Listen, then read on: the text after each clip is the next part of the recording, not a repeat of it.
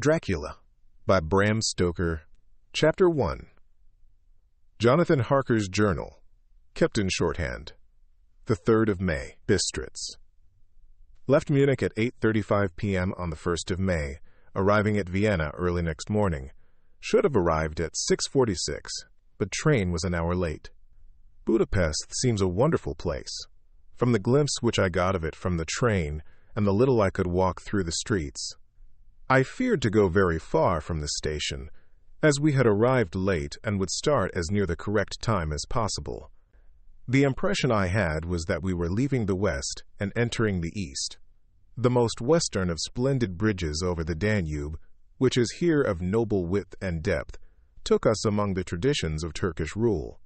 We left in pretty good time and came after nightfall to Klausenburg. Here I stopped for the night at the Hotel Royal. I had for dinner, or rather supper, a chicken done up some way with red pepper, which was very good but thirsty. Get recipe for Mina. I asked the waiter, and he said it was called paprika, Hendl, and that, as it was a national dish, I should be able to get it anywhere along the Carpathians. I found my smattering of German very useful here.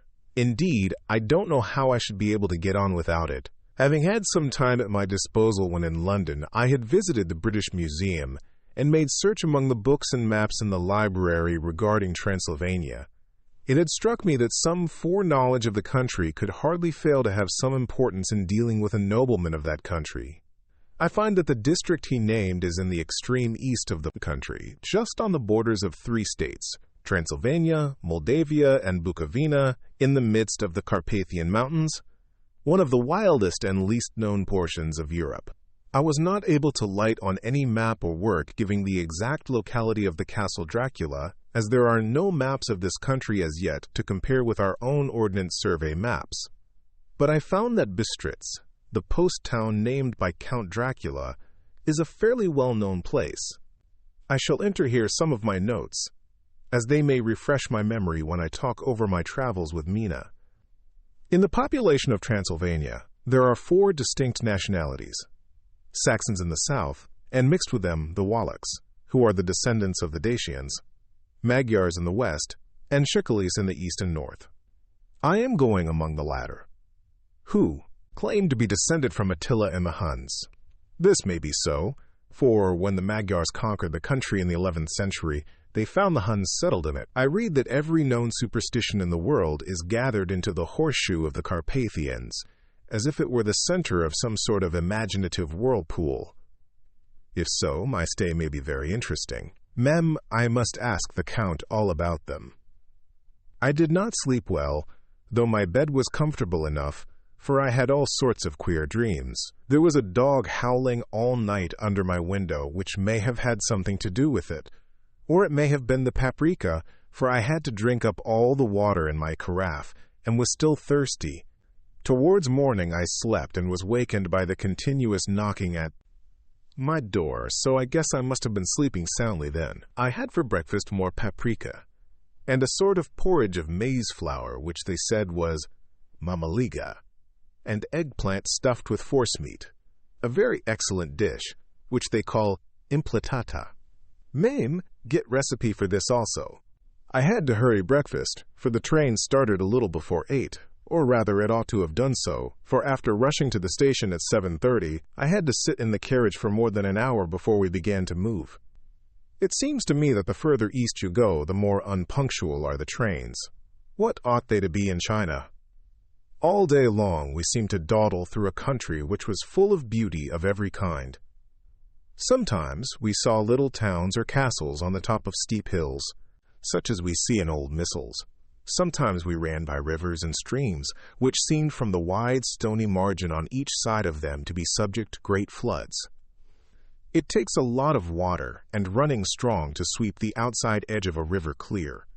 At every station there were groups of people, sometimes crowds, and in all sorts of attire. Some of them were just like the peasants at home, or those I saw coming through France and Germany, with short jackets and round hats and homemade trousers. But others were very picturesque. The women looked pretty, except when you got near them, but they were very clumsy about the waist. They had all full white sleeves of some kind or other, and most of them had big belts with a lot of strips of something fluttering from them like the dresses in a ballet, but of course there were petticoats under them.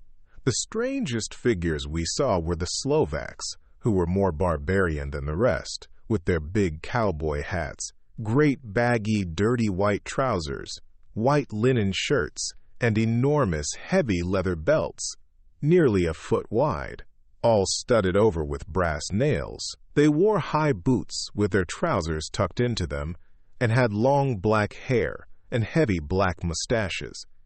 They are very picturesque, but do not look prepossessing. On the stage they would be set down at once as some old Oriental band of brigands. They are, however, I am told, very harmless and rather wanting in natural self-assertion. It was on the dark side of twilight when we got to Bistritz, which is a very interesting old place. Being practically on the frontier, for the Borgo Pass leads from it into Bukovina, it has had a very stormy existence, and it certainly shows marks of it. 50 years ago, a series of great fires took place, which made terrible havoc on 5 separate occasions. At the very beginning of the 17th century, it underwent a siege of 3 weeks, and lost 13,000 people, the casualties of war proper being assisted by famine and disease.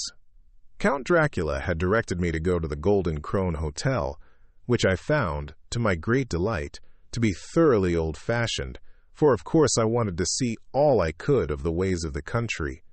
I was evidently expected, for when I got near the door I faced a cheery-looking elderly woman in the usual peasant dress, white undergarment with long double apron, front and back, of colored stuff fitting almost too tight for modesty. When I came close, she bowed and said, "The Herr Englishman?" "Yes," I said. "Jonathan Harker." She smiled, and gave some message to an elderly man in white shirt sleeves, who had followed her to the door. He went, but immediately returned with a letter. "My friend, welcome to the Carpathians. I am anxiously expecting you. Sleep well tonight. At 3 tomorrow the diligence will start for Bukovina. A place on it is kept for you. At the Borgo Pass, my carriage will await you and will bring you to me.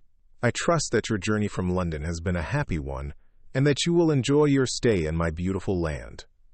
Your friend, Dracula." The 4th of May, I found that my landlord had got a letter from the Count, directing him to secure the best place on the coach for me. But on making inquiries as to details, he seemed somewhat reticent, and pretended that he could not understand my German. This could not be true, because up to then he had understood it perfectly. At least, he answered my questions exactly as if he did. He and his wife, the old lady who had received me, looked at each other in a frightened sort of way. He mumbled out that the money had been sent in a letter, and that was all he knew.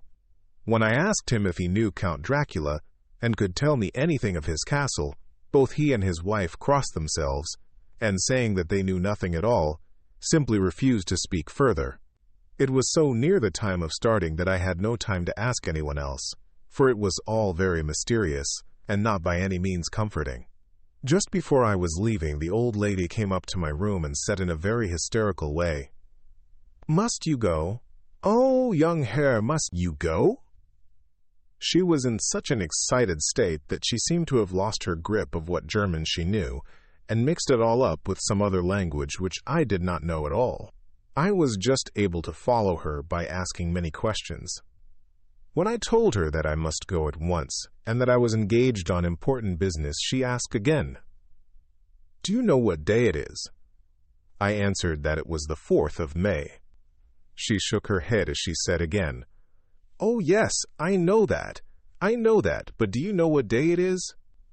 On my saying that I did not understand, she went on, "It is the eve of St. George's Day. Do you not know that tonight, when the clock strikes midnight, all the evil things in the world will have full sway? Do you know where you are going, and what you are going to?" She was in such evident distress that I tried to comfort her, but without effect. Finally, she went down on her knees and implored me not to go. at least to wait a day or two before starting. It was all very ridiculous, but I did not feel comfortable. However, there was business to be done, and I could allow nothing to interfere with it. I therefore tried to raise her up, and said, as gravely as I could, that I thanked her, but my duty was imperative, and that I must go. She then rose and dried her eyes, and taking a crucifix from her neck, offered it to me. I did not know what to do, for, as an English churchman, I have been taught to regard such things as, in some measure, idolatrous. And yet it seemed so ungracious to refuse an old lady, meaning so well and in such a state of mind. She saw, I suppose, the doubt in my face, for she put the rosary round my neck and said, "For your mother's sake," and went out of the room. I am writing up this part of the diary whilst I am waiting for the coach, which is, of course, late, and the crucifix is still round my neck. Whether it is the old lady's fear, or the many ghostly traditions of this place, or the crucifix itself, I do not know, but I am not feeling nearly as easy in my mind as usual. If this book should ever reach Mina before I do, let it bring my goodbye. Here comes the coach, the 5th of May. The castle. The gray of the morning has passed, and the sun is high over. The distant horizon, which seems jagged, whether with trees or hills I know not, for it is so far off that big things and little are mixed. I am not sleepy, and, as I am not to be called till I awake, naturally I write till sleep comes. There are many odd things to put down, and, lest who reads them may fancy that I dined too well before I left Bistritz, let me put down my dinner exactly. I dined on what they called robber steak, bits of bacon, onion, and beef, seasoned with red pepper, and strung on sticks and roasted over the fire, in the simple style of the London cat's meat. The wine was golden Mediash, which produces a queer sting on the tongue, which is, however, not disagreeable. I had only a couple of glasses of this, and nothing else. When I got on the coach, the driver had not taken his seat, and I saw him talking with the landlady. They were evidently talking of me, for every now and then they looked at me, and some of the people who were sitting on the bench outside the door, which they call by a name meaning word-bearer, came and listened, and then looked at me, most of them pityingly. I could hear a lot of words often repeated, queer words, for there were many nationalities in the crowd. So I quietly got my polyglot dictionary from my bag and looked them out. I must say they were not cheering to me, for amongst them were Ordog, Satan, Pokol, Hell, Stragoika, Witch, Vrolok, and VL Kozlak, both of which mean the same thing, one being Slovak and the other Servian, for something that is either werewolf or vampire. Mem, I must ask the Count about these superstitions. When we started, the crowd round the inn door, which had by this time swelled to a considerable size, all made the sign of the cross and pointed 2 fingers towards me. With some difficulty, I got a fellow passenger to tell me what they meant. He would not answer at first, but on learning that I was English, he explained that it was a charm or guard against the evil eye. This was not very pleasant for me, just starting for an unknown place to meet an unknown man, but everyone seemed so kind-hearted, and so sorrowful, and so sympathetic that I could not but be touched. I shall never forget the last glimpse which I had of the inn-yard, and its crowd of picturesque figures, all crossing themselves, as they stood round the wide archway, with its background of rich foliage of oleander and orange trees in green tubs clustered in the center of the yard. Then our driver, whose wide linen drawers covered the whole front of the box seat, Gotza they call them, cracked his big whip over his 4 small horses, which ran abreast, and we set off on our journey. I soon lost sight and recollection of ghostly fears in the beauty of the scene as we drove along, although, had I known the language, or rather languages, which my fellow passengers were speaking, I might not have been able to throw them off so easily. Before us lay a green sloping land full of forests and woods, with here and there steep hills, crowned with clumps of trees or with farmhouses. The blank gable end to the road, There was everywhere a bewildering mass of fruit blossom, apple, plum, pear, cherry, and as we drove by, I could see the green grass under the trees spangled with the fallen petals. In and out amongst these green hills of what they call here the Middle Land ran the road, losing itself as it swept round the grassy curve, or was shut out by the straggling ends of pine woods, which here and there ran down the hillsides like tongues of flame.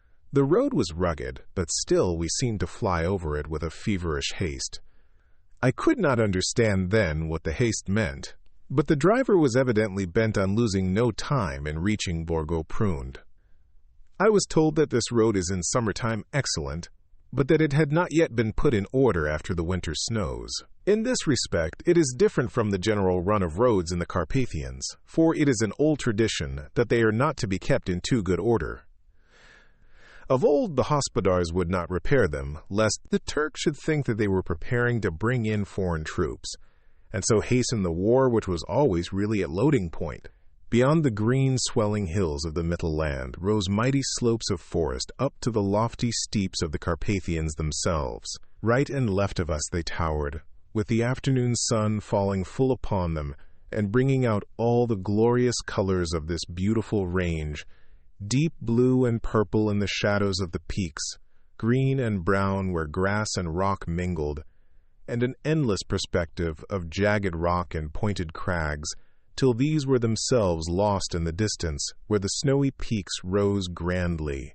Here and there seemed mighty rifts in the mountains, through which, as the sun began to sink, we saw now and again the white gleam of falling water.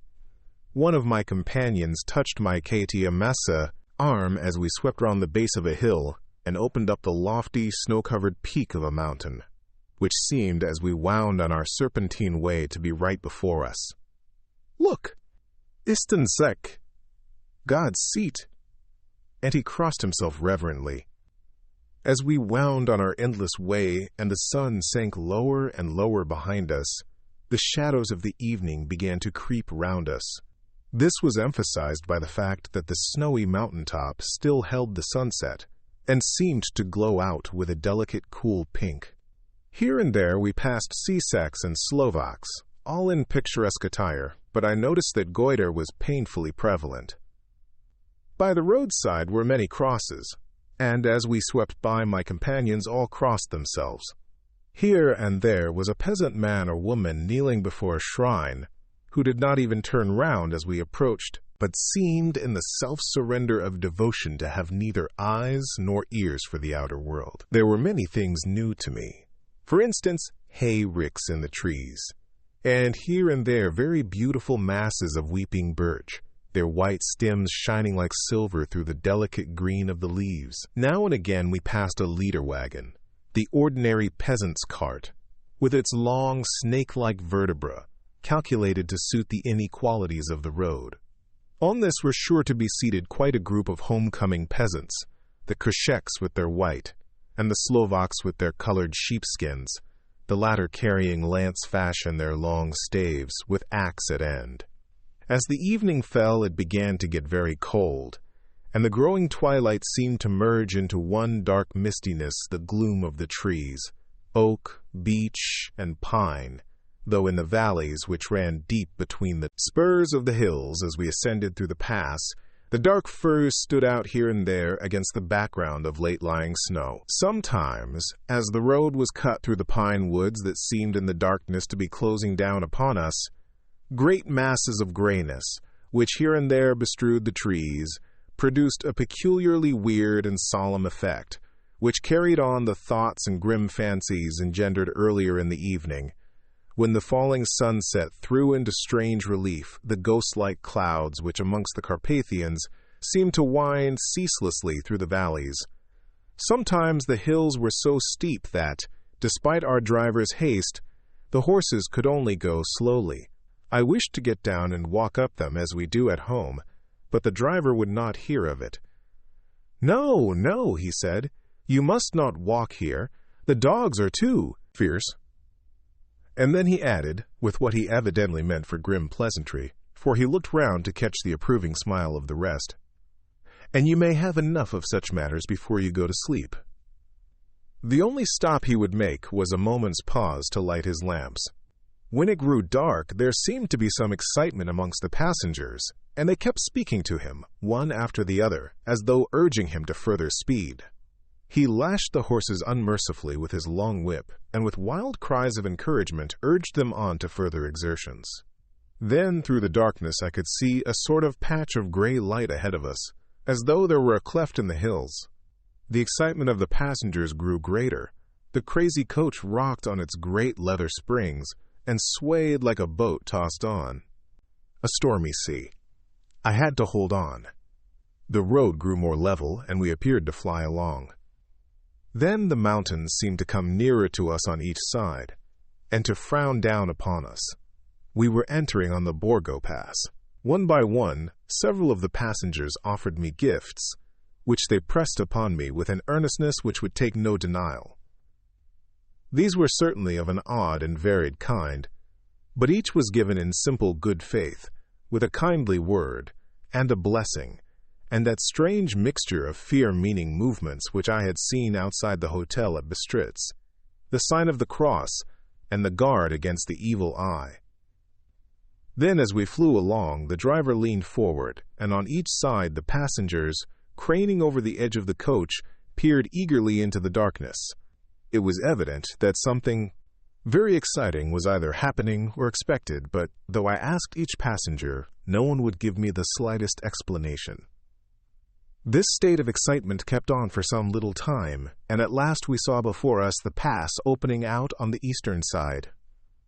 There were dark, rolling clouds overhead, and in the air the heavy, oppressive sense of thunder.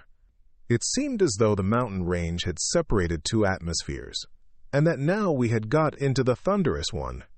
I was now myself looking out for the conveyance which was to take me to the Count. Each moment I expected to see the glare of lamps through the blackness, but all was dark. The only light was the flickering rays of our own lamps, in which the steam from our hard-driven horses rose in a white cloud.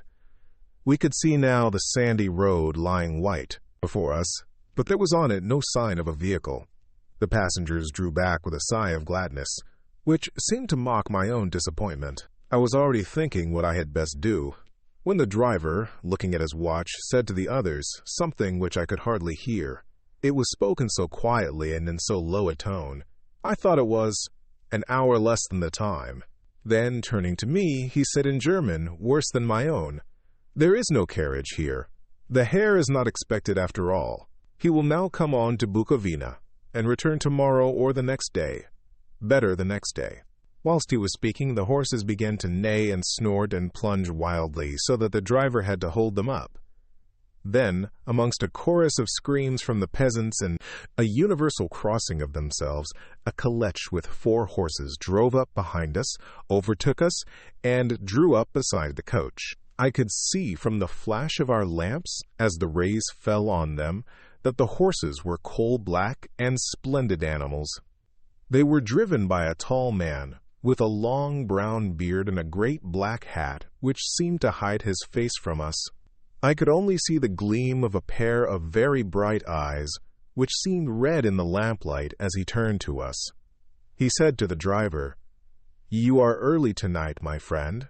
The man stammered in reply, "The English Herr was in a hurry." To which the stranger replied, "That is why, I suppose, you wished him to go on to Bukovina. You cannot deceive me, my friend. I know too much, and my horses are swift." As he spoke, he smiled, and the lamplight fell on a hard-looking mouth, with very red lips and sharp-looking teeth, as white as ivory. One of my companions whispered to another the line from Berger's Lenore, "Den die Toten reiten schnell," for the dead travel fast. The strange driver evidently heard the words, for he looked up with a gleaming smile. The passenger turned his face away, at the same time putting out his 2 fingers and crossing himself.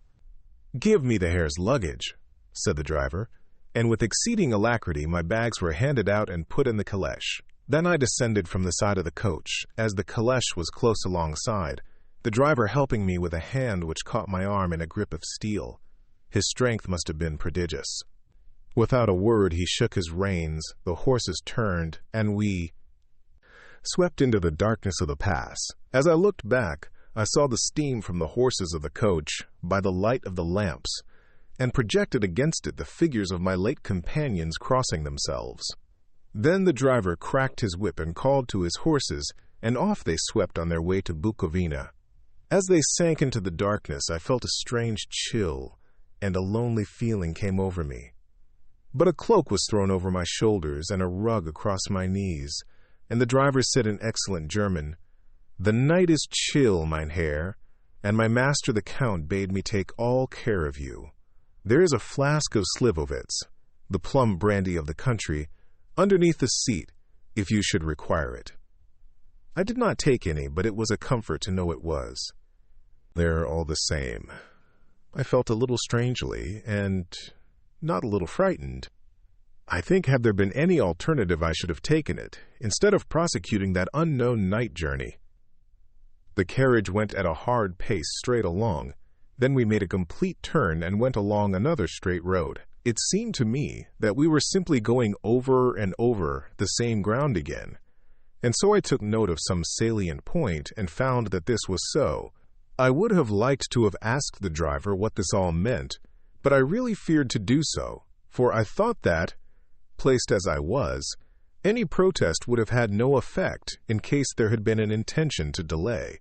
By and by, however, as I was curious to know how time was passing, I struck a match, and by its flame looked at my watch. It was within a few minutes of midnight. This gave me a sort of shock, for I suppose the general superstition about midnight was increased by my recent experiences. I waited with a sick feeling of suspense.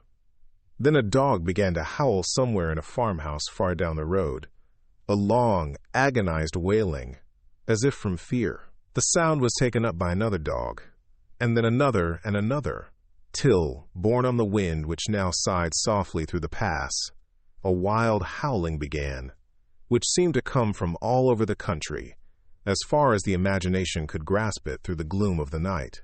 At the first howl the horses began to strain and rear, but the driver spoke to them soothingly, and they quieted down but shivered and sweated as though after a runaway from sudden fright. Then, far off, in the distance, from the mountains on each side of us, began a louder and a sharper howling, that of wolves, which affected both the horses and myself in the same way, for I was minded to jump from the caleche and run, whilst they reared again and plunged madly, so that the driver had to use all his great strength to keep them from bolting. In a few minutes, however, my own ears got accustomed to the sound, and the horses so far became quiet that the driver was able to descend and to stand before them. He petted and soothed them, and whispered something in their ears, as I have heard of horse-tamers doing, and with extraordinary effect, for under his caresses they became quite manageable again, though they still trembled. The driver again took his seat, and shaking his reins, started off at a great pace. This time, after going to the far side of the pass, he suddenly turned down a narrow roadway which ran sharply to the right. Soon we were hemmed in with trees, which in places arched right over the roadway till we passed as through a tunnel, and again great frowning rocks guarded us boldly on either side. Though we were in shelter, we could hear the rising wind, for it moaned and whistled through the rocks, and the branches of the trees crashed together as we swept along.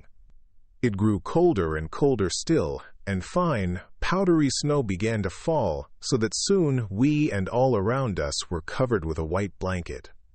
The keen wind still carried the howling of the dogs, though this grew fainter as we went on our way. The baying of the wolves sounded nearer and nearer, as though they were closing round on us from every side. I grew dreadfully afraid, and the horses shared my fear. The driver, however, was not in the least disturbed. He kept turning his head to left and right, but I could not see anything through the darkness. Suddenly, away on our left, I saw a faint flickering blue flame. The driver saw it at the same moment. He at once checked the horses, and, jumping to the ground, disappeared into the darkness. I did not know what to do, the less as the howling of the wolves grew closer. But while I wondered, the driver suddenly appeared again, and without a word took his seat, and we resumed our journey. I think I must have fallen asleep and kept dreaming of the incident, for it seemed to be repeated endlessly, and now looking back, it is like a sort of awful nightmare. Once the flame appeared so near the road that even in the darkness around us I could watch the driver's motions. He went rapidly to where the blue flame arose. It must have been very faint, for it did not seem to illumine the place around it at all, and gathering a few stones, formed them into some device. Once there appeared a strange optical effect. When he stood between me and the flame, he did not obstruct it, for I could see its ghostly flicker all the same. This startled me, but as the effect was only momentary, I took it that my eyes deceived me straining through the darkness. Then for a time there were no blue flames, and we sped onwards through the gloom, with the howling of the wolves around us, as though they were following in a moving circle. At last there came a time when the driver went further afield than he had, yet gone, and during his absence the horses began to tremble worse than ever, and to snort and scream with fright. I could not see any cause for it, for the howling of the wolves had ceased altogether. But just then the moon, sailing through the black clouds, appeared behind the jagged crest of a beetling, pine-clad rock, and by its light I saw around us a ring of wolves, with white teeth and lolling red tongues, with long, sinewy limbs and shaggy hair. They were 100 times more terrible in the grim silence which held them than even when they howled. For myself, I felt a sort of paralysis of fear. It is only when a man feels himself face to face with such horrors that he can understand their true import. All at once the wolves began to howl, as though the moonlight had had some peculiar effect on them. The horses jumped about and reared, and looked helplessly round with eyes that rolled in a way painful to see. But the living ring of terror encompassed them on every side, and they had perforce to remain within it. I called to the coachman to come, for it seemed to me that our only chance was to try to break out through the ring and to aid his approach. I shouted and beat the side of the caleche, hoping by the noise to scare the wolves from that side, so as to give him a chance of reaching the trap. How he came there I know not, but I heard his voice raised in a tone of imperious command, and looking towards the sound, saw him stand in the roadway. As he swept his long arms, as though brushing aside some impalpable obstacle, the wolves fell back, and back further still. Just then a heavy cloud passed across the face of the moon, so that we were again in darkness. When I could see again, the driver was climbing into the caleche, and the wolves had disappeared. This was all so strange and uncanny that a dreadful fear came upon me, and I was afraid to speak or move. The time seemed interminable as we swept on our way, now in almost complete darkness, for the rolling clouds obscured the moon. We kept on ascending, with occasional periods of quick descent, but in the main always ascending. Suddenly, I became conscious of the fact that the driver was in the act of pulling up the horses in the courtyard of a vast ruined castle, from whose tall black windows came no ray of light, and whose broken battlements showed a jagged line against the moonlit sky. Chapter 2. Jonathan Harker's Journal, continued the 5th of May. I must have been asleep, for certainly if I had been fully awake, I must have noticed the approach of such a remarkable place. In the gloom, the courtyard looked of considerable size, and as several dark ways led from it under great round arches, it perhaps seemed bigger than it really is. I have not yet been able to see it by daylight. When the caleche stopped, the driver jumped down and held out his hand to assist me to alight. Again, I could not but notice his prodigious strength. His hand actually seemed like a steel vice that could have crushed mine if he had chosen. Then he took out my traps, and placed them on the ground beside me as I stood close to a great door, old and studded with large iron nails, and set in a projecting doorway of massive stone. I could see even in the dim light that the stone was massively carved, but that the carving had been much worn by time and weather. As I stood, the driver jumped again into his seat and shook the reins. The horses started forward, and trap and all disappeared down one of the dark openings. I stood in silence where I was, for I did not know what to do. Of bell or knocker there was no sign. Through these frowning walls and dark window openings it was not likely that my voice could penetrate. The time I waited seemed endless, and I felt doubts and fears crowding upon me. What sort of place had I come to, and among what kind of people? What sort of grim adventure was it on which I had embarked? Was this a customary incident in the life of a solicitor's clerk sent out to explain the purchase of a London estate to a foreigner? Solicitor's clerk! Mina would not like that. Solicitor. For just before leaving London, I got word that my examination was successful, and I am now a full-blown solicitor. I began to rub my eyes and pinch myself to see if I were awake. It all seemed like a horrible nightmare to me, and I expected that I should suddenly awake and find myself at home, with the dawn struggling in through the windows, as I had now and again felt in the morning after a day of overwork. But my flesh answered the pinching test, and my eyes were not to be deceived. I was indeed awake, and among the Carpathians. All I could do now was to be patient, and to wait the coming of the morning. Just as I had come to this conclusion, I heard a heavy step approaching behind the great door, and saw through the chinks the gleam of a coming light. Then there was the sound of rattling chains and the clanking of massive bolts drawn back. A key was turned with the loud grating noise of long disuse, and the great doors swung back. Within stood a tall old man, clean-shaven save for a long white mustache, and clad in black from head to foot, without a single speck of color about him anywhere. He held in his hand an antique silver lamp, in which the flame burned without chimney or globe of any kind, throwing long, quivering shadows as it flickered in the draught of the open door. The old man motioned me in with his right hand with a courtly gesture, saying in excellent English, but with a strange intonation, "Welcome to my house. Enter freely and of your own will." He made no motion of stepping to meet me, but stood like a statue, as though his gesture of welcome had fixed him into stone. The instant, however, that I had stepped over the threshold, he moved impulsively forward, and holding out his hand, grasped mine with a strength which made me wince, an effect which was not lessened by the fact that it seemed as cold as ice, more like the hand of a dead than a living man. Again, he said, "Welcome to my house. Come freely, go safely, and leave something of the happiness you bring." The strength of the handshake was so much akin to that which I had noticed in the driver, whose face I had not seen, that for a moment I doubted if it were not the same person to whom I was speaking. So to make sure, I said interrogatively, "Count Dracula?" He bowed in a courtly way as he replied, "I am Dracula, and I bid you welcome, Mr. Harker, to my house. Come in. The night air is chill, and you must need to eat and rest." As he was speaking, he put the lamp on a bracket on the wall, and stepping out, took my luggage.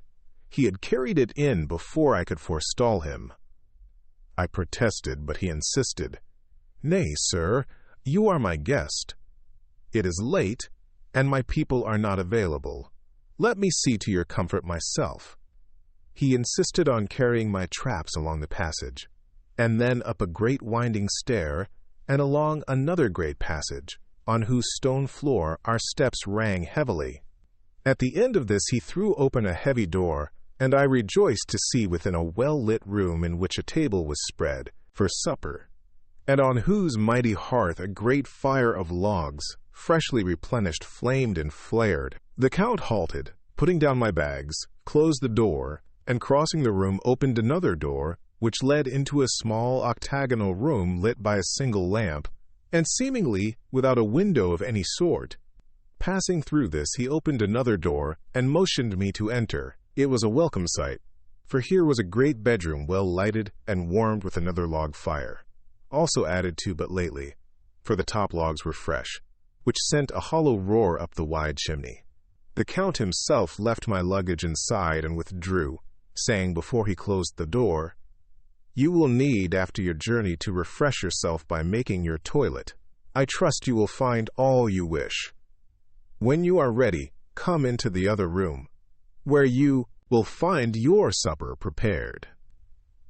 The light and warmth in the Count's courteous welcome seemed to have dissipated all my doubts and fears. Having then reached my normal state, I discovered that I was half famished with hunger, so making a hasty toilet, I went into the other room.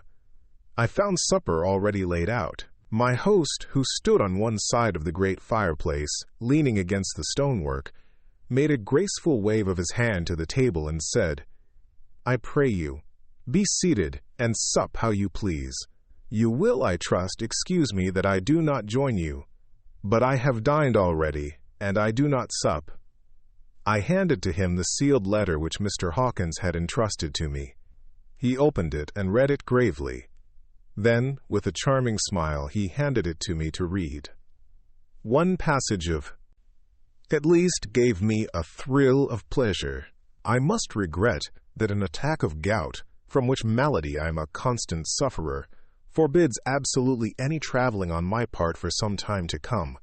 But I am happy to say I can send a sufficient substitute, one in whom I have every possible confidence. He is a young man, full of energy and talent in his own way, and of a very faithful disposition. He is discreet and silent, and has grown into manhood in my service. He shall be ready to attend on you when you will during his stay, and shall take your instructions in all matters." The Count himself came forward and took off the cover of a dish, and I fell to at once on an excellent roast chicken.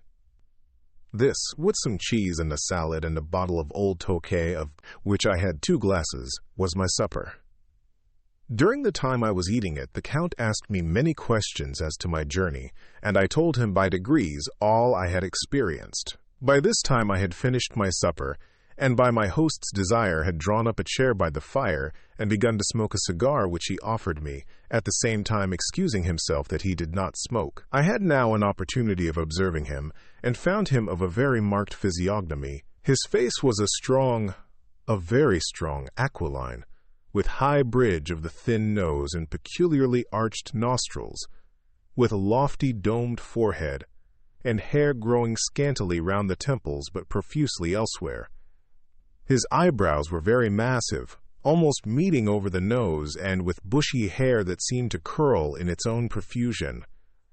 The mouth, so far as I could see it under the heavy mustache, was fixed and rather cruel-looking, with peculiarly sharp white teeth. These protruded over the lips, whose remarkable ruddiness showed astonishing vitality in a man of his years. For the rest, his ears were pale, and at the tops extremely pointed. The chin was broad and strong, and the cheeks firm, though thin. The general effect was one of extraordinary pallor. Hitherto I had noticed the backs of his hands as they lay on his knees in the firelight, and they had seemed rather white and fine. But seeing them now close to me, I could not but notice that they were rather coarse, broad, with squat fingers. Strange to say, there were hairs in the center of the palm. The nails were long and fine, and cut to a sharp point. As the Count leaned over me and his hands touched me, I could not repress a shudder.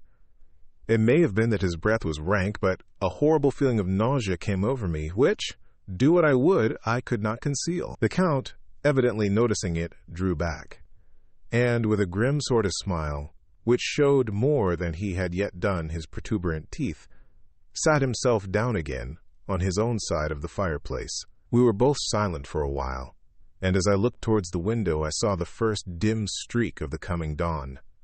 There seemed a strange stillness over everything, but as I listened, I heard as if from down below in the valley the howling of many wolves. The Count's eyes gleamed, and he said, "Listen to them, the children of the night. What music they make!" Seeing, I suppose, some expression in my face strange to him, he added, "Ah, sir, you dwellers in the city cannot enter into the feelings of the hunter." Then he rose and said, "But you must be tired. Your bedroom is all ready, and tomorrow you shall sleep as late as you will. I have to be away till the afternoon, so sleep well and dream well." With a courteous bow, he opened for me himself the door to the octagonal room, and I entered my bedroom. I am all in a sea of wonders. I doubt, I fear, I think strange things, which I dare not confess to my own soul. God keep me, if only for the sake of those dear to me. The 7th of May. It is again early morning, but I have rested and enjoyed the last 24 hours. I slept till late in the day, and awoke of my own accord. When I had dressed myself, I went into the room where we had supped, and found a cold breakfast laid out, with coffee kept hot by the pot being placed on the hearth. There was a card on the table, on which was written, "I have to be absent for a while. Do not wait for me. D." I set to and enjoyed a hearty meal. When I had done, I looked for a bell, so that I might let the servants know I had finished, but I could not find one. There are certainly odd deficiencies in the house, considering the extraordinary evidences of wealth which are round me. The table service is of gold, and so beautifully wrought that it must be of immense value. The curtains and upholstery of the chairs and sofas, and the hangings of my bed are of the costliest and most beautiful fabrics, and must have been of fabulous value when they were made, for they are centuries old, though in excellent order. I saw something like them in Hampton Court, but there they were worn and frayed and moth-eaten. But still, in none of the rooms is there a mirror. There is not even a toilet glass on my table, and I had to get the little shaving glass from my bag before I could either shave or brush my hair. I have not yet seen a servant anywhere, or heard a sound near the castle except the howling of wolves. Some time after I had finished my meal, I do not know whether to call it breakfast or dinner, for it was between 5 and 6 o'clock when I had it. I looked about for something to read, for I did not like to go about the castle until I had asked the Count's permission. There was absolutely nothing in the room, book, newspaper, or even writing materials, so I opened another door in the room and found a sort of library. The door opposite mine I tried, but found it locked. In the library I found, to my great delight, a vast number of English books, whole shelves full of them, and bound volumes of magazines and newspapers.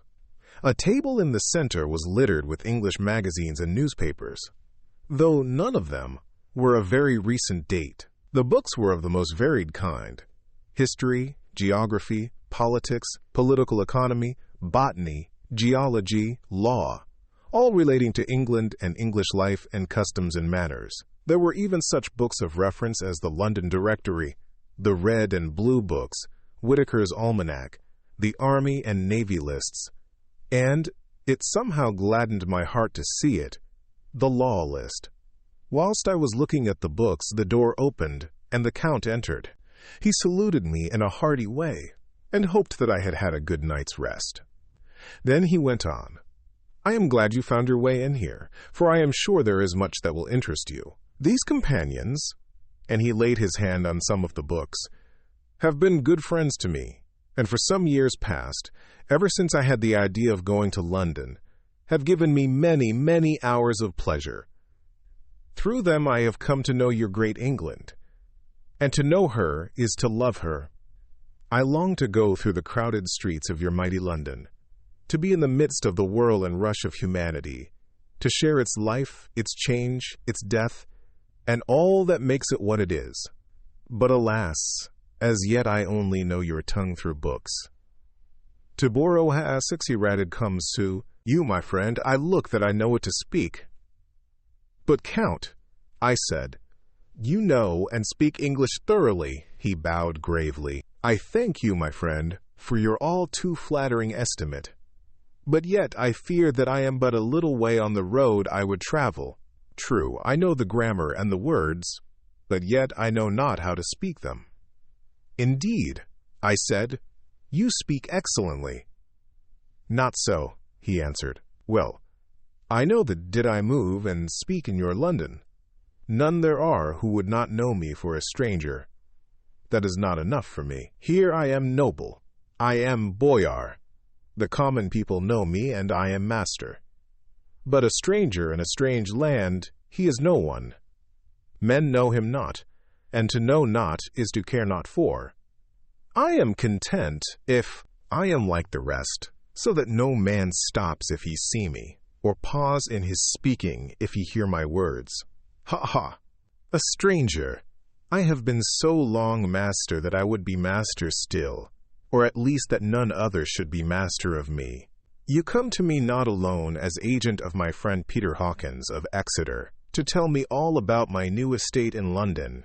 You shall, I trust, rest here with me a while, so that by our talking I may learn the English intonation, and I would that you tell me when I make error, even of the smallest in my speaking. I am sorry that I had to be away so long today, but you will, I know, forgive one who has so many important affairs in hand. Of course I said all I could about being willing, and asked if I might come into that room when I chose.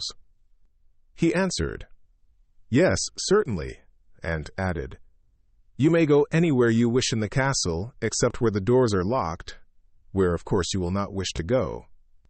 There is reason that all things are as they are, and did you see with my eyes and know with my knowledge, you would perhaps better understand." I said I was sure of this, and then he went on, "We are in Transylvania, and Transylvania is not England.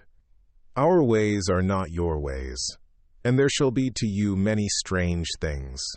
Nay, from what you have told me of your experiences already, you know something of what strange things there may be."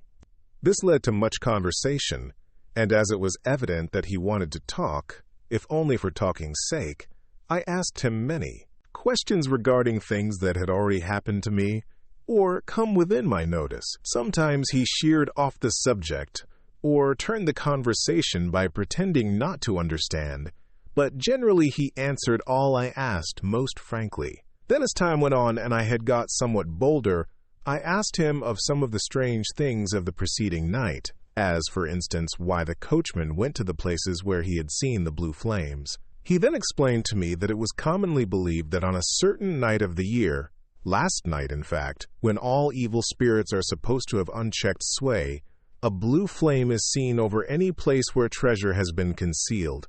That treasure has been hidden, he went on.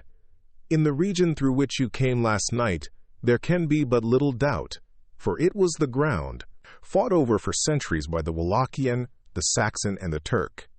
Why, there is hardly a foot of soil in all this region that has not been enriched by the blood of men, patriots or invaders. In old days there were stirring times, when the Austrian and the Hungarian came up in hordes, and the patriots went out to meet them, men and women, the aged and the children too, and waited their coming on the rocks above the passes, that they might sweep destruction on them with their artificial avalanches.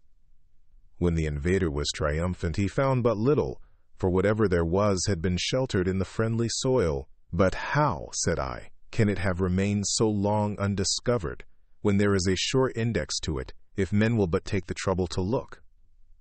The Count smiled, and as his lips ran back over his gums, the long, sharp canine teeth showed out strangely. He answered, "Because your peasant is at heart a coward and a fool. Those flames only appear on one night, and on that night no man of this land will, if he can help it, stir without his doors. And, dear sir, even if he did, he would not know what to do. Why, even the peasant that you tell me of, who marked the place of the flame, would not know where to look in daylight, even for his own work. Even you would not, I dare be sworn, be able to find these places again?" "There you are right," I said. "I know no more than the dead were even to look for them." Then we drifted into other matters. "Come," he said at last, "tell me of London and of the house which you have procured for me." With an apology for my remissness, I went into my own room to get the papers from my bag. Whilst I was placing them in order, I heard a rattling of china and silver in the next room, and as I passed through noticed that the table had been cleared and the lamp lit, for it was by this time deep into the dark. The lamps were also lit in the study or library, and I found the Count lying on the sofa, reading, of all things in the world, an English Bradshaw's Guide.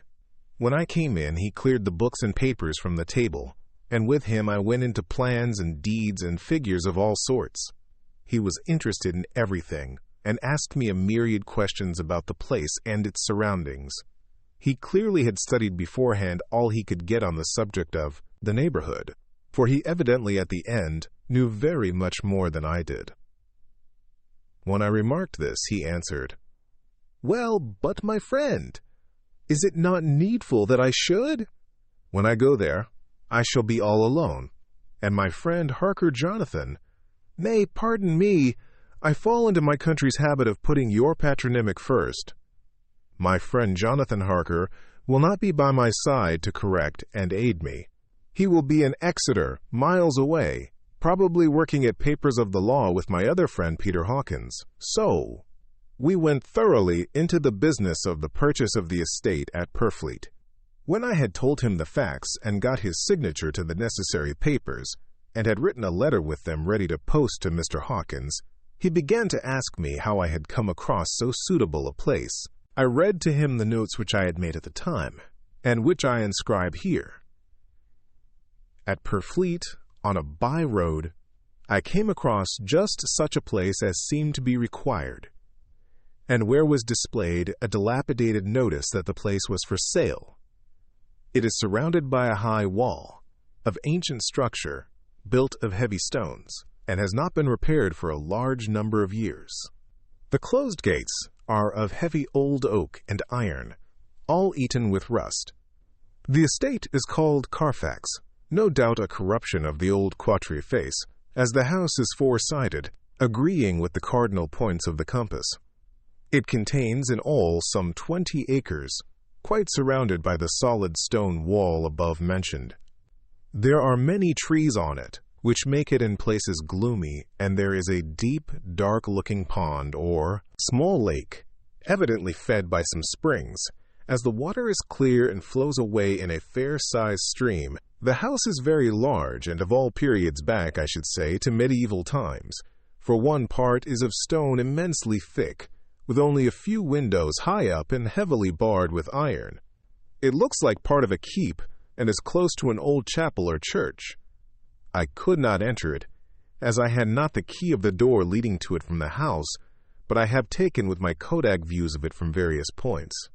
The house has been added to, but in a very straggling way, and I can only guess at the amount of ground it covers, which must be very great. There are but few houses close at hand, one being a very large house only recently added to and formed into a private lunatic asylum. It is not, however, visible from the grounds. When I had finished, he said, "I am glad that it is old and big. I myself am of an old family, and to live in a new house would kill me. A house cannot be made habitable in a day, and, after all, how few days go to make up a century.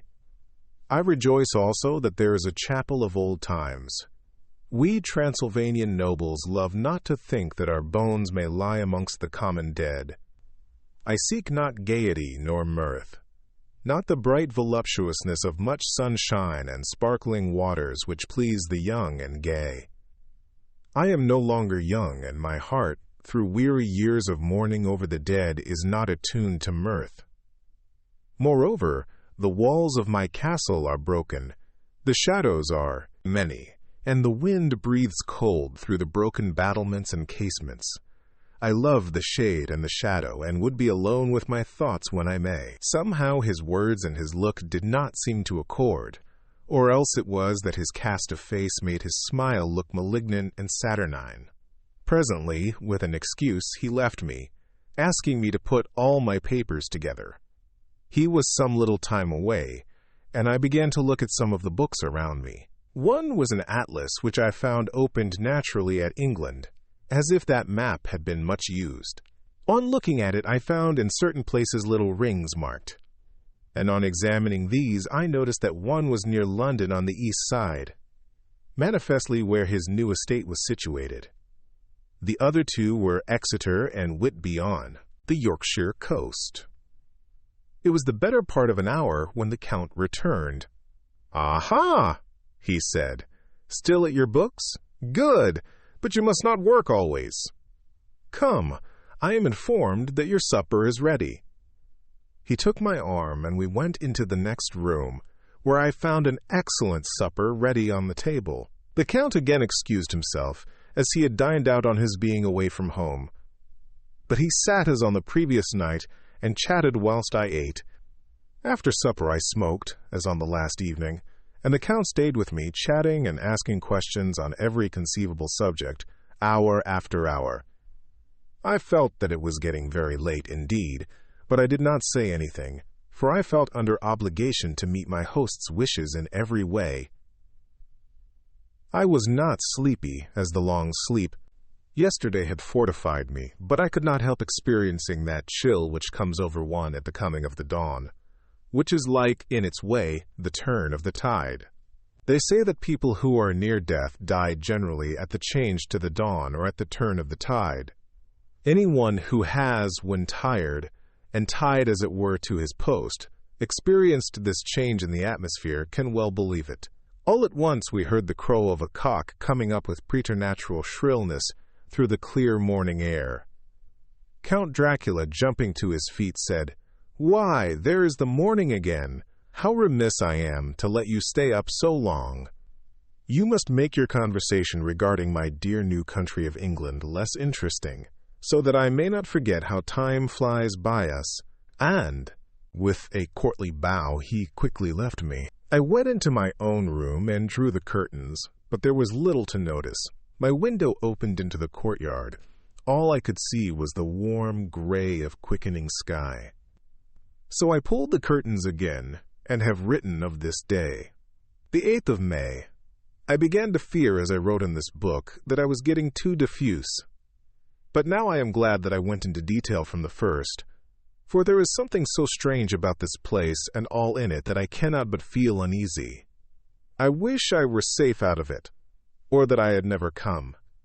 It may be that this strange night existence is telling on me, but would that that were all? If there were anyone to talk to, I could bear it. But there is no one. I have only the Count to speak with, and I fear I am myself the only living soul within the place. Let me be prosaic so far as facts can be. It will help me to bear up, and imagination must not run riot with me.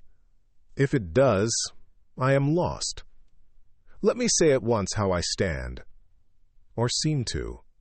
I only slept a few hours when I went to bed, and feeling that I could not sleep any more, got up. I had hung my shaving glass by the window, and was just beginning to shave. Suddenly I felt a hand on my shoulder, and heard the Count's voice saying to me, "Good morning." I started, for it amazed me that I had not seen him, since the reflection of the glass covered the whole room behind me. In starting, I had cut myself slightly, but did not notice it at the moment. Having answered the Count's salutation, I turned to the glass again to see how I had been mistaken. This time there could be no error, for the man was close to me, and I could see him over my shoulder.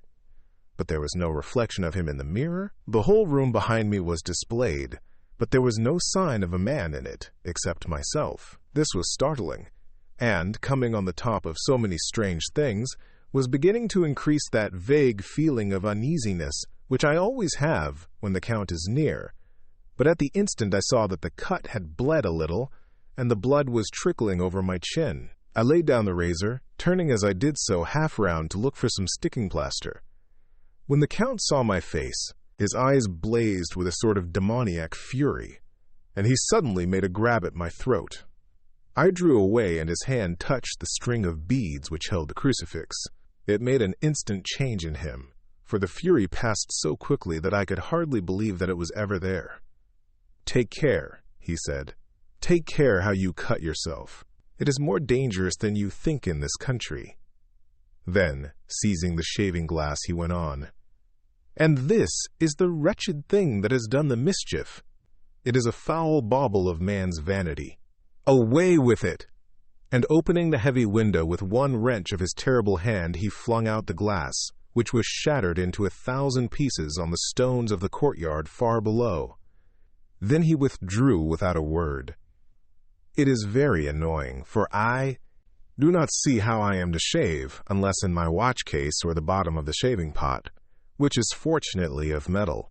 When I went into the dining room, breakfast was prepared, but I could not find the Count anywhere, so I breakfasted alone. It is strange that as yet I have not seen the Count eat or drink. He must be a very peculiar man. After breakfast, I did a little exploring in the castle. I went out on the stairs and found a room looking towards the south. The view was magnificent, and from where I stood there was every opportunity of seeing it. The castle is on the very edge of a terrible precipice. A stone falling from the window would fall 1,000 feet without touching anything.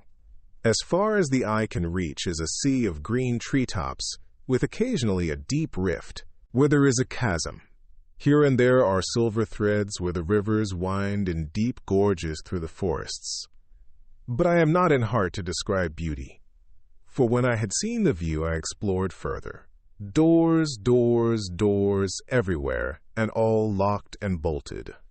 In no place, save from the windows in the castle walls, is there an available exit. The castle is a veritable prison, and I am a prisoner. Chapter 3.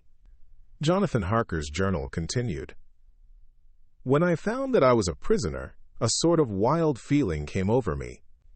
I rushed up and down the stairs, trying every door and peering out of every window I could find. But after a little, the conviction of my helplessness overpowered all other feelings. When I look back after a few hours, I think I must have been mad for the time, for I behaved much as a rat does in a trap. When, however, the conviction had come to me that I was helpless, I sat down quietly as I have ever done anything in my life, and began to think over what was best to be done. I am thinking still, and as yet have come to no definite conclusion. Of one thing only am I certain, that it is no use making my ideas known to the Count. He knows well that I am imprisoned, and as he has done it himself, and has doubtless his own motives for it, he would only deceive me if I trusted him fully with the facts. So far as I can see, my only plan will be to keep my knowledge and my fears to myself, and my eyes open. I am, I know, either being deceived, like a baby, by my own fears, or else I am in desperate straits. And if the latter be so, I need and shall need all my brains to get through. I had hardly come to this conclusion when I heard the great door below shut, and knew that the Count had returned. He did not come at once into the library, so I went cautiously to my own room and found him making the bed. This was odd, but only confirmed what I had all along thought, that there were no servants in the house. When later I saw him through the chink of the hinges of the door, laying the table in the dining room, I was assured of it. For if he does himself all these menial offices, surely it is proof that there is no one else to do them. This gave me a fright, for if there is no one else in the castle, it must have been the Count himself who was the driver of the coach that brought me here. This is a terrible thought, for if so, what does it mean that he could control the wolves, as he did, by only holding up his hand in silence? How was it that all the people at Bistritz and on the coach had some terrible fear for me? What meant the giving of the crucifix, of the garlic, of the wild rose, of the mountain ash? Bless that good woman who hung the crucifix round my neck, for it is a comfort and a strength to me whenever I touch it. It is odd that a thing which I have been taught to regard with disfavor and as idolatrous should in a time of loneliness and trouble be of help. Is it that there is something in the essence of the thing itself, or that it is a medium, a tangible help, in conveying memories of sympathy and comfort? Sometime, if it may be, I must examine this matter and try to make up my mind about it. In the meantime, I must find out all I can about Count Dracula, as it may help me to understand.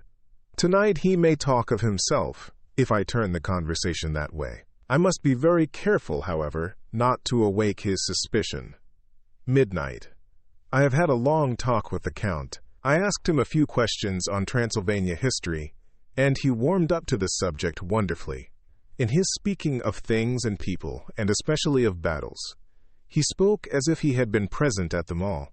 This he afterwards explained by saying that to a boyar, the pride of his house and name is his own pride, that their glory is his glory, that their fate is his fate.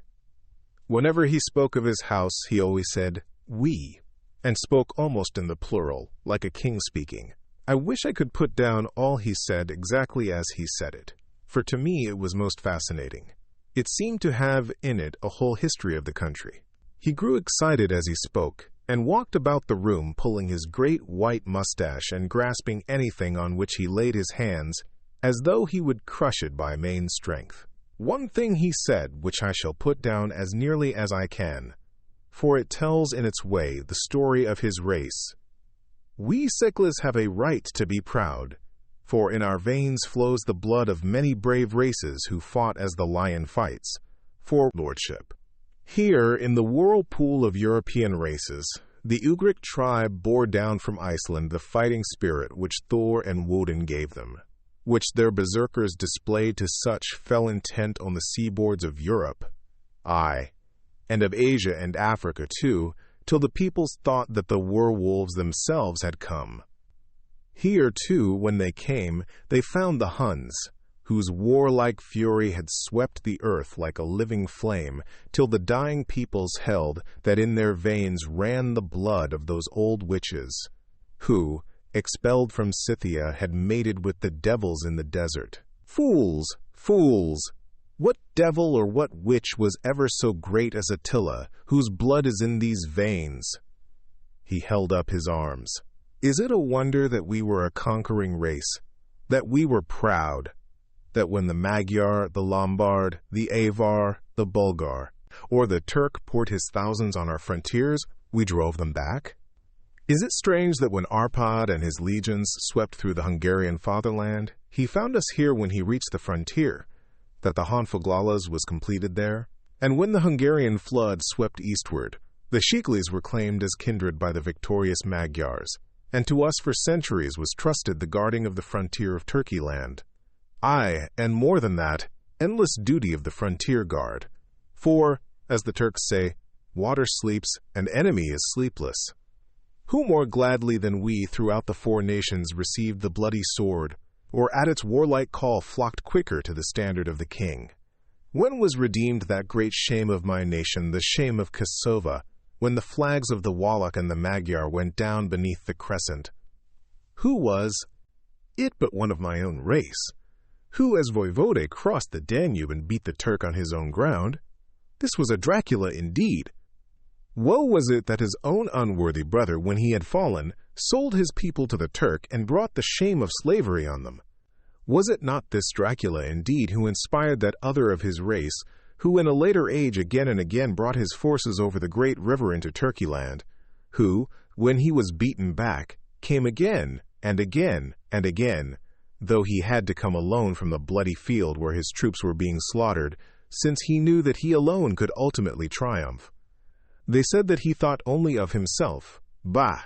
What good are peasants without a leader? Where ends the war without a brain and heart to conduct it? Again, when, after the Battle of Mohacs, we threw off the Hungarian yoke, we of the Dracula blood were amongst their leaders, for our spirit would not brook that we were not free. Ah, young sir, the Shakleys and the Dracula as their heart's blood, their brains, and their swords, can boast a record that mushroom growths like the Habsburgs and the Romanovs can never reach. The warlike days are over. Blood is too precious a thing in these days of dishonorable peace, and the glories of the great races are as a tale that is told. It was by this time close on morning, and we went to bed. Mem, this diary seems horribly like the beginning of the Arabian Nights, for everything has to break off at cockcrow, or like the ghost of Hamlet's father. The 12th of May. Let me begin with facts. Bare, meager facts, verified by books and figures, and of which there can be no doubt. I must not confuse them with experiences which will have to rest on my own observation or my memory of them. Last evening, when the Count came from his room, he began by asking me questions on legal matters and on the doing of certain kinds of business. I had spent the day wearily over books, and, simply to keep my mind occupied, went over some of the matters I had been examining at Lincoln's Inn. There was a certain method in the Count's inquiries, so I shall try to put them down in sequence. The knowledge may somehow or sometime be useful to me. First, he asked if a man in England might have 2 solicitors or more. I told him he might have a dozen if he wished, but that it would not be wise to have more than 1 solicitor engaged in one transaction, as only one could act at a time, and that to change would be certain to militate against his interest. He seemed thoroughly to understand, and went on to ask if there would be any practical difficulty in having one man to attend, say, to banking, and another to look after shipping, in case local help were needed in a place far from the home of the banking solicitor. I asked him to explain more fully, so that I might not by any chance mislead him, so he said, "I shall illustrate. Your friend and mine, Mr. Peter Hawkins, from under the shadow of your beautiful cathedral at Exeter, which is far from London, buys for me through your good self my place at London." Good! Now here let me say frankly, lest you should think it strange that I have sought the services of one so far off from London, instead of some one resident there, that my motive was that no local interest might be served save my wish only, and as one of London residents might perhaps have some purpose of himself or friend to serve, I went thus afield to seek my agent, whose labors should be only to my interest. Now suppose I, who have much of affairs, wish to ship goods, say, to Newcastle, or Durham, or Harwich, or Dover. Might it not be that it could with more ease be done by consigning to one in these ports? I answered that certainly it would be most easy, but that we solicitors had a system of agency one for the other, so that local work could be done locally on instruction from any solicitor, so that the client, simply placing himself in the hands of one man, could have his wishes carried out by him without further trouble. "But," said he, "I could be at liberty to direct myself, is it not so?" "Of course," I replied, "and such is often done by men of business, who do not like the whole of their affairs to be known by any one person." "Good," he said, and then went on to ask about the means of making consignments, and the forms to be gone through, and of all sorts of difficulties which might arise, but by forethought could be guarded against. I explained all these things to him to the best of my ability, and he certainly left me under the impression that he would have made a wonderful solicitor, for there was nothing that he did not think of or foresee. For a man who was never in the country, and who did not evidently do much in the way of business, his knowledge and acumen were wonderful. When he had satisfied himself on these points of which he had spoken, and I had verified all as well as I could by the books available, he suddenly stood up and said, "Have you written since your first letter to our friend Mr. Peter Hawkins, or to any other?" It was with some bitterness in my heart that I answered that I had not, that as yet I had not seen any opportunity of sending letters to anybody. "Then write now, my young friend," he said, laying a heavy hand on my shoulder. "Write to our friend and to any other, and say, if it will please you, that you shall stay with me until a month from now." "Do you wish me to stay so long?" I asked, for my heart grew cold at the thought. "I desire it much. Nay, I will take no refusal." When your master, employer, what you will, engaged that someone should come on his behalf, it was understood that my needs only were to be consulted. I have not stinted, is it not so? What could I do but bow acceptance? It was Mr. Hawkins's interest, not mine, and I had to think of him, not myself. And besides, while Count Dracula was speaking, there was that in his eyes and in his bearing which made me remember that I was a prisoner, and that if I wished it, I could have no choice. The Count saw his victory in my bow, and his mastery in the trouble of my face, for he began at once to use them, but in his own smooth, resistless way. "I pray you, my good young friend, that you will not discourse of things other than business in your letters. It will, doubtless, please your friends to know that you are well, and that you look forward to getting home to them. Is it not so?" As he spoke, he handed me 3 sheets of notepaper and 3 envelopes. They were all of the thinnest foreign post, and looking at them, then at him, and noticing his quiet smile, with the sharp canine teeth lying over the red underlip.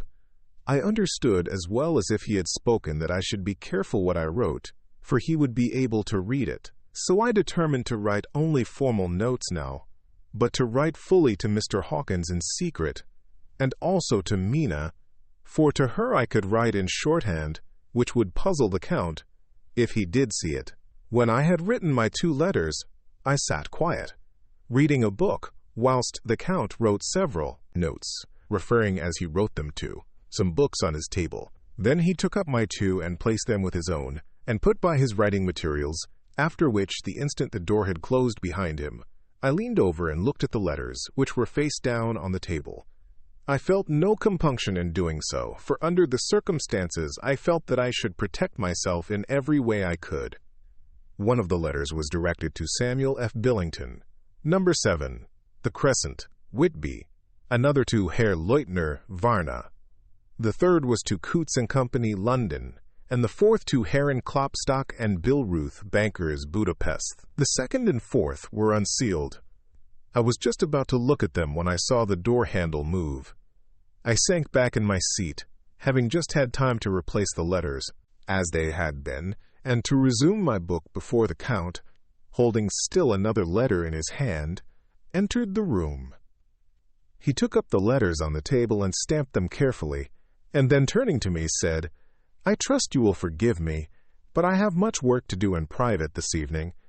You will, I hope, find all things as you wish." At the door he turned, and after a moment's pause said, "Let me advise you, my dear young friend, nay, let me warn you with all seriousness, that should you leave these rooms you will not by any chance go to sleep in any other part of the castle.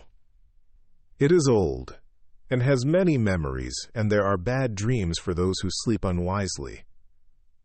Be warned, should sleep now or ever overcome you, or be like to do, then haste to your own chamber or to these rooms, for your rest will then be safe. But if you be not careful in this respect, then—" He finished his speech in a gruesome way, for he motioned with his hands as if he were washing them. I quite understood. My only doubt was as to whether any dream could be more terrible than the unnatural, horrible net of gloom and mystery which seemed closing around me. Later, I endorsed the last words written, but this time there is no doubt in question. I shall not fear to sleep in any place where he is not. I have placed the crucifix over the head of my bed. I imagine that my rest is thus freer from dreams, and there it shall remain. When he left me, I went to my room. After a little while, not hearing any sound, I came out and went up the stone, stair to where I could look out towards the south. There was some sense of freedom in the vast expanse, inaccessible though it was to me, as compared with the narrow darkness of the courtyard. Looking out on this, I felt that I was indeed in prison, and I seemed to want a breath of fresh air, though it were of the night. I am beginning to feel this nocturnal existence tell on me. It is destroying my nerve. I start at my own shadow, and am full of all sorts of horrible imaginings. God knows that there is ground for my terrible fear in this accursed place. I looked out over the beautiful expanse, bathed in soft yellow moonlight till it was almost as light as day. In the soft light, the distant hills became melted, and the shadows in the valleys and gorges of velvety blackness. The mere beauty seemed to cheer me. There was peace and comfort in every breath I drew. As I leaned from the window, my eye was caught by something moving a story below me, and somewhat to my left, where I imagined from the order of the rooms that the windows of the Count's own room would look out. The window at which I stood was tall and deep, stone-mullioned, and though weather-worn, was still complete, but it was evidently many a day since the case had been there. I drew back behind the stonework and looked carefully out. What I saw was the Count's head coming out from the window. I did not see the face, but I knew the man by the neck and the movement of his back and arms. In any case, I could not mistake the hands which I had had so many opportunities of studying. I was at first interested and somewhat amused, for it is wonderful how small a matter will interest and amuse a man when he is a prisoner. But my very feelings changed to repulsion and terror when I saw the whole man slowly emerge from the window and begin to crawl down the castle wall over that dreadful abyss, face down with his cloak spreading out around him like great wings. At first I could not believe my eyes. I thought it was some trick of the moonlight, some weird effect of shadow, but I kept looking, and it could be no delusion. I saw the fingers and toes grasp the corners of the stones, worn clear of the mortar by the stress of years, and by thus using every projection and inequality move downwards with considerable speed, just as a lizard moves along a wall. What manner of man is this? Or what manner of creature is it in the semblance of man? I feel the dread of this horrible place overpowering me. I am in fear, in awful fear, and there is no escape for me. I am encompassed about with terrors that I dare not think of. The 15th of May. Once more have I seen the Count go out in his lizard fashion. He moved downwards in a sidelong way some 100 feet down, and a good deal to the left. He vanished into some hole or window. When his head had disappeared, I leaned out to try and see more, but without avail. The distance was too great to allow a proper angle of sight. I knew he had left the castle now, and thought to use the opportunity to explore more than I had dared to do as yet. I went back to the room, and taking a lamp, tried all the doors. They were all locked, as I had expected, and the locks were comparatively new, but I went down the stone stairs to the hall where I had entered originally. I found I could pull back the bolts easily enough and unhook the great chains, but the door was locked and the key was gone. That key must be in the Count's room. I must watch, should his door be unlocked, so that I may get it and escape. I went on to make a thorough examination of the various stairs and passages, and to try the doors that opened from them. 1 or 2 small rooms near the hall were open, but there was nothing to see in them except old furniture, dusty with age and moth-eaten. At last, however, I found one door at the top of the stairway which, though it seemed to be locked, gave a little under pressure. I tried it harder, and found that it was not really locked, but that the resistance came from the fact that the hinges had fallen somewhat, and the heavy door rested on the floor. Here was an opportunity which I might not have again, so I exerted myself, and with many efforts forced it back so that I could enter. I was now in a wing of the castle further to the right than the rooms I knew, and a story lower down. From the windows I could see that the suite of rooms lay along to the south of the castle, the windows of the end room looking out both west and south. On the latter side, as well as to the former, there was a great precipice. The castle was built on the corner of a great rock, so that on 3 sides it was quite impregnable, and great windows were placed here where sling or bow or culverin could not reach, and consequently light and comfort, impossible to a position which had to be guarded, were secured.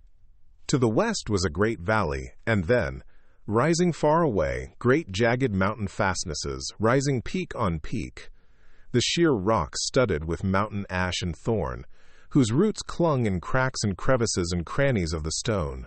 This was evidently the portion of the castle occupied by the ladies in bygone days, for the furniture had more air of comfort than any I had seen. The windows were curtainless, and the yellow moonlight flooding in through the diamond panes enabled one to see even colors, whilst it softened the wealth of dust which lay over all, and disguised in some measure the ravages of time and the moth.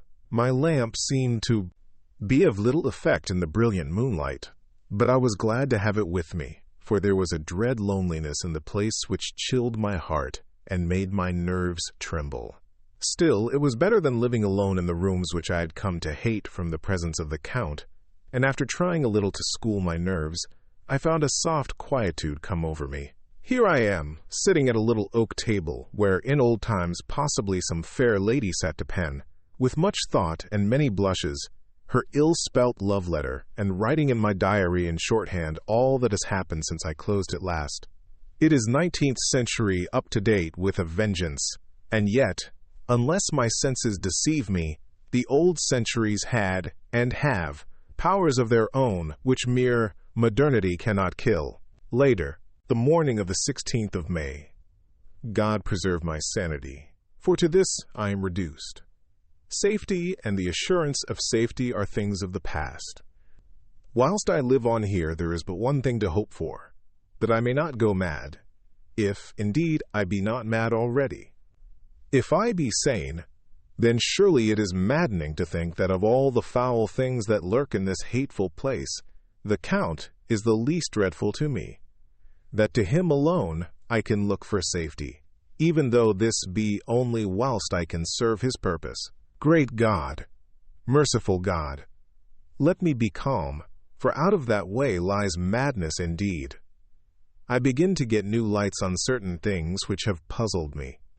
Up to now, I never quite knew what Shakespeare meant when he made Hamlet say, "My tablets, quick, my tablets, 'tis meet that I put it down," etc. For now, feeling as though my own brain were unhinged, or as if the shock had come which must end in its undoing, I turn to my diary for repose. The habit of entering accurately must help to soothe me. The Count's mysterious warning frightened me at the time. It frightens me more now when I think of it, for in future he has a fearful hold upon me. I shall fear to doubt what he may say. When I had written in my diary and had fortunately replaced the book and pen in my pocket, I felt sleepy. The Count's warning came into my mind, but I took a pleasure in disobeying it. The sense of sleep was upon me, and with it the obstinacy which sleep brings as outrider. The soft moonlight soothed, and the wide expanse without gave a sense of freedom which refreshed me. I determined not to return tonight to the gloom-haunted rooms, but to sleep here, where of old ladies had sat and sung, and lived sweet lives whilst their gentle breasts were sad for their menfolk away in the midst of remorseless wars. I drew a great couch out of its place near the corner, so that as I lay I could look at the lovely view to east and south, and unthinking of and uncaring for the dust, composed myself for sleep. I suppose I must have fallen asleep. I hope so, but I fear for all that followed was startlingly real, so real that now, sitting here in the broad, full sunlight of the morning, I cannot in the least believe that it was all sleep. I was not alone. The room was the same, unchanged in any way since I came into it. I could see along the floor, in the brilliant moonlight, my own footsteps marked where I had disturbed the long accumulation of dust. In the moonlight opposite me were 3 young women, ladies by their dress and manner. I thought at the time that I must be dreaming when I saw them, for, though the moonlight was behind them, they threw no shadow on the floor. They came close to me and looked at me for some time, and then whispered together.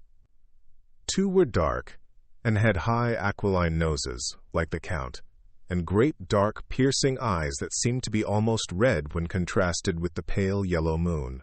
The other was fair as can be, with great wavy masses of golden hair and eyes like pale sapphires. I seemed somehow to know her face, and to know it in connection with some dreamy fear, but I could not recollect at the moment how or where. All 3 had brilliant white teeth that shone like pearls against the ruby of their voluptuous lips. There was something about them that made me uneasy, some longing, and at the same time some deadly fear. I felt in my heart a wicked, burning desire that they would kiss me with those red lips. It is not good to note this down, lest some day it should meet Mina's eyes and cause her pain, but it is the truth. They whispered together, and then they all 3 laughed. Such a silvery, musical laugh, but as hard as though the sound never could have come through the softness of human lips. It was like the intolerable, tingling sweetness of water glasses when played on by a cunning hand. The fair girl shook her head coquettishly, and the other 2 urged her on. One said, "Go on. You are first and we shall follow. Yours is the right to begin." The other added, "He is young and strong. There are kisses for us all." I lay quiet, looking out under my eyelashes in an agony of delightful anticipation. The fair girl advanced and bent over me, till I could feel the movement of her breath upon me. Sweet it was in one sense, honey-sweet, and sent the same tingling through the nerves as her voice, but with a bitter underlying the sweet, a bitter offensiveness, as one smells in blood. I was afraid to raise my eyelids, but looked out and saw perfectly under the lashes. The girl went on her knees and bent over me, simply gloating. There was a deliberate voluptuousness, which was both thrilling and repulsive, and as she arched her neck, she actually licked her lips like an animal, till I could see in the moonlight the moisture shining on the scarlet lips and on the red tongue as it lapped the white sharp teeth. Lower and lower went her head as the lips went below the range of my mouth and chin and seemed about to fasten on my throat. Then she paused, and I could hear the churning sound of her tongue as it licked her teeth and lips and could feel the hot breath on my neck. Then the skin of my throat began to tingle as one's flesh does when the hand that is to tickle it approaches nearer, nearer. I could feel the soft, shivering touch of the lips on the supersensitive skin of my throat, and the hard dents of two sharp teeth, just touching and pausing there. I closed my eyes in a languorous ecstasy and waited. Waited with beating heart, but at that instant, another sensation swept through me as quick as lightning. I was conscious of the presence of the Count, and of his being as if lapped in a storm of fury. As my eyes opened involuntarily, I saw his strong hand grasp the slender neck of the fair woman, and with giant's power draw it back. The blue eyes transformed with fury, the white teeth champing with rage, and the fair cheeks blazing red with passion. But the Count... Never did I imagine such wrath and fury, even to the demons of the pit. His eyes were positively blazing. The red light in them was lurid, as if the flames of hellfire blazed behind them. His face was deathly pale, and the lines of it were hard, like drawn wires. The thick eyebrows that met over the nose now seemed like a heaving bar of white-hot metal. With a fierce sweep of his arm, he hurled the woman from him and then motioned to the others, as though he were beating them back. It was the same imperious gesture that I had seen used to the wolves, in a voice which, though low and almost in a whisper, seemed to cut through the air and then ring round the room. He said, "How dare you touch him, any of you? How dare you cast eyes on him when I had forbidden it? Back, I tell you all. This man belongs to me. Beware how you meddle with him, or you'll have to deal with me." The fair girl, with a laugh of ribald coquetry, turned to answer him. "You yourself never loved. You never love." On this the other women joined, and such a mirthless, hard, soulless laughter rang through the room that it almost made me faint to hear. It seemed like the pleasure of fiends. Then the Count turned, after looking at my face attentively, and said in a soft whisper, "Yes, I too can love. You yourselves can tell it from the past. Is it not so? Well, now I promise you that when I am done with him you shall kiss him at your will. Now go, go, I must awaken him, for there is work to be done." "Are we to have nothing tonight?" said one of them, with a low laugh, as she pointed to the bag which he had thrown upon the floor, and which moved as though there were some living thing within it. For answer he nodded his head. One of the women jumped forward and opened it. If my ears did not deceive me, there was a gasp and a low wail, as of a half-smothered child. The women closed round, whilst I was aghast with horror. But as I looked, they disappeared, and with them the dreadful bag. There was no door near them, and they could not have passed me without my noticing. They simply seemed to fade into the rays of the moonlight, and pass out through the window, for I could see outside the dim, shadowy forms for a moment, before they entirely faded away. Then the horror overcame me, and I sank down unconscious. Chapter 4. Jonathan Harker's Journal. Continued. I awoke in my own bed. If it be that I had not dreamt, the Count must have carried me here. I tried to satisfy myself on the subject, but could not arrive at any unquestionable result. To be sure, there were certain small evidences, such as that my clothes were folded and laid by in a manner which was not my habit.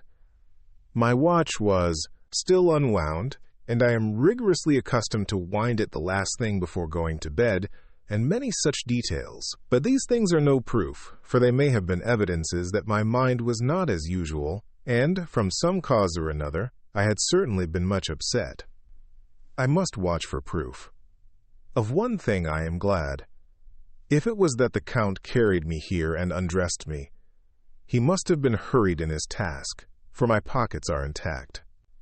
I am sure this diary would have been a mystery to him which he would not have brooked.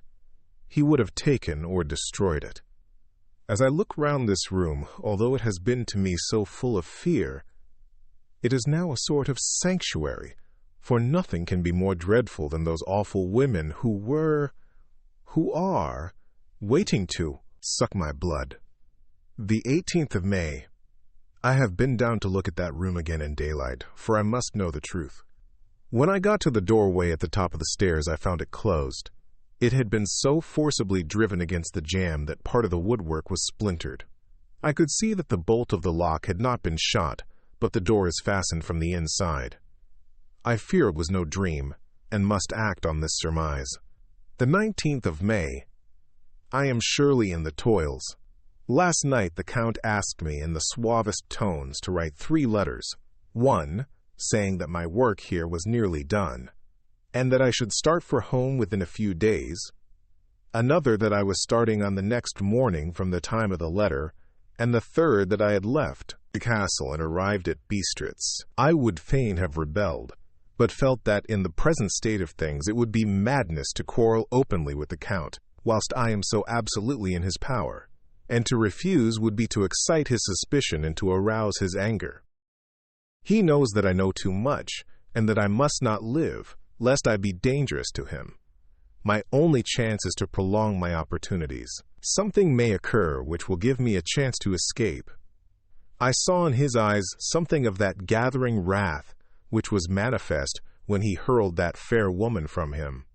He explained to me that posts were few and uncertain, and that my writing now would ensure ease of mind to my friends, and he assured me with so much impressiveness that he would countermand the later letters, which would be held over at Bistritz until due time in case chance would admit of my prolonging my stay, that to oppose him would have been to create new suspicion. I therefore pretended to fall in with his views, and asked him what dates I should put on the letters. He calculated a minute and then said, the first should be June 12th, the second June 19th, and the third June 29th. I know now the span of my life. God help me. The 28th of May. There is a chance of escape, or at any rate of being able to send word home. A band of Zgani have come to the castle, and are encamped in the courtyard. These Zgani are gypsies. I have notes of them in my book. They are peculiar to this part of the world, though allied to the ordinary gypsies all the world over. There are thousands of them in Hungary and Transylvania, who are almost outside all law.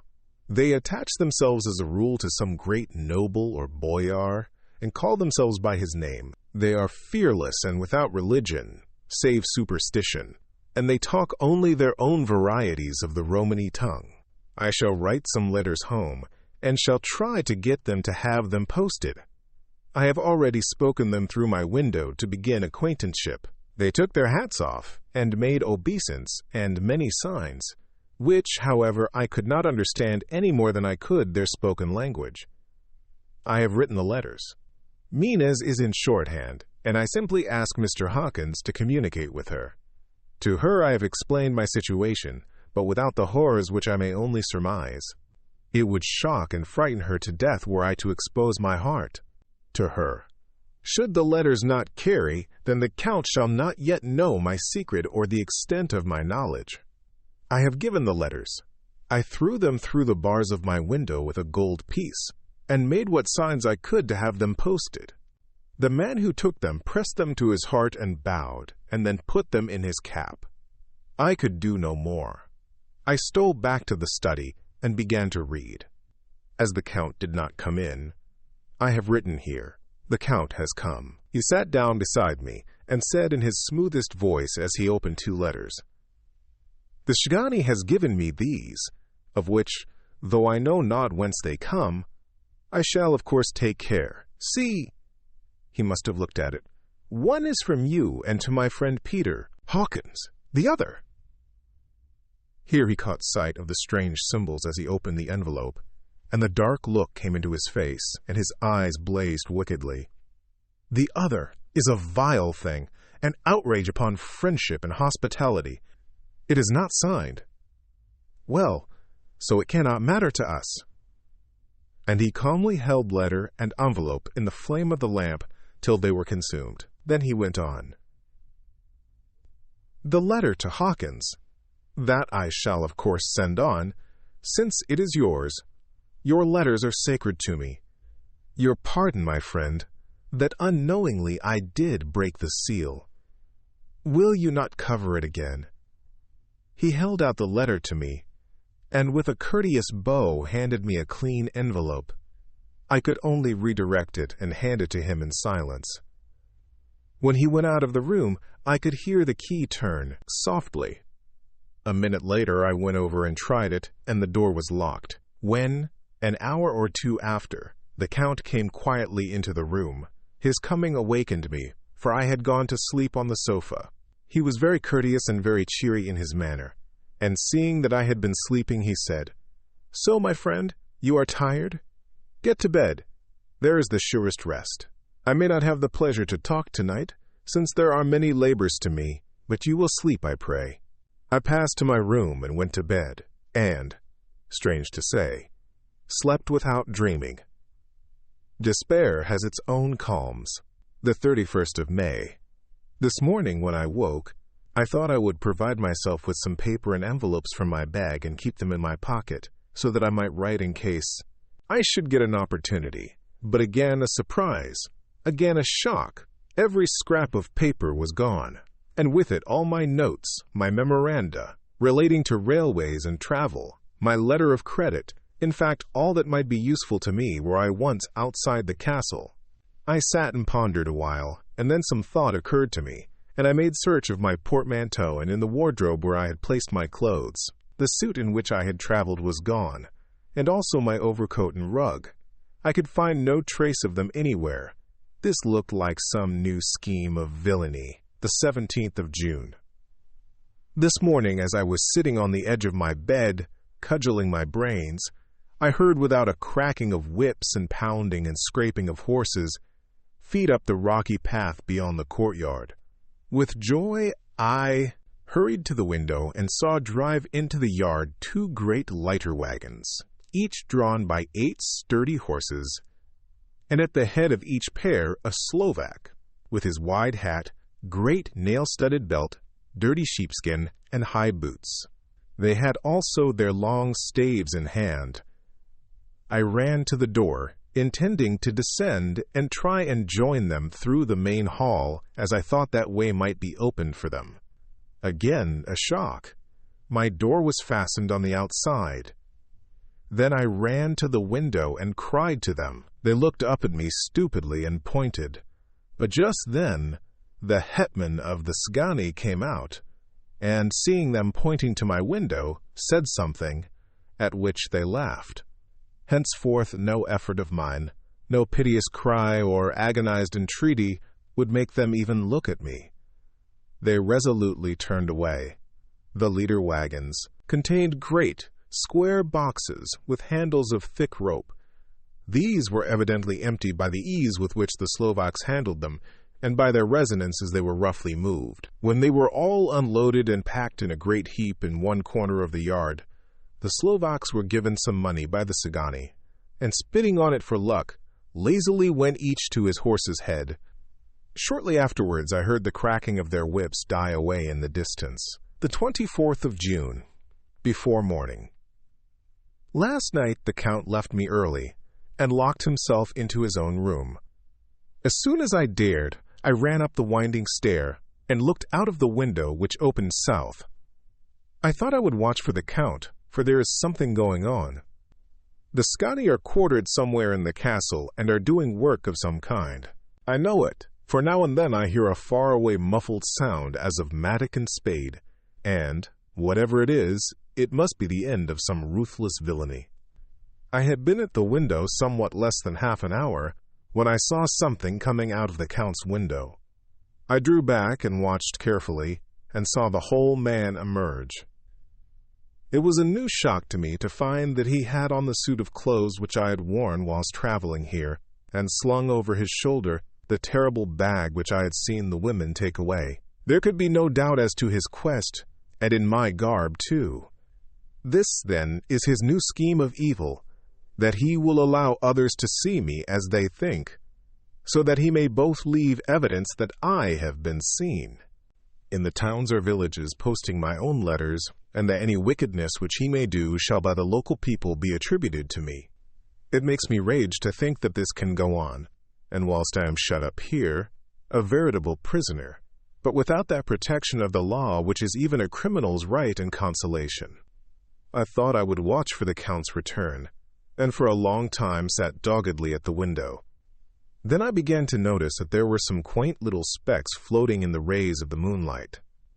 They were like the tiniest grains of dust, and they whirled round and gathered in clusters in a nebulous sort of way.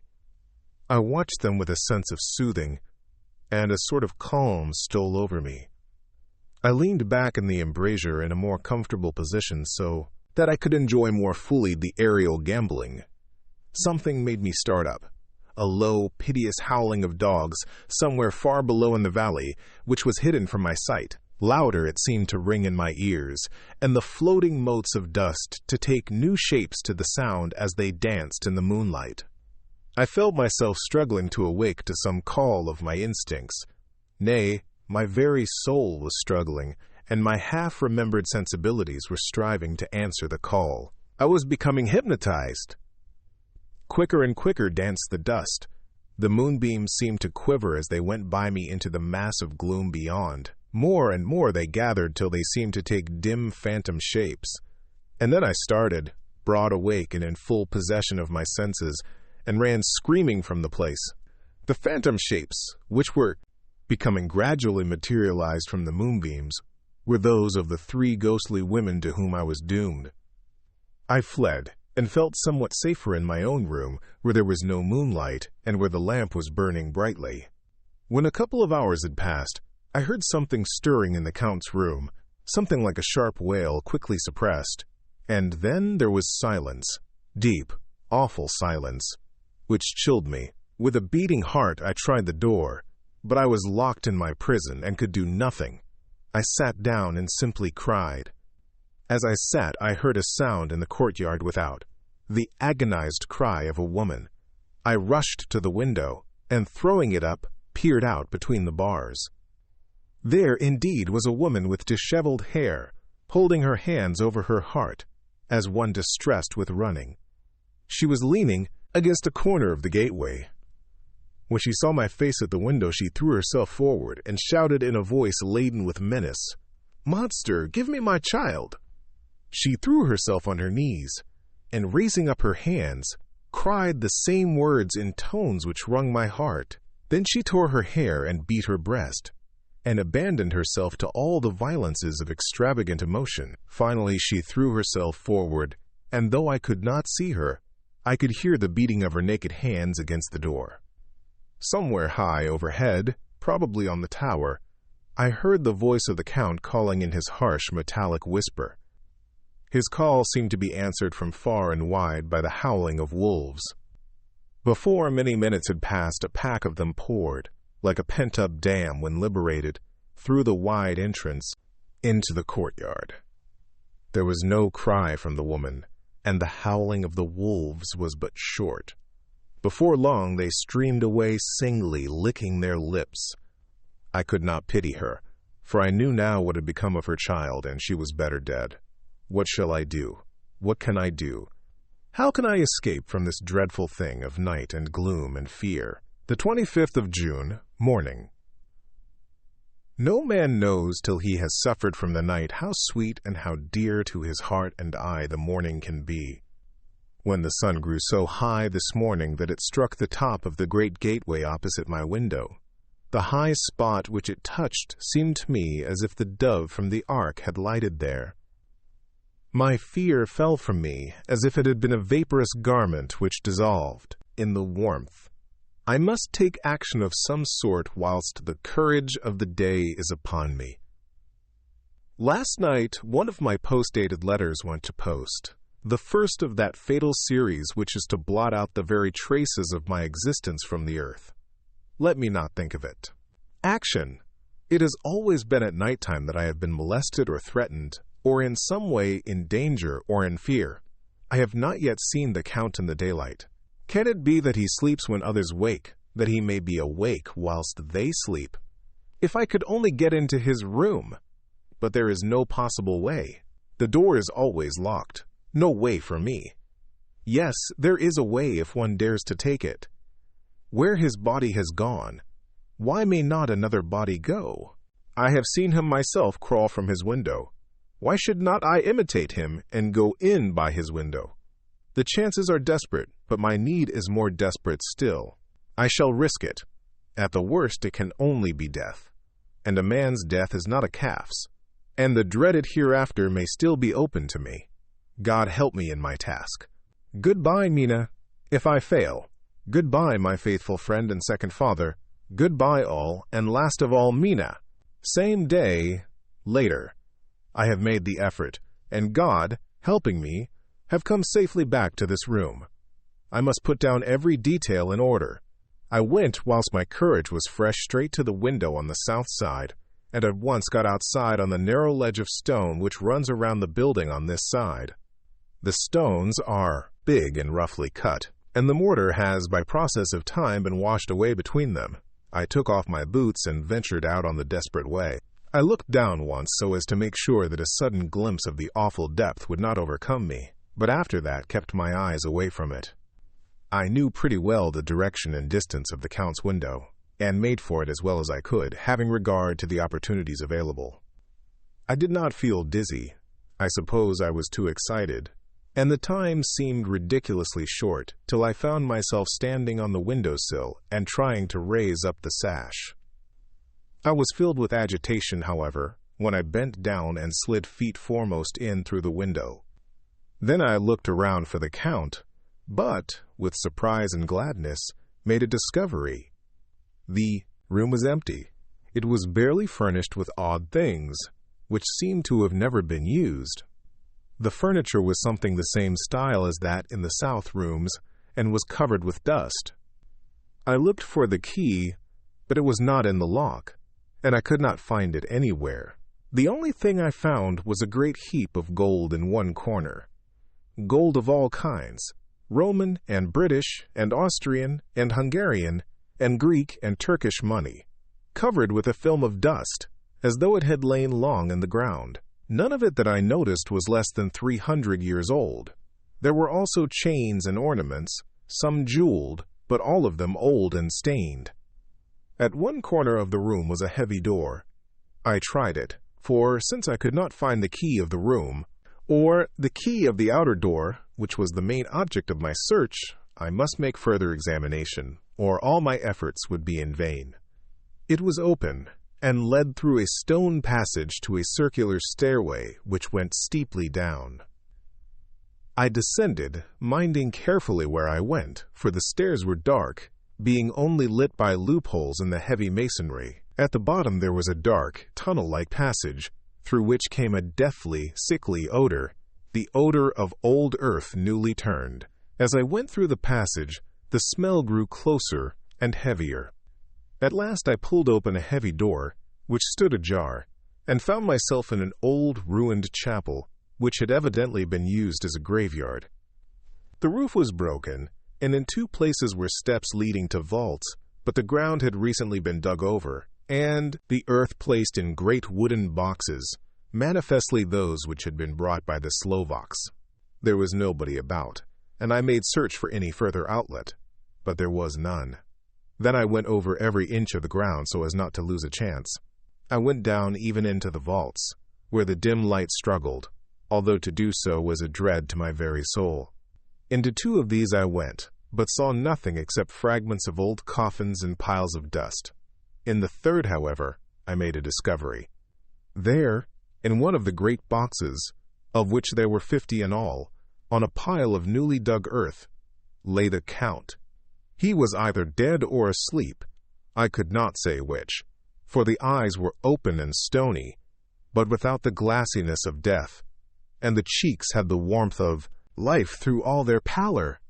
The lips were as red as ever, but there was no sign of movement, no pulse, no breath, no beating of the heart. I bent over him and tried to find any sign of life, but in vain. He could not have lain there long, for the earthy smell would have passed away in a few hours. By the side of the box was its cover, pierced with holes here and there. I thought he might have the keys on him, but when I went to search I saw the dead eyes, and in them, dead though they were, such a look of hate, though unconscious of me or my presence, that I fled from the place, and leaving the Count's room by the window, crawled again up the castle wall. Regaining my room, I threw myself panting upon the bed, and tried to think. The 29th of June. Today is the date of my last letter, and the Count has taken steps to prove that it was genuine. For again I saw him leave the castle by the same window, and in my clothes. As he went down the wall, lizard fashion, I wished I had a gun or some lethal weapon, that I might destroy him, but I fear that no weapon wrought alone by man's hand would have any effect on him. I dared not wait to see him return, for I feared to see those weird sisters. I came back to the library, and read there till I fell asleep. I was awakened by the Count, who looked at me as grimly as a man can look as he said, "Tomorrow, my friend, we must part. You return to your beautiful England, I to some work which may have such an end that we may never meet. Your letter home has been dispatched. Tomorrow I shall not be here, but all shall be ready for your journey. In the morning come the Zhigani, who have some labors of their own here, and also come some Slovaks. When they have gone, my carriage shall come for you, and shall bear you to the Borgo Pass to meet the diligence from Bukovina to Bistritz. But I am in hopes that I shall see more of you at Castle Dracula." I suspected him, and determined to test his sincerity. Sincerity. It seems like a profanation of the word to write it in connection with such a monster, so asked him point blank, "Why may I not go tonight?" "Because, dear sir, my coachman and horses are away on a mission." "But I would walk with pleasure. I want to get away at once." He smiled, such a soft, smooth, diabolical smile that I knew there was some trick behind his smoothness. He said, "And your baggage?" "I do not care about it. I can send for it some other time." The Count stood up and said, with a sweet courtesy which made me rub my eyes, it seemed so real, "You English have a saying which is close to my heart, for its spirit is that which rules our boyars. Welcome the coming. Speed the parting guest. Come with me, my dear young friend. Not an hour shall you wait in my house against your will, though sad am I at your going, and that you so suddenly desire it. Come." With a stately gravity, he, with the lamp, preceded me down the stairs and along the hall. Suddenly he stopped. "Hark!" Close at hand came the howling of many wolves. It was almost as if the sound sprang up at the rising of his hand, just as the music of a great orchestra seems to leap under the baton of the conductor. After a pause of a moment, he proceeded in his stately way to the door, drew back the ponderous bolts, unhooked the heavy chains, and began to draw it open. To my intense astonishment, I saw that it was unlocked. Suspiciously, I looked all round, but could see no key of any kind. As the door began to open, the howling of the wolves without grew louder and angrier. Their red jaws with champing teeth, and their blunt-clawed feet as they leaped, came in through the opening door. I knew then that to struggle at the moment against the Count was useless. With such allies as these at his command, I could do nothing. But still the door continued slowly to open, and only the Count's body stood in a gap. Suddenly it struck me that this might be the moment and means of my doom. I was to be given to the wolves, and at my own instigation. There was a diabolical wickedness in the idea great enough for the Count, and as a last chance I cried out, "Shut the door! I shall wait till morning!" and covered my face with my hands to hide my tears of bitter disappointment. With one sweep of his powerful arm, the Count threw the door shut, and the great bolts clanged and echoed through the hall as they shot back into their places.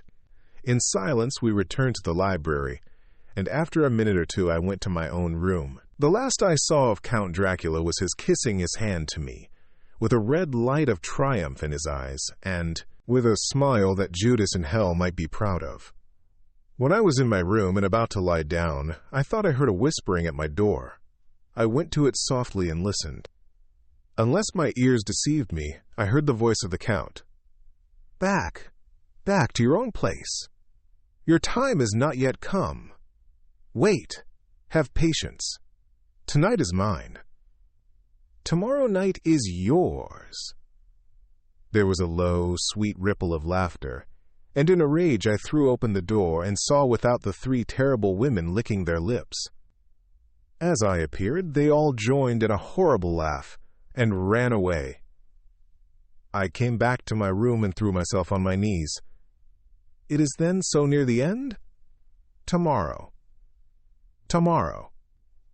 Lord, help me and those to whom I am dear, the 30th of June morning. These may be the last words I ever write in this diary. I slept till just before the dawn, and when I woke, threw myself on my knees, for I determined that if death came, he should find me ready. At last I felt that subtle change in the air, and knew that the morning had come. Then came the welcome cock-crow, and I felt that I was safe. With a glad heart, I opened my door and ran down to the hall. I had seen that the door was unlocked, and now escape was before me. With hands that trembled with eagerness, I unhooked the chains and drew back the massive bolts. But the door would not move. Despair seized me. I pulled and pulled at the door and shook it till, massive as it was, it rattled in its casement. I could see the bolt shot. It had been locked after I left the Count. Then a wild desire took me to obtain that key at any risk, and I determined then and there to scale the wall again and gain the Count's room. He might kill me, but death now seemed the happier choice of evils. Without a pause, I rushed up to the east window and scrambled down the wall as before into the Count's room. It was empty, but that was as I expected. I could not see a key anywhere, but the heap of gold remained. I went through the door in the corner, and down the winding stair, and along the dark passage to the old chapel.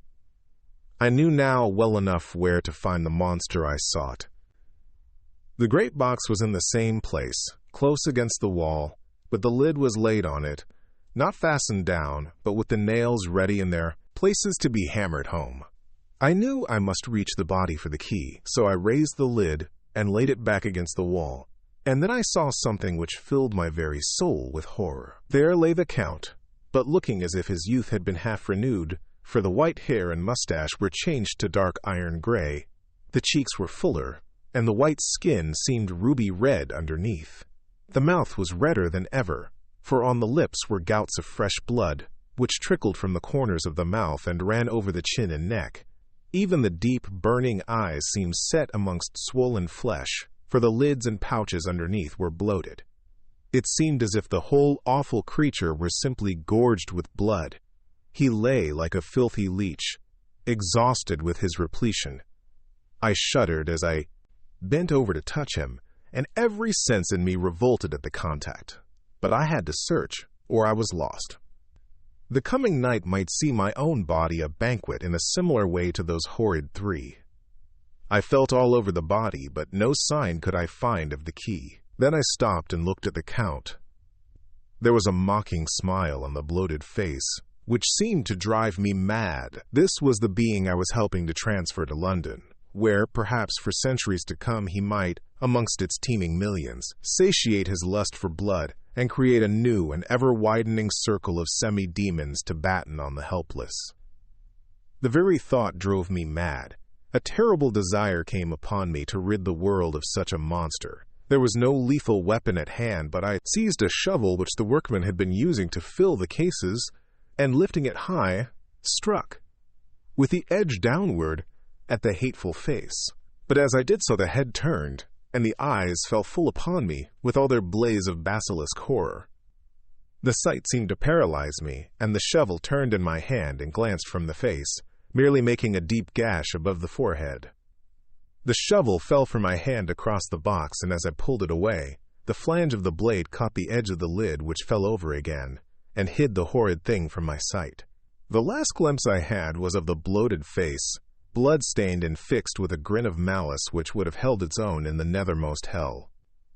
I thought and thought, what should be my next move? But my brain seemed on fire, and I waited with a despairing feeling growing over me. As I waited, I heard in the distance a gypsy song sung by merry voices coming closer, and through their song the rolling of heavy wheels and the cracking of whips.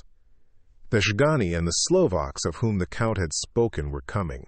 With a last look around and at the box which contained the vile body, I ran from the place and gained the Count's room, determined to rush out at the moment the door should be opened.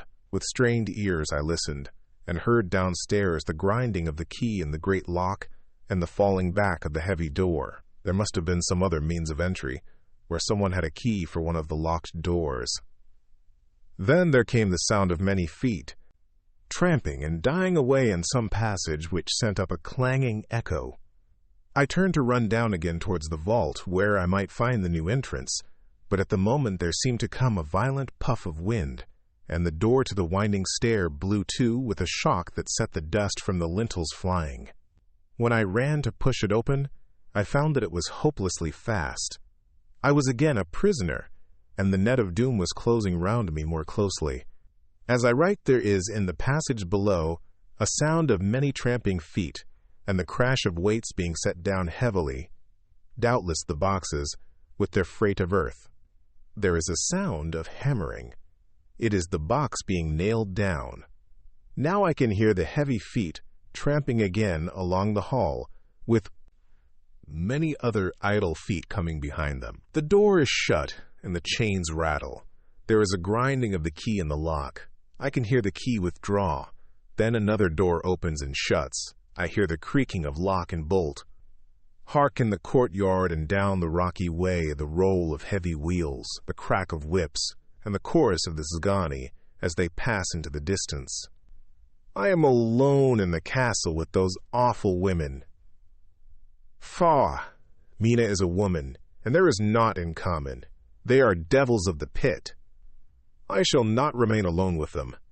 I shall try to scale the castle wall farther than I have yet attempted. I shall take some of the gold with me, lest I want it later. I may find a way from this dreadful place.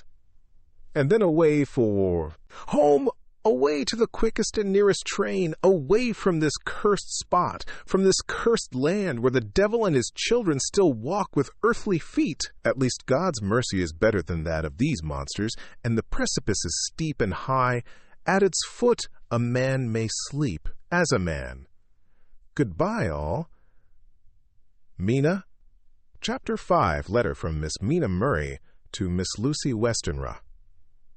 The 9th of May. My dearest Lucy, forgive my long delay in writing, but I have been simply overwhelmed with work. The life of an assistant schoolmistress is sometimes trying. I am longing to be with you, and by the sea, where we can talk together freely and build our castles in the air. I have been working very hard lately, because I want to keep up with Jonathan's studies, and I have been practicing shorthand very assiduously. When we are married, I shall be able to be useful to Jonathan, and if I can stenograph well enough, I can take down what he wants to say in this way and write it out for him on the typewriter, at which also I am practicing very hard. He and I sometimes write letters in shorthand, and he is keeping a stenographic journal of his travels abroad. When I am with you, I shall keep a diary in the same way. I don't mean one of those 2 pages to the week with Sunday squeezed in a corner diaries, but a sort of journal which I can write in whenever I feel inclined. I do not suppose there will be much of interest to other people, but it is not intended for them. I may show it to Jonathan some day if there is in it anything worth sharing, but it is really an exercise book. I shall try to do what I see lady journalists do, interviewing and writing descriptions and trying to remember conversations. I am told that, with a little practice, one can remember all that goes on, or that one hears said during a day. However, we shall see. I will tell you of my little plans when we meet. I have just had a few hurried lines from Jonathan from Transylvania. He is well, and will be returning in about a week. I am longing to hear all his news. It must be so nice to see strange countries. I wonder if Jonathan and I, shall ever see them together. There is the 10 o'clock bell ringing. Goodbye. Your loving Mina. Tell me all the news when you write. You have not told me anything for a long time. I hear rumors, and especially of a tall, handsome, curly-haired man. Letter. Lucy Westenra to Mina Murray. 17, Chatham Street, Wednesday. My dearest Mina, I must say you tax me very unfairly with being a bad correspondent. I wrote to you twice since we parted, and your last letter was only your second. Besides, I have nothing to tell you. There is really nothing to interest you. Town is very pleasant just now, and we go a good deal to picture galleries and for walks and rides in the park. As to the tall, curly-haired man, I suppose it was the one who was with me at the last pop. Someone has evidently been telling tales. That was Mr. Holmwood. He often comes to see us, and he and Mama get on very well together. They have so many things to talk about in common. We met some time ago a man that would just do for you, if you were not already engaged to Jonathan. He is an Emish, excellent party, being handsome, well off, and of good birth. He is a doctor and really clever. Just fancy! He is only 29, and he has an immense lunatic asylum all under his own care. Mr. Holmwood introduced him to me, and he called here to see us, and often comes now. I think he is one of the most resolute men I ever saw, and yet the most calm. He seems absolutely imperturbable. I can fancy what a wonderful power he must have over his patients. He has a curious habit of looking one straight in the face, as if trying to read one's thoughts. He tries this on very much with me, but I flatter myself he has got a tough nut to crack. I know that from my glass. Do you ever try to read your own face? I do, and I can tell you it is not a bad study, and gives you more trouble than you can, well, fancy if you have never tried it. He says that I afford him a curious psychological study, and I humbly think I do. I do not, as you know, take sufficient interest in dress to be able to describe the new fashions. Dress is a bore. That is slang again, but never mind, Arthur says that every day. There, it is all out. Mina, we have told all our secrets to each other since we were children. We have slept together, and eaten together, and laughed and cried together. And now, though I have spoken, I would like to speak more. Oh, Mina, couldn't you guess? I love him. I am blushing as I write, for although I think he loves me, he has not told me so in words. But, oh, Mina, I love him. I love him. There, that does me good. I wish I were with you, dear, sitting by the fire undressing as we used to sit, and I would try to tell you what I feel. I do not know how I am writing this even to you. I am afraid to stop, or I should tear up the letter, and I don't want to stop, for I do so want to tell you all. Let me hear from you at once, and tell me all that you think about it. Mina, I must stop. Good night. Bless me in your prayers. And Mina, pray for my happiness. Lucy. P.S. I need not tell you this is a secret. Good night again. L. Letter, Lucy Westenra to Mina Murray, the 24th of May. My dearest Mina, thanks and thanks and thanks again for your sweet letter. It was so nice to be able to tell you and to have your sympathy. My dear, it never rains but it pours. How true the old proverbs are. Here am I, who shall be 20 in September, and yet I never had a proposal till today. Not a real proposal, and today I have had 3. Just fancy. 3 proposals in one day. Isn't it awful? I feel sorry, really and truly sorry, for 2 of the poor fellows. Oh, Mina, I am so happy that I don't know what to do with myself. And 3 proposals. But, for goodness sake, don't tell any of the girls, or they would be getting all sorts of extravagant ideas and imagining themselves injured and slighted if in their very first day at home they did not get 6 at least. Some girls are so vain. You and I, Mina dear, who are engaged and are going to settle down soon soberly into old married women, can despise vanity. Well, I must tell you about the 3, but you must keep it a secret, dear, from everyone, except, of course, Jonathan. You will tell him because I would, if I were in your place, certainly tell Arthur. A woman ought to tell her husband everything, don't you think so, dear? And I must be fair. Men like women, certainly their wives, to be quite as fair as they are. And women, I am afraid, are not always quite as fair as they should be. Well, my dear, number 1 came just before lunch. I told you of him, Dr. John Seward, the lunatic asylum man, with the strong jaw and the good forehead. He was very cool outwardly, but was nervous all the same.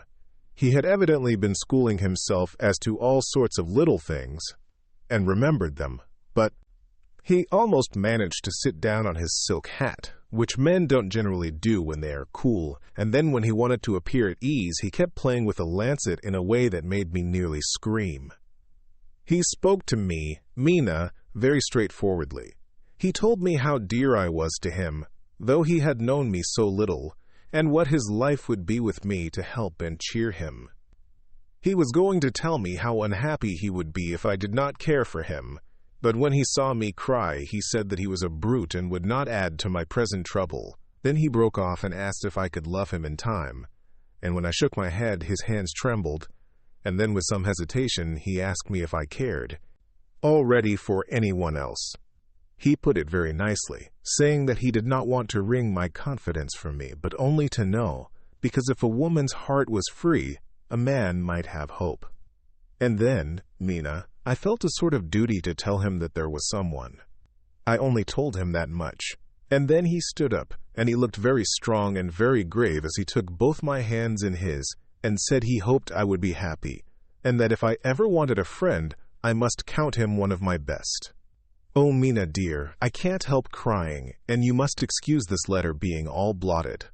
Being proposed to is all very nice and all that sort of thing, but it isn't at all a happy thing when you have to see a poor fellow whom you know loves you honestly, going away and looking all broken-hearted, and to know that, no matter what he may say at the moment, you are passing quite out of his life, my dear. I must stop here at present. I feel so miserable, though I am so happy. Evening. Arthur has just gone, and I feel in better spirits than when I left off, so I can go on telling you about the day. Well, my dear, number 2 came after lunch. He is such a nice fellow, an American from Texas, and he looks so young and so fresh that it seems almost impossible that he has been to so many places and has had such adventures. I sympathize with poor Desdemona, when she had such a dangerous stream poured in her ear, even by a black man. I suppose that we women are such cowards that we think a man will save us from fears, and we marry him. I know now what I would do if I were a man and wanted to make a girl love me. No, I don't, for there was Mr. Morris telling us his stories, and Arthur never told any. And yet, my dear, I am somewhat previous. Mr. Quincy P. Morris found me alone. It seems that a man always does find a girl alone. No, he doesn't, for Arthur tried twice to make a chance, and I helping him all I could. I am not ashamed to say it now. I must tell you beforehand that Mr. Morris doesn't always speak slang.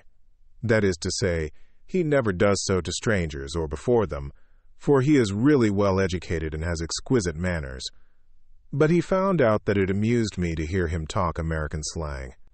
And whenever I was present and there was no one to be shocked, he said such funny things. I'm afraid, my dear, he has to invent it all, for it fits exactly into whatever else he has to say. But this is a way slang has. I do not know myself if I shall ever speak slang. I do not know if Arthur likes it, as I have never heard him use any as yet. Well, Mr. Morris sat down beside me and looked as happy and jolly as he could, but I could see all the same that he was very nervous. He took my hand in his and said ever so sweetly, "Miss Lucy, I know I ain't good enough to regulate the fixins of your little shoes, but I guess if you wait till you find a man that is, you will go join them 7 young women with the lamps when you quit. Won't you just hitch up alongside of me and let us go down the long road together, driving in double harness?" Well, he did look so good-humored and so jolly that it didn't seem half so hard to refuse him as it did poor Dr. Seward. So I said, as lightly as I could, that I did not know anything of hitching, and that I wasn't broken to harness at all yet. Then he said that he had spoken in a light manner, and he hoped that if he had made a mistake in doing so on so grave, so momentous an occasion for him, I would forgive him. He really did look serious when he was saying it, and I couldn't help feeling a bit serious too. I know, Mina, you will think me a horrid flirt, though I couldn't help feeling a sort of exultation that he was number 2 in one day. And then, my dear, before I could say a word, he began pouring out a perfect torrent of love-making, laying his very heart and soul at my feet. He looked so earnest over it that I shall never again think that a man must be playful always, and never earnest, because he is merry at times. I suppose he saw something in my face which checked him, for he suddenly stopped, and said with a sort of manly fervor that I could have loved him for if I had been free. "Lucy, you are an honest-hearted girl, I know. I should not be here speaking to you as I am now if I did not believe you clean grit, right through to the very depths of your soul. Tell me, like one good fellow to another, is there any one else that you care for? And if there is, I'll never trouble you a hair's breadth again, but will be, if you will let me, a very faithful friend." My dear Mina, why are men so noble when we women are so little worthy of them? Here was I almost making fun of this great-hearted, true gentleman. I burst into tears. I'm afraid, my dear, you will think this a very sloppy letter in more ways than one, and I really felt very badly. Why can't they let a girl marry 3 men, or as many as want her, and save all this trouble? But this is heresy, and I must not say it. I am glad to say that, though I was crying, I was able to look into Mr. Morris's brave eyes, and I told him out straight, "Yes, there is someone I love, though he has not told me yet that he even loves me." I was right to speak to him so frankly, for quite a light came into his face, and he put out both his hands and took mine, I think I put them into his, and said in a hearty way, "That's my brave girl. It's better worth being late for a chance of winning you than being in time for any other girl in the world. Don't cry, my dear. If it's for me, I'm a hard nut to crack, and I take it standing up. If that other fellow doesn't know his happiness, well, he'd better look for it soon, or he'll have to deal with me. Little girl, your honesty and pluck have made me a friend, and that's rarer than a lover. It's more unselfish anyhow. My dear, I'm going to have a pretty lonely walk between this and kingdom. Come, won't you give me one kiss?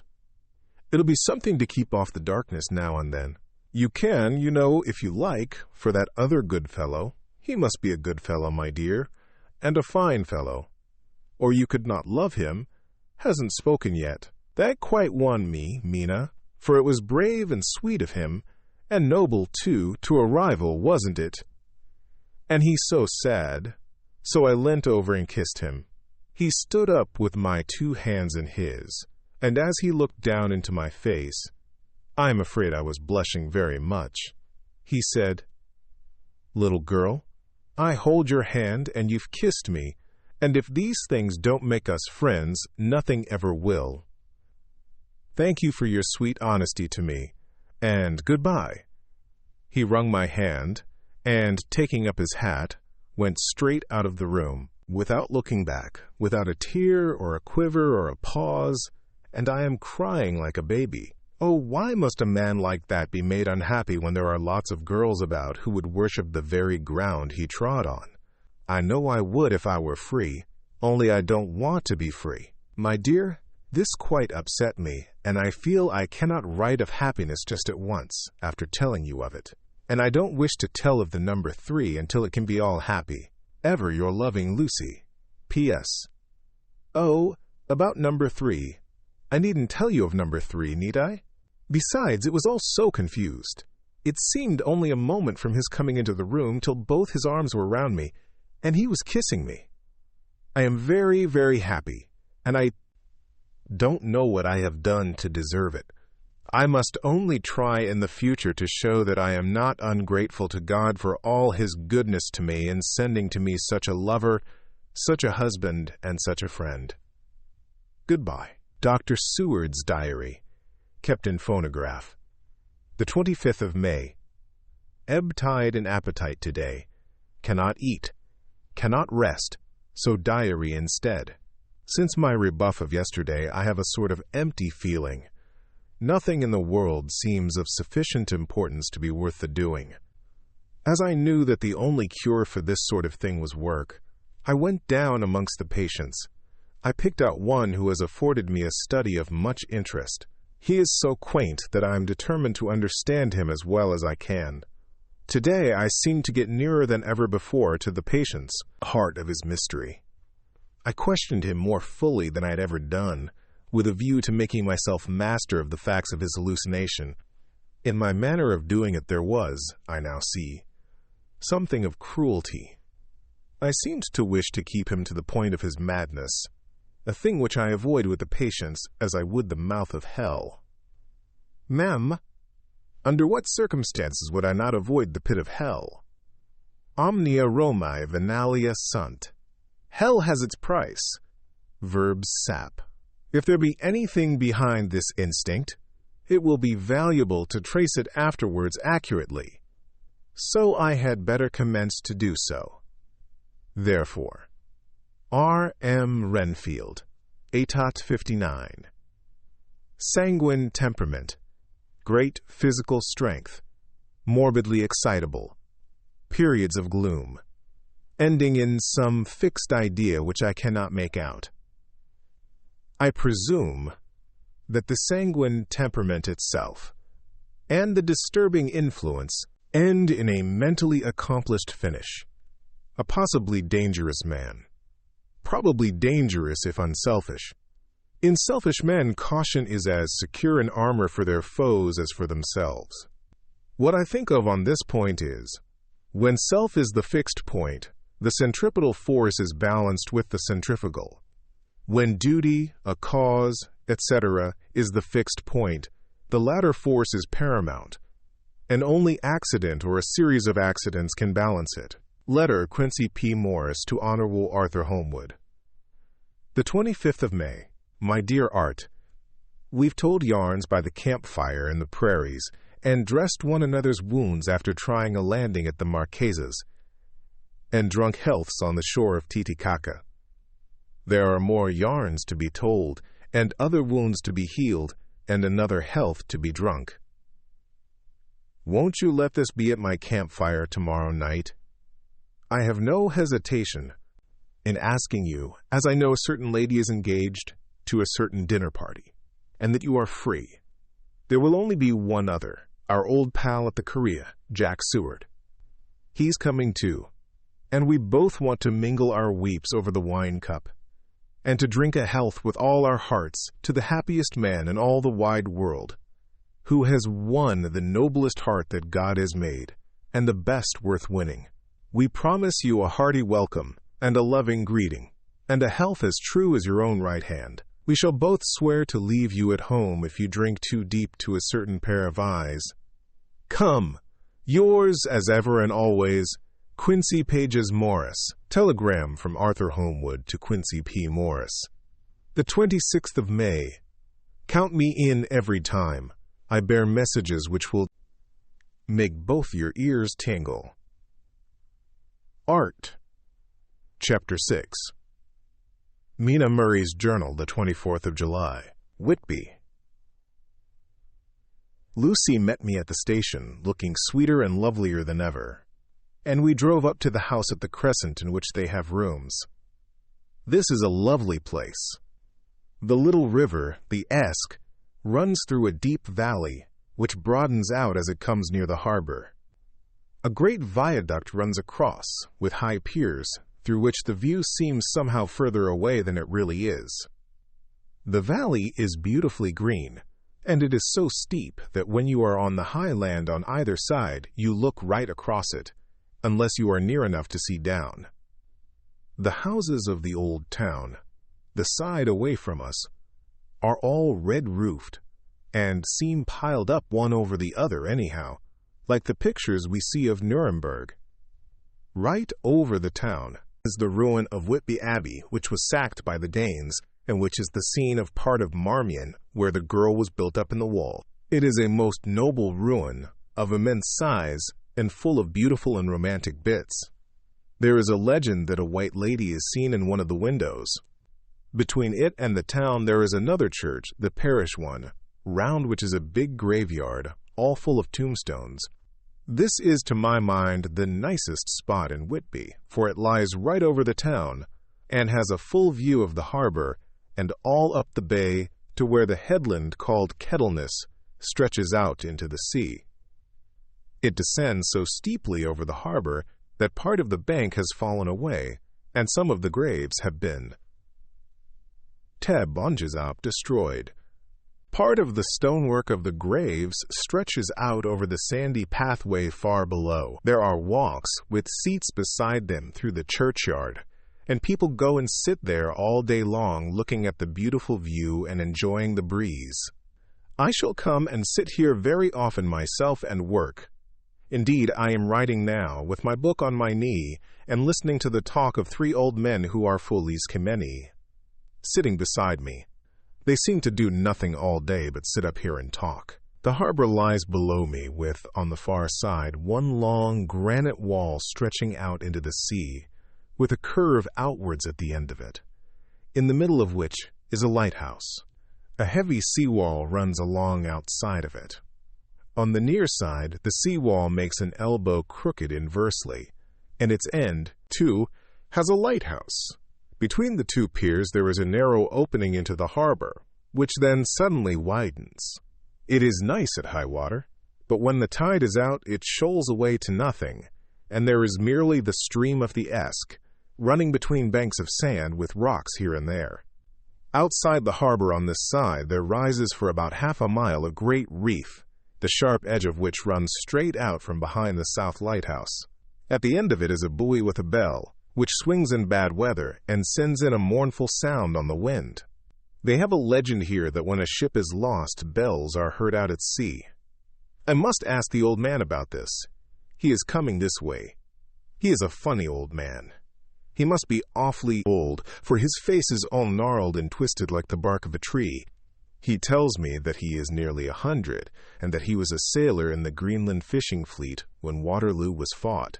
He is, I am afraid, a very skeptical person, for when I asked him about the bells at sea and the white lady at the Abbey, he said very brusquely, "I wouldn't fash mazel about them, miss. Them things be all wore out. Mind, I don't say that they never was, but I do say that they wasn't in my time. They be all very well for cummers and trippers, and oxyshad the like, but not for a nice young lady like you. Them feet folks from York and Leeds, that be always eatin', cured herons an, drinkin' tea an, lookin' out to buy cheap jet, would creed aught. I wonder, Mezel, who'd be bothered tellin' lies to them. Even the newspapers, which is full of fool talk." I thought he would be a good person to learn interesting things from, so I asked him if he would mind telling me something about the whale fishing in the old days. He was just settling himself to begin when the clock struck 6, whereupon he labored to get up and said, "I must gang a Gianwards home now, miss. My granddaughter doesn't like to be kept waitin' when the tea is ready, for it takes me time to crammel aboon the grease, for there be a many of 'em, and miss, I lack belly timber sairly by the clock." He hobbled away, and I could see him hurrying as well as he could down the steps. The steps are a great feature on the place. They lead from the town up to the church. There are hundreds of them, do not know how many, and they wind up in a delicate curve. The slope is so gentle that a horse could easily walk up and down them. I think they must originally have had something to do with the abbey. I shall go home too. Lucy went out visiting with her mother, and as they were only duty calls, I did not go. They will be home by the 1st of August. I came up here an hour ago with Lucy, and we had a most interesting talk with my old friend and the 2 others who always come and join him. He is evidently the Sir Oracle of them, and I should think must have been in his time a most dictatorial person. He will not admit anything, and downfaces everybody. If he can't out-argue them, he bullies them, and then takes their silence for agreement with his views. Lucy was looking sweetly pretty in her white lawn frock. She has got a beautiful color since she has been here. I noticed that the old men did not lose any time in coming up and sitting near her when we sat down. She is so sweet with old people. I think they all fell in love with her on the spot. Even my old man succumbed, and did not contradict her, but gave me double share instead. I got him on the subject of the legends, and he went off at once into a sort of sermon. I must try to remember it and put it down.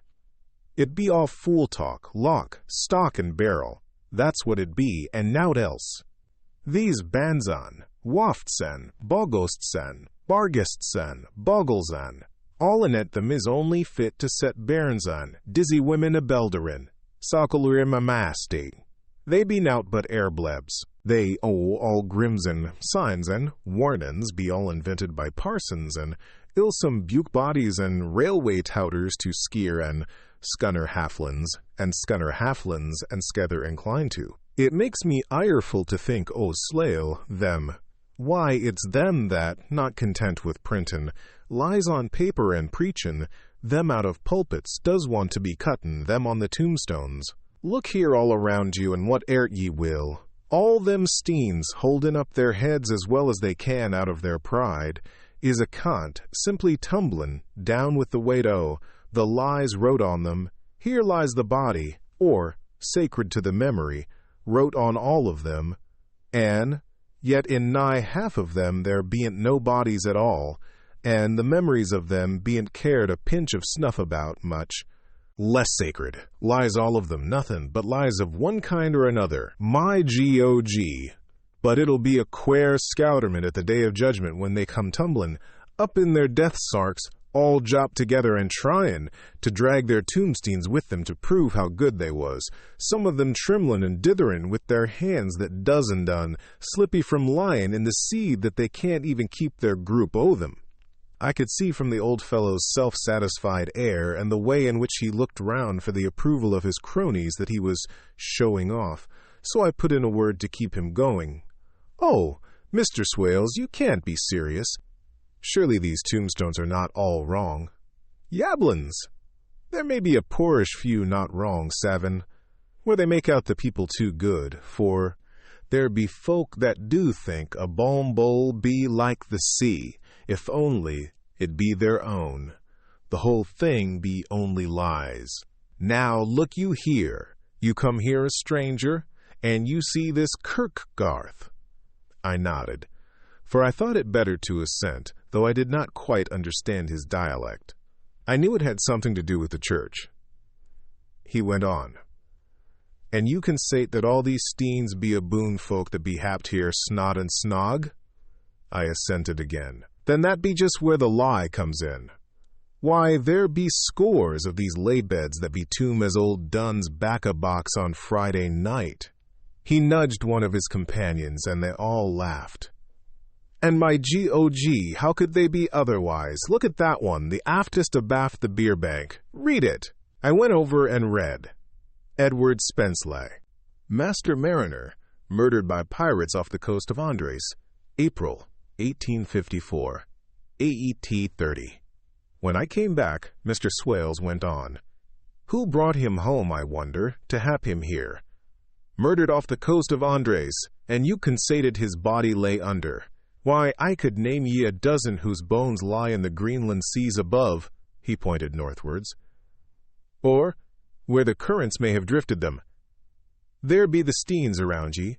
Ye can, with your young eyes, read the small print of the lies from here. This Braithwaite Lowry, I knew his father, lost in the lively off Greenland in 20, or Andrew Woodhouse, drowned in the same seas in 1777, or John Paxton, drowned off Cape Farewell a year later, or old John Rawlings, whose grandfather sailed with me, drowned in the Gulf of Finland in 50. Do ye think that all these men will have to make a rush to Whitby when the trumpet sounds? I have me antherems about it. I tell ye that when they got here, they'd be jomlin and jostlin one another. That way that it'd be like a fight up on the ice in the old days, when we'd be at one another from daylight to dark, and tryin' to tie up our cuts by the light of the aurora borealis. This was evidently local pleasantry, for the old man cackled over it, and his cronies joined in with gusto. But, I said, surely you are not quite correct, for you start on the assumption that all the poor people, or their spirits, will have to take their tombstones with them on the day of judgment. Do you think that will be really necessary? Well, what else be they tombstones for? Answer me that, miss. To please their relatives, I suppose. To please their relatives, you suppose. This he said with intense scorn. How will it pleasure their relatives to know that lies is wrote over them, and that everybody in the place knows that they be lies? He pointed to a stone at our feet which had been laid down as a slab, on which the seat was rested, close to the edge of the cliff. Read the lies on that Thruffstein, he said. The letters were upside down to me from where I sat, but Lucy was more opposite to them, so she leant over and read. Sacred to the memory of George Cannon, who died in the hope of a glorious resurrection on July 29, 1873, falling from the rocks at Kettleness. This tomb was erected by his sorrowing mother to her dearly beloved son. He was the only son of his mother, and she was a widow. Really, Mr. Swales, I don't see anything very funny in that. She spoke her comment very gravely and somewhat severely. You don't see aught funny. Ha ha! But that's because you don't gom the sorrowin'. Mother was a hellcat that hated him because he was a crookt, a regular lammeter he was. And he hated her so that he committed suicide in order that she mightn't get an insurance she put on his life. He blew nigh the top of his head off with an old musket that they had for scarin' the crows with. 'Twarn't for crows then, for it brought the clegs and the doups to him. That's the way he fell off the rocks. And, as to hopes of a glorious resurrection, I've often heard him say mazel, that he hoped he'd go to hell, for his mother was so pious that she'd be sure to go to heaven. And he didn't want to addle where she was. Now, isn't that Steen at any rate? He hammered it with his stick as he spoke. A peck of lies. And won't it make Gabriel keckle when Geordie comes pantin' up the grease with the tombstone balanced on his hump, and asks it to be took as evidence? I did not know what to say, but Lucy turned the conversation as she said, rising up. Oh, why did you tell us of this? It is my favorite seat, and I cannot leave it. And now I find I must go on sitting over the grave of a suicide. That won't harm ye, my pretty, and it may make poor Geordie gladsome to have so trim a lass sittin' on his lap. That won't hurt ye. Why, I've sat here off and on for nigh 20 years past, and it hasn't done me no harm. Don't ye fash about them as lies under ye, or that doesn't lie there either. It'll be time for ye to be getting scart when ye see the tombsteins all run away with, and the place as bare as a stubble field. There's the clock, and I must gang. My service to ye, ladies. And off he hobbled. Lucy and I sat a while, and it was all so beautiful before us that we took hands as we sat, and she told me all over again about Arthur and their coming marriage. That made me just a little heartsick, for I haven't heard from Jonathan for a whole month. The same day, I came up here alone, for I am very sad. There was no letter for me. I hope there cannot be anything the matter with Jonathan. The clock has just struck 9. I see the lights scattered all over the town, sometimes in rows where the streets are, and sometimes singly. They run right up the Esk and die away in the curve of the valley. To my left, the view is cut off by a black line of roof of the old house next the abbey. The sheep and lambs are bleating in the fields away behind me, and there is a clatter of a donkey's hoofs up the paved road below. The band on the pier is playing a harsh waltz in good time, and further along the quay there is a Salvation Army meeting in a back street. Neither of the bands hears the other, but up here I hear and see them both. I wonder where Jonathan is, and if he is thinking of me. I wish he were here. Dr. Seward's Diary. The 5th of June. The case of Renfield grows more interesting the more I get to understand the man. He has certain qualities very largely developed: selfishness, secrecy, and purpose. I wish I could get at what is the object of the latter. He seems to have some settled scheme of his own, but what it is I do not yet know. His redeeming quality is a love of animals, though, indeed, he has such curious turns in it that I sometimes imagine he is only abnormally cruel. His pets are of odd sorts. Just now his hobby is catching flies. He has at present such a quantity that I have had myself to expostulate. To my astonishment, he did not break out into a fury, as I expected, but took the matter in simple seriousness. He thought for a moment and then said, "May I have 3 days?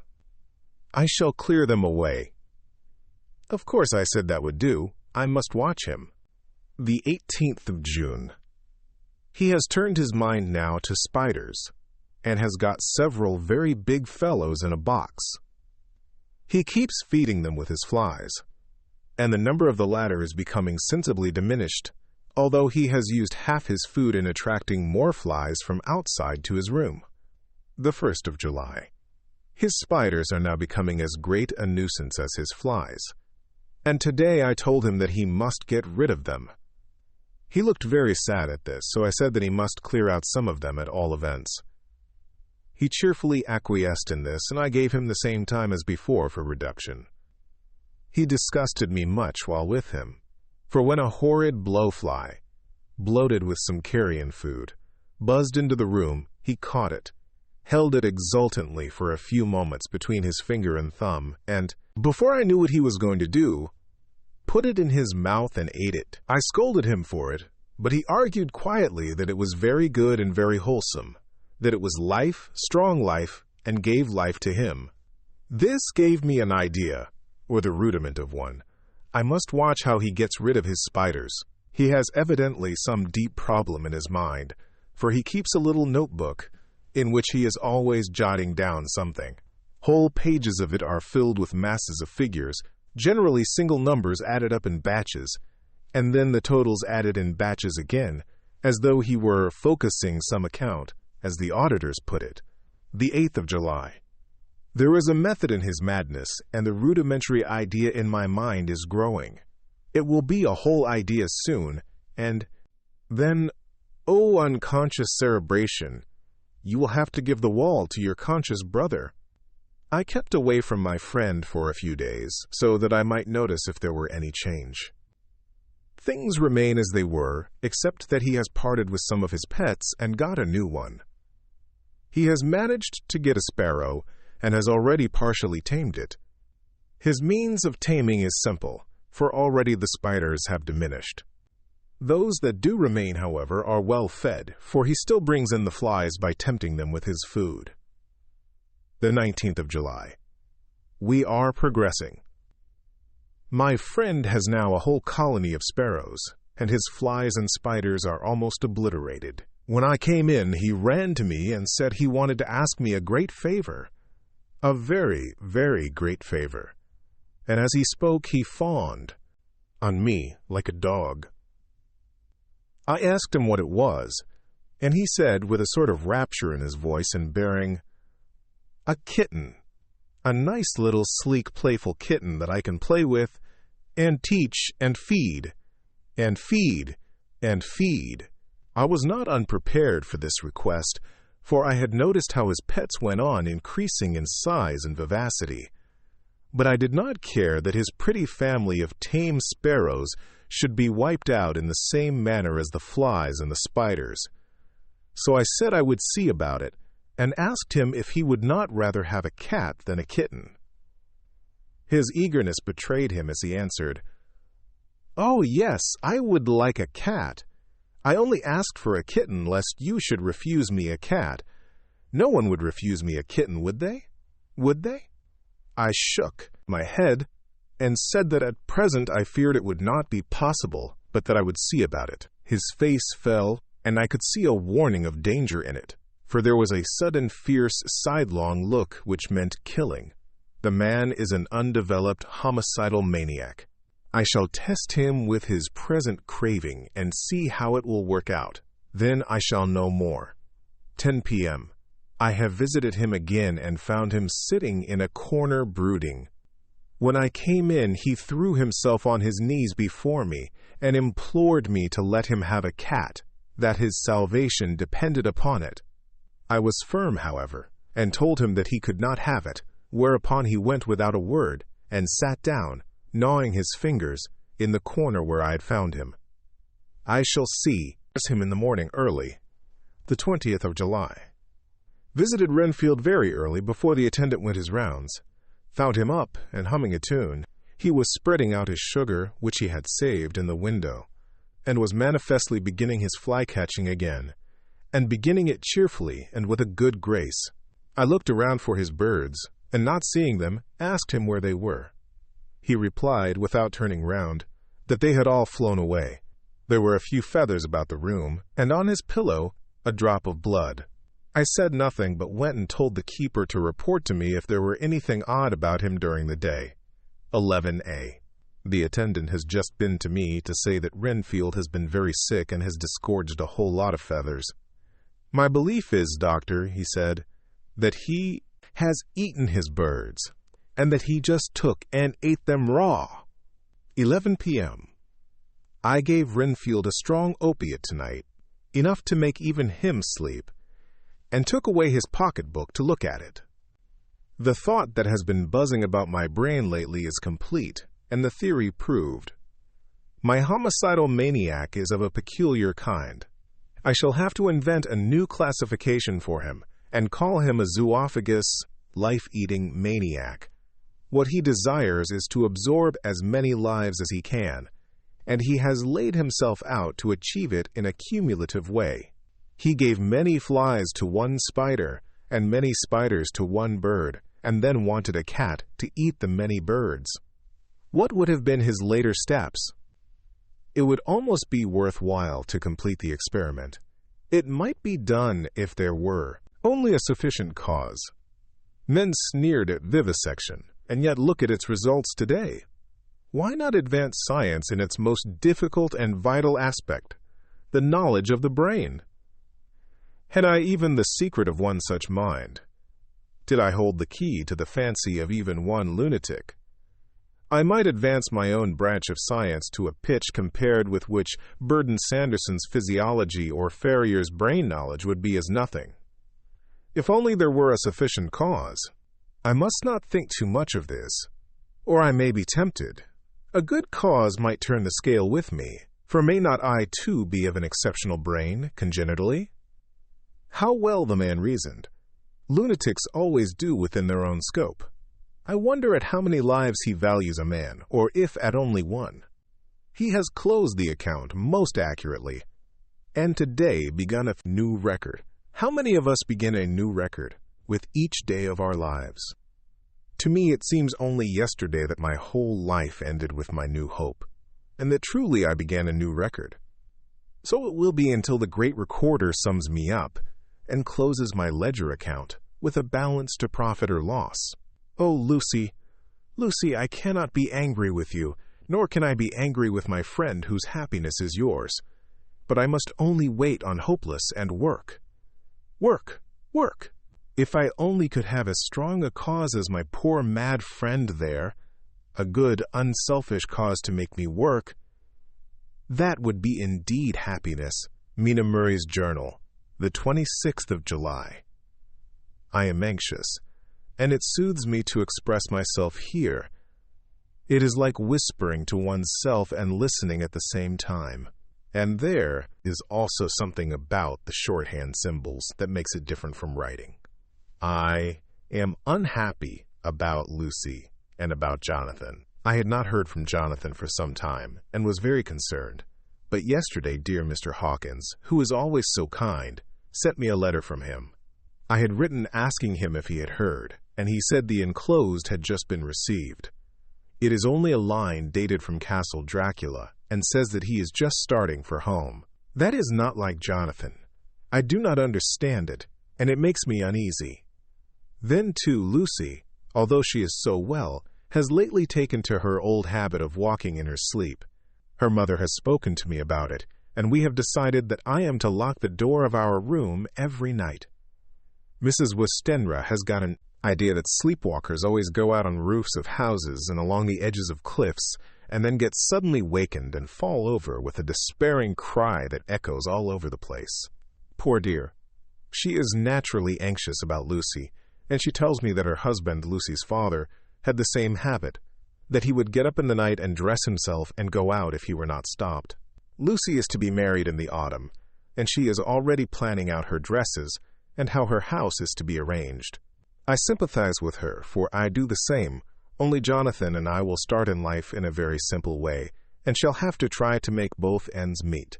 Mr. Holmwood, he is the Honorable Arthur Holmwood, only son of Lord Godalming, is coming up here very shortly, as soon as he can leave town, for his father is not very well, and I think dear Lucy is counting the moments till he comes. She wants to take him up to the seat on the churchyard cliff and show him the beauty of Whitby. I dare say it is the waiting which disturbs her. She will be all right when he arrives. The 27th of July. No news from Jonathan. I am getting quite uneasy about him, though why I should I do not know, but I do wish that he would write if it were only a single line. Lucy walks more than ever, and each night I am awakened by her moving about the room. Fortunately, the weather is so hot that she cannot get cold, but still the anxiety and their perpetually being wakened is beginning to tell on me, and I am getting nervous and wakeful myself. Thank God Lucy's health keeps up. Mr. Holmwood has been suddenly called to Ring to see his father, who has been taken seriously ill. Lucy frets at the postponement of seeing him, but it does not touch her looks. She is a trifle stouter, and her cheeks are a lovely rose pink. She has lost that anemic look which she had. I pray it will all last. The 3rd of August. Another week gone, and no news from Jonathan, not even to Mr. Hawkins, from whom I have heard. Oh, I do hope he is not ill. He surely would have written. I look at that last letter of his, but somehow it does not satisfy me. It does not read like him, and yet it is his writing. There is no mistake of that. Lucy has not walked much in her sleep the last week, but there is an odd concentration about her which I do not understand. Even in her sleep she seems to be watching me. She tries the door, and finding it locked, goes about the room searching for the key. The 6th of August. Another 3 days, and no news. This suspense is getting dreadful. If I only knew where to write to or where to go to, I should feel easier. But no one has heard a word of Jonathan since that last letter. I must only pray to God for patience. Lucy is more excitable than ever, but is otherwise well.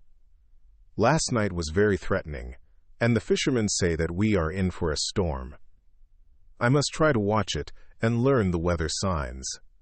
Today is a gray day, and the sun, as I write, is hidden in thick clouds, high over Kettleness.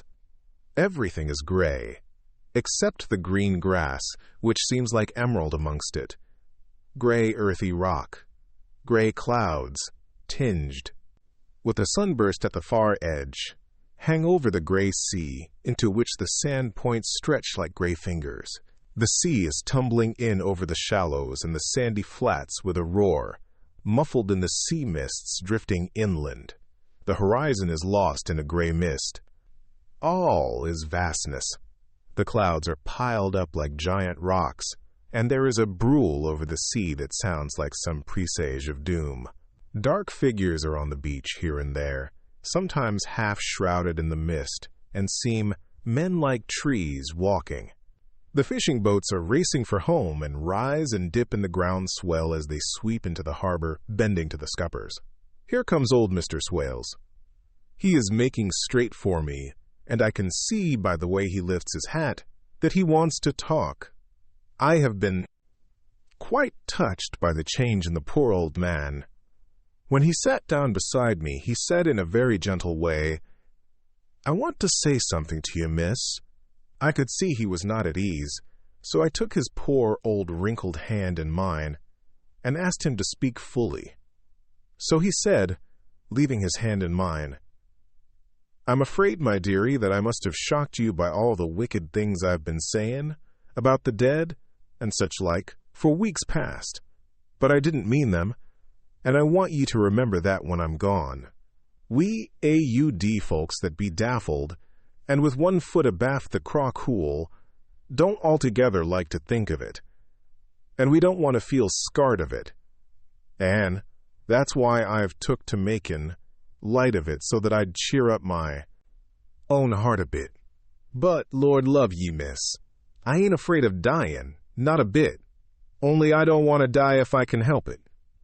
My time must be nigh at hand now, for I be AUD, and 100 years is too much for any man to expect, and I'm so nigh it that the AUD man is already whettin' his scythe. Ye see I can't get out o' the habit of caffin about it all at once. The chaffs will wag as they be used to. Some day soon the angel of death will sound his trumpet for me. But don't ye duel and greet, my dearie." For he saw that I was crying. If he should come this very night, I'd not refuse to answer his call. For life be, after all, only a waitin' for somethin' else than what we're doin', and death be all that we can rightly depend on. But I'm content, for it's comin' to me, my dearie, and comin' quick. It may be comin' while we be lookin' and wonderin'. Maybe it's in that wind out over the sea that's bringin' with it loss and wreck and sore distress and sad hearts. Look! Look! He cried suddenly. There's something in that wind and in the host beyond that sounds and looks and tastes and smells like death.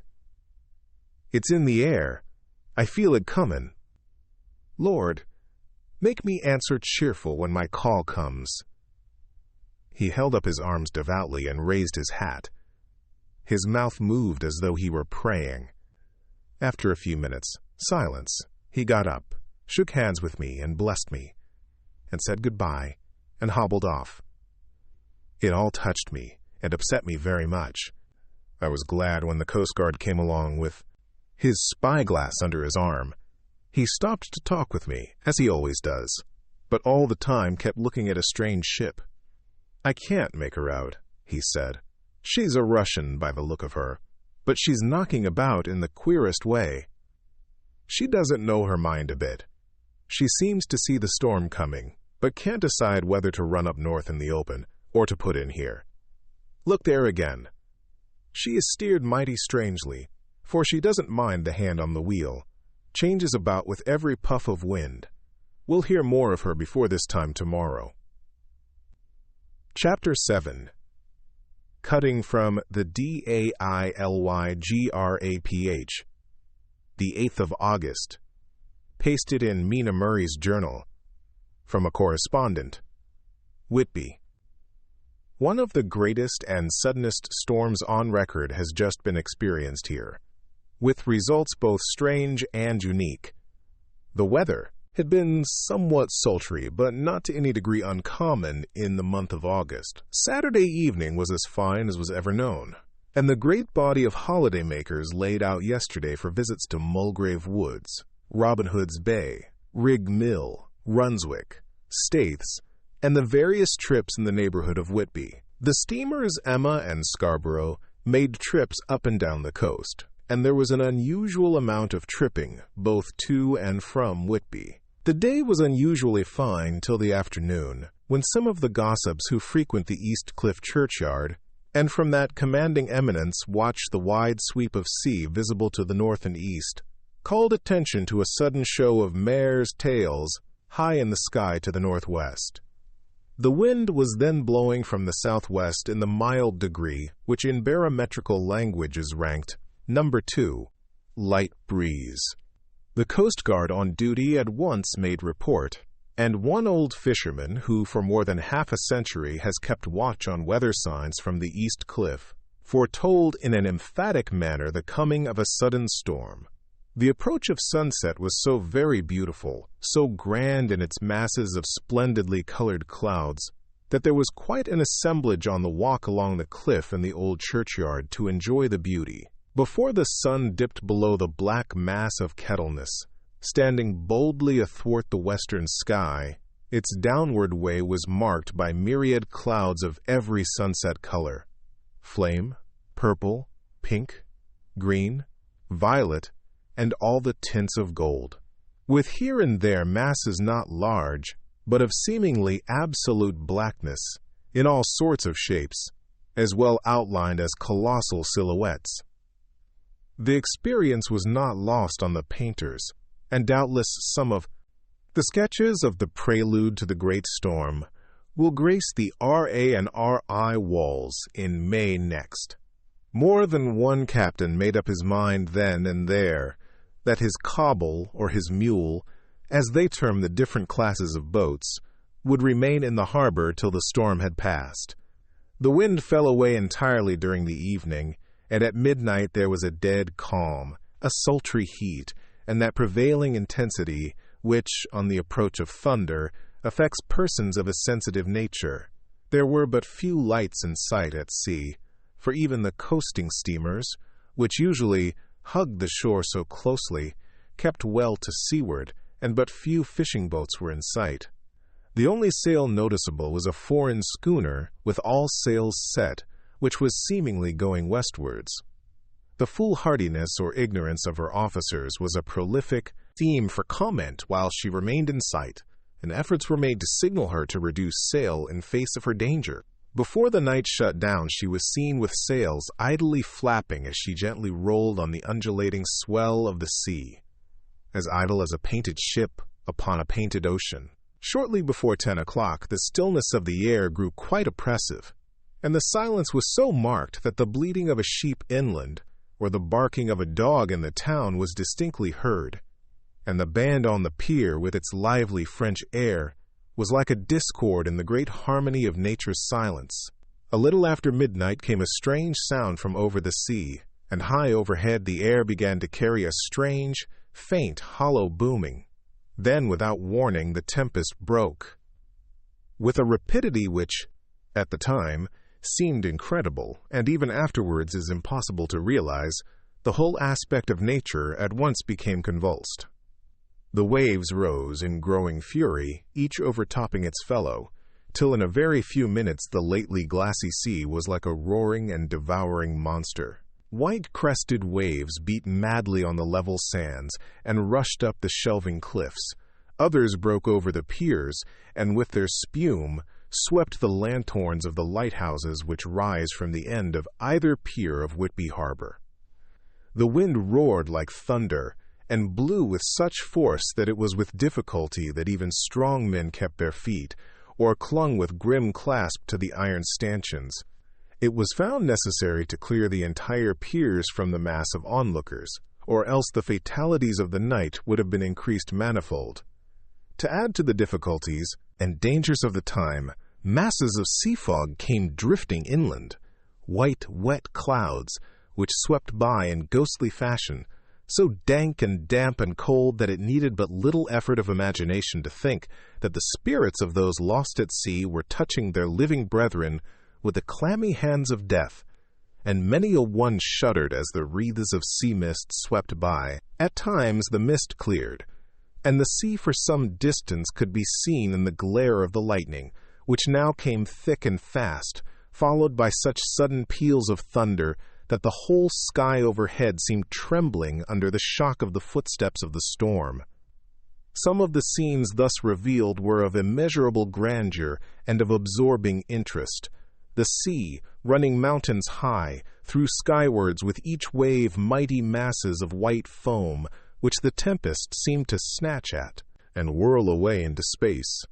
Here and there a fishing boat, with a rag of sail, running madly for shelter before the blast. Now and again, the white wings of a storm-tossed seabird.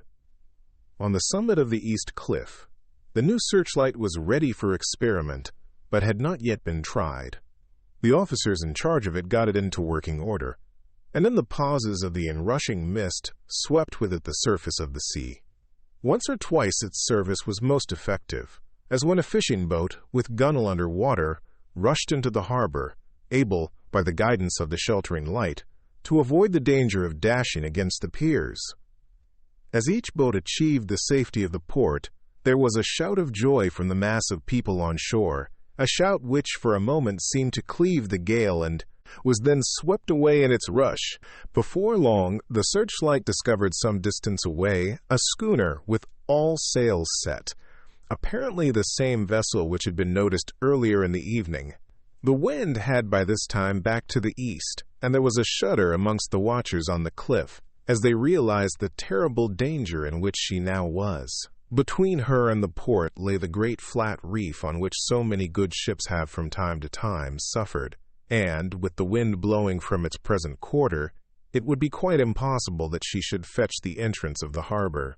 It was now nearly the hour of high tide, but the waves were so great that in their troughs the shallows of the shore were almost visible, and the schooner, with all sails set, was rushing with such speed that, in the words of one old salt, she must fetch up somewhere, if it was only in hell.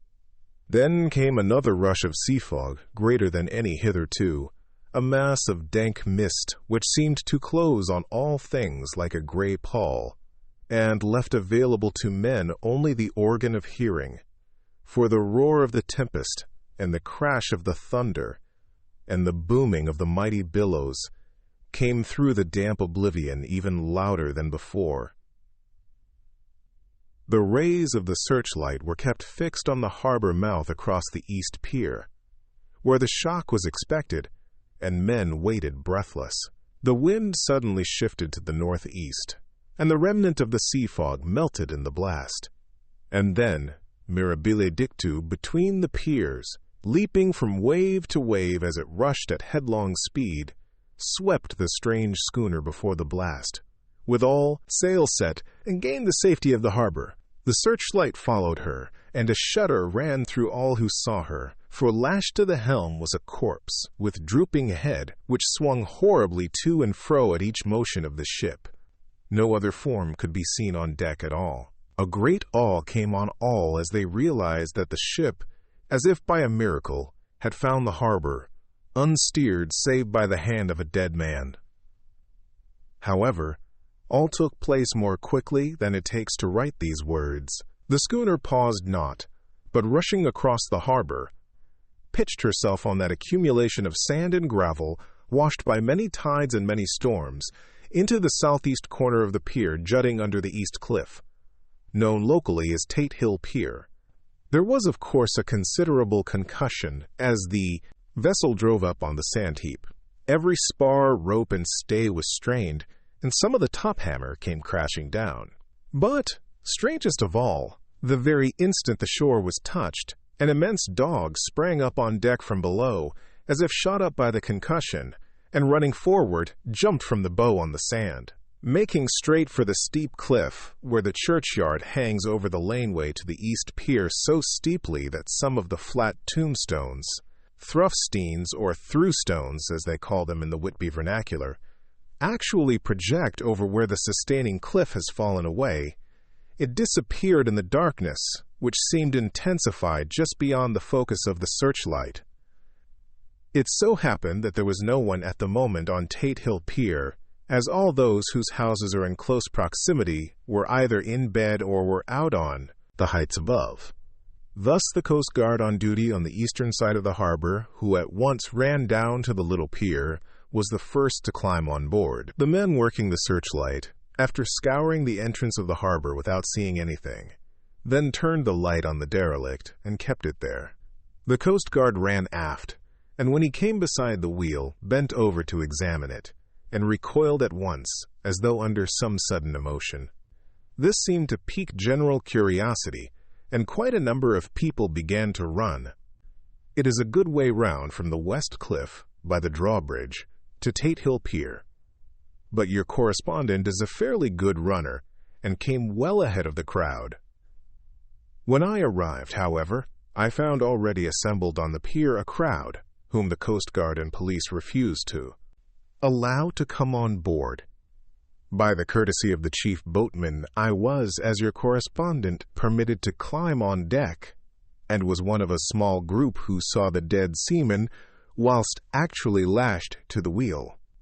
It was no wonder that the Coast Guard was surprised, or even awed, for not often can such a sight have been seen. The man was simply fastened by his hands, tied one over the other, to a spoke of the wheel. Between the inner hand and the wood was a crucifix, the set of beads on which it was fastened being around both wrists and wheel, and all kept fast by the binding cords. The poor fellow may have been seated at one time, but the flapping and buffeting of the sails had worked through the rudder of the wheel and dragged him to and fro, so that the cords with which he was tied had cut the flesh to the bone. Accurate note was made of the state of things, and a doctor, Surgeon J.M. Caffin, of 33 East Elliott Place, who came immediately after me, declared after making examination that the man must have been dead for quite 2 days. In his pocket was a bottle, carefully corked, empty save for a little roll of paper, which proved to be the addendum to the log. The Coast Guard said the man must have tied up his own hands, fastening the knots with his teeth. The fact that a Coast Guard was the first on board may save some complications later on in the Admiralty Court, for Coast Guards cannot claim the salvage which is the right of the first civilian entering on a derelict. Already, however, the legal tongues are wagging, and one young law student is loudly asserting that the rights of the owner are already completely sacrificed, his property being held in contravention of the statutes of Mortmain, since the tiller, as emblemship if not proof of delegated possession, is held in a dead hand. It is needless to say that the dead steersman has been reverently removed from the place where he held his honorable watch and ward till death, a steadfastness as noble as that of the young Casabianca, and placed in the mortuary to await inquest. Already the sudden storm is passing, and its fierceness is abating. Crowds are scattering homeward, and the sky is beginning to redden over the Yorkshire wolds. I shall send, in time for your next issue, further details of the derelict ship which found her way so miraculously into harbor in the storm. Whitby, the 9th of August. The sequel to the strange arrival of the derelict in the storm last night is almost more startling than the thing itself. It turns out that the schooner is a Russian from Varna, and is called the Demeter. She is almost entirely in ballast of silver sand, with only a small amount of cargo, a number of great wooden boxes filled with mold. This cargo was consigned to a Whitby solicitor, Mr. S. F. Billington of 7, the Crescent, who this morning went aboard and formally took possession of the goods consigned to him. The Russian consul, too, acting for the charter party, took formal possession of the ship and paid all harbor dues, etc. Nothing is talked about here today except the strange coincidence. The officials of the Board of Trade have been most exacting in seeing that every compliance has been made with existing regulations. As the matter is to be a 9 days' wonder, they are evidently determined that there shall be no cause of after complaint. A Benespete, good deal of interest was abroad concerning the dog which landed when the ship struck, and more than a few of the members of the SPCA, which is very strong in Whitby, have tried to befriend the animal. To the general disappointment, however, it was not to be found. It seems to have disappeared entirely from the town. It may be that it was frightened and made its way onto the moors, where it is still hiding in terror. There are some who look with dread on such a possibility, lest later on it should in itself become a danger. for it is evidently a fierce brute. Early this morning, a large dog, a half-bred mastiff belonging to a coal merchant close to Tate Hill Pier, was found dead in the roadway opposite to its master's yard.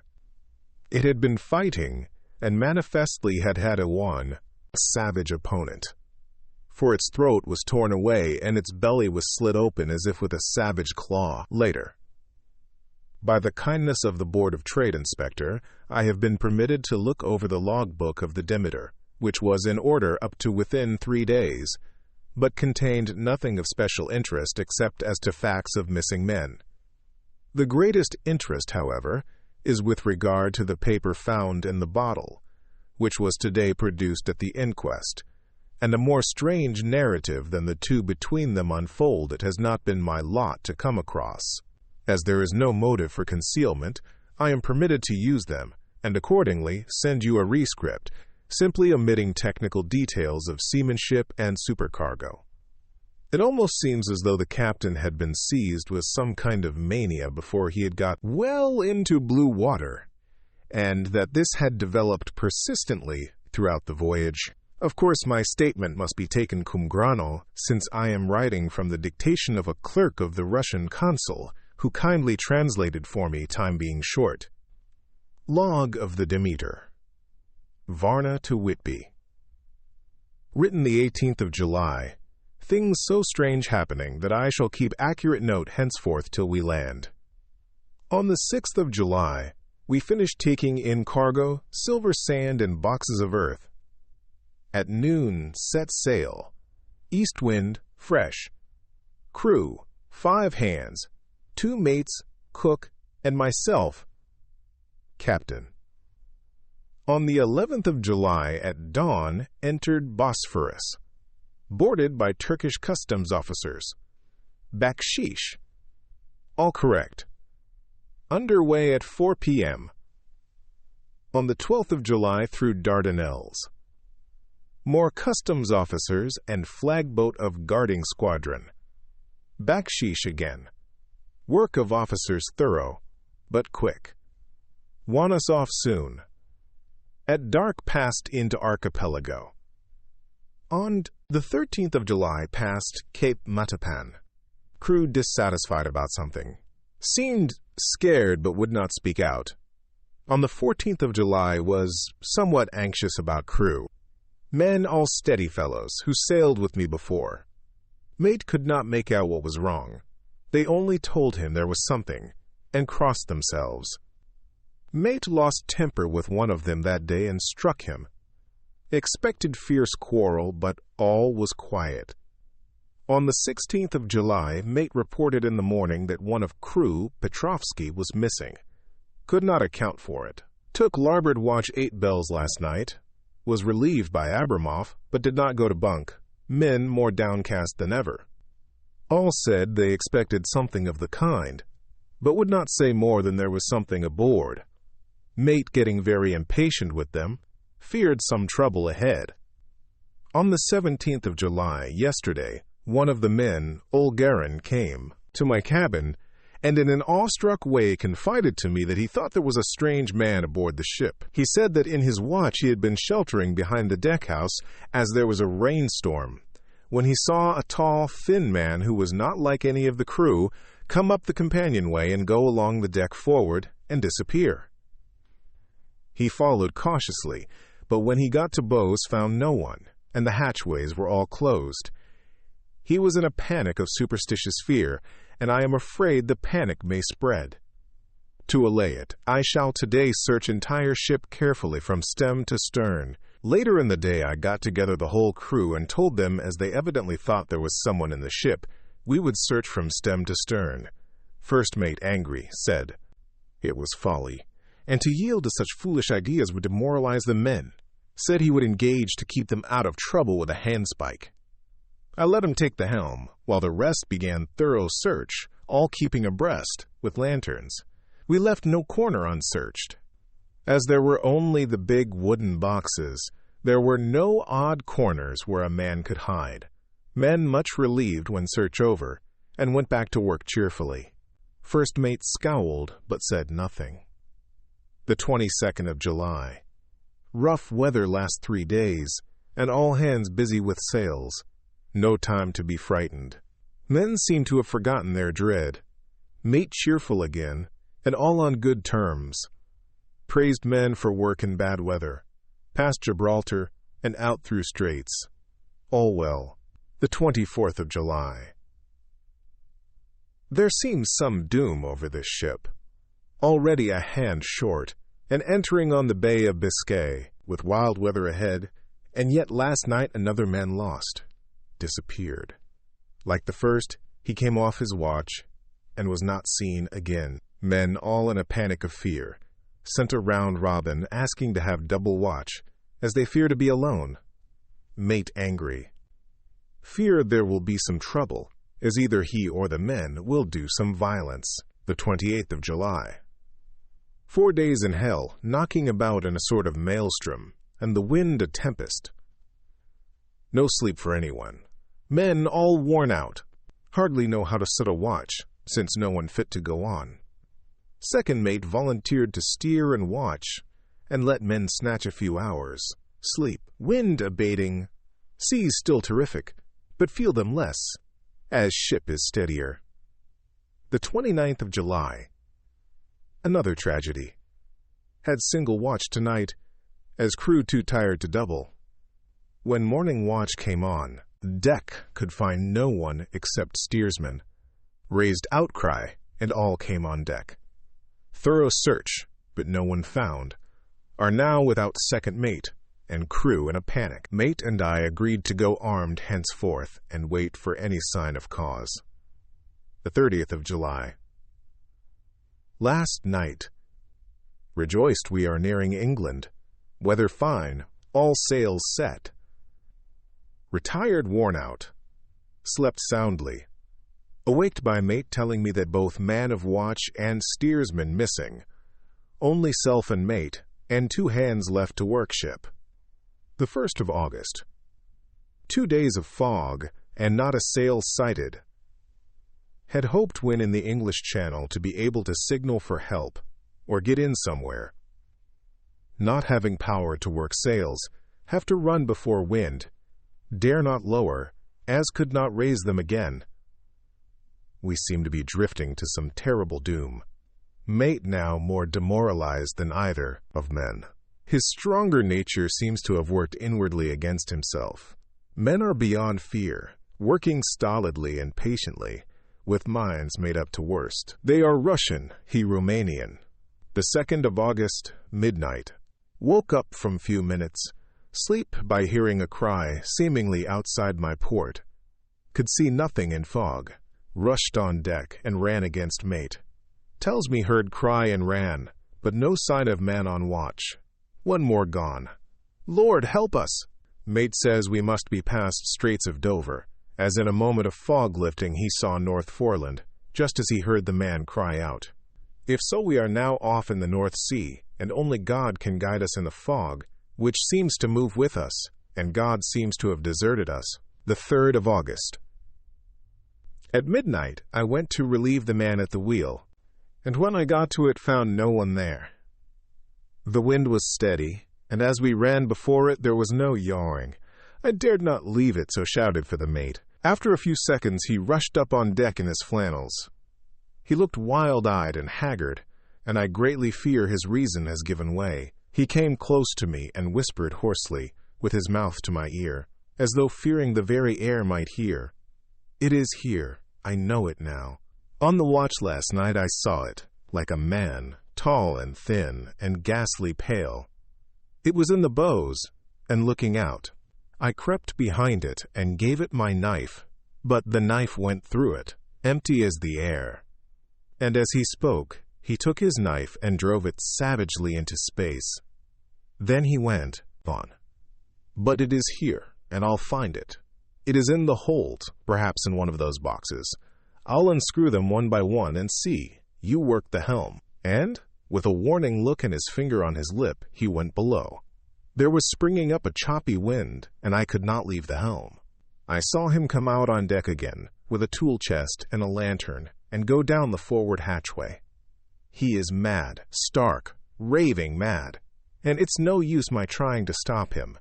He can't hurt those big boxes. They are invoiced as clay, and to pull them about is as harmless a thing as he can do. So here I stay and mind the helm and write these notes. I can only trust in God and wait till the fog clears. Then, if I can't steer to any harbor with the wind, that is, I shall cut down sails and lie by and signal for help. It is nearly all over now, just as I was beginning to hope that the mate would come out calmer, for I heard him knocking away at something in the hold, and work is good for him. There came up the hatchway a sudden startled scream, which made my blood run cold, and up on the deck he came as if shot from a gun, a raging madman, with his eyes rolling and his face convulsed with fear. "Save me! Save me!" he cried, and then looked round on the blanket of fog. His horror turned to despair, and in a steady voice he said, "You had better come to, Captain, before it is too late. He is there. I know the secret now. The sea will save me from him, and it is all that is left." Before I could say a word or move forward to seize him, he sprang on the bulwark and deliberately threw himself into the sea. I suppose I know the secret too now. It was this madman who had got rid of the men one by one, and now he has followed them himself. God help me! How am I to account for all these horrors when I get to port? When I get to port! Will that ever be? The 4th of August. Still fog which the sunrise cannot pierce. I know there is sunrise because I am a sailor. Why else I know not. I dared not go below. I dared not leave the helm. So here all night I stayed, and in the dimness of the night I saw it. Him. God forgive me, but the mate was right to jump overboard. It was better to die like a man. To die like a sailor in blue water no man can object. But I am captain, and I must not leave my ship. But I shall baffle this fiend or monster, for I shall tie my hands to the wheel when my strength begins to fail. And along with them I shall tie that which it, dare not touch, and then, come good wind or foul, I shall save my soul and my honor as a captain. I am growing weaker, and the night is coming on. If he can look me in the face again, I may not have time to act. If we are wrecked, mayhap this bottle may be found, and those who find it may understand. If not, well, then all men shall know that I have been true to my trust. God and the Blessed Virgin and the saints help a poor ignorant soul trying to do his duty. Of course, the verdict was an open one. There is no evidence to adduce, and whether or not the man himself committed the murders, there is now none to say. The folk here hold almost universally that the captain is simply a hero, and he is to be given a public funeral. Already it is arranged that his body is to be taken with a train of boats up the Esk for a piece, and then brought back to Tate Hill Pier and up the Abbey steps, for he is to be buried in the churchyard on the cliff. The owners of more than 100 boats have already given in their names as wishing to follow him to the grave. No trace has ever been found of the great dog, at which there is much mourning, for, with public opinion in its present state, he would, I believe, be adopted by the town. Tomorrow we'll see the funeral, and so will end this one more mystery of the sea. Mina Murray's Journal, the 8th of August. Lucy was very restless all night, and I too could not sleep. The storm was fearful, and as it boomed loudly among the chimney pots, it made me shudder. When a sharp puff came, it seemed to be like a distant gun. Strangely enough, Lucy did not wake, but she got up twice and dressed herself. Fortunately, each time I awoke in time and managed to undress her without waking her, and got her back to bed.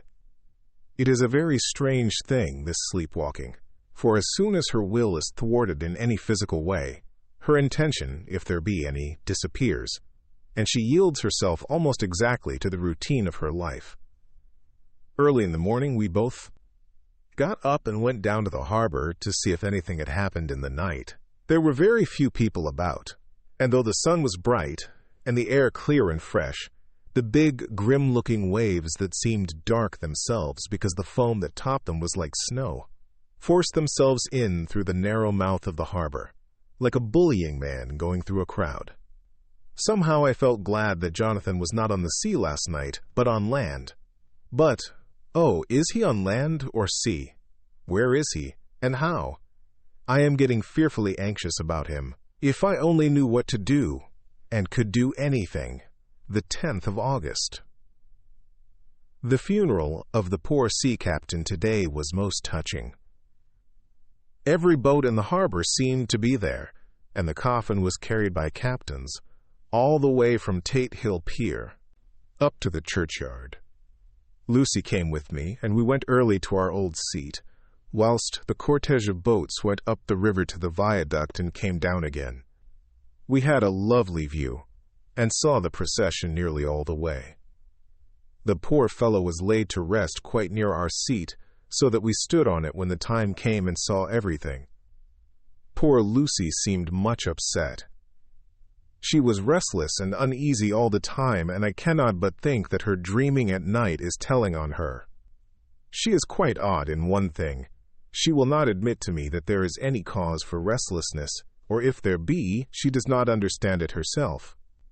There is an additional cause in that poor old Mr. Swales was found dead this morning on our seat, his neck being broken. He had evidently, as the doctor said, fallen back in the seat in some sort of fright, for there was a look of fear and horror on his face that the men said made them shudder. Poor dear old man! Perhaps he had seen death with his dying eyes. Lucy is so sweet and sensitive that she feels influences more acutely than other people do. Just now she was quite upset by a little thing which I did not much heed, though I am myself very fond of animals. One of the men who came up here often to look for the boats was followed by his dog. The dog is always with him. They are both quiet persons, and I never saw the man angry, nor heard the dog bark. During the service the dog would not come to its master, who was on the seat with us, but kept a few yards off, barking and howling. Its master spoke to it gently, and then harshly, and then angrily, but it would neither come nor cease to make a noise. It was in a sort of fury, with its eyes savage, and all its hairs bristling out like a cat's tail when puss is on the warpath.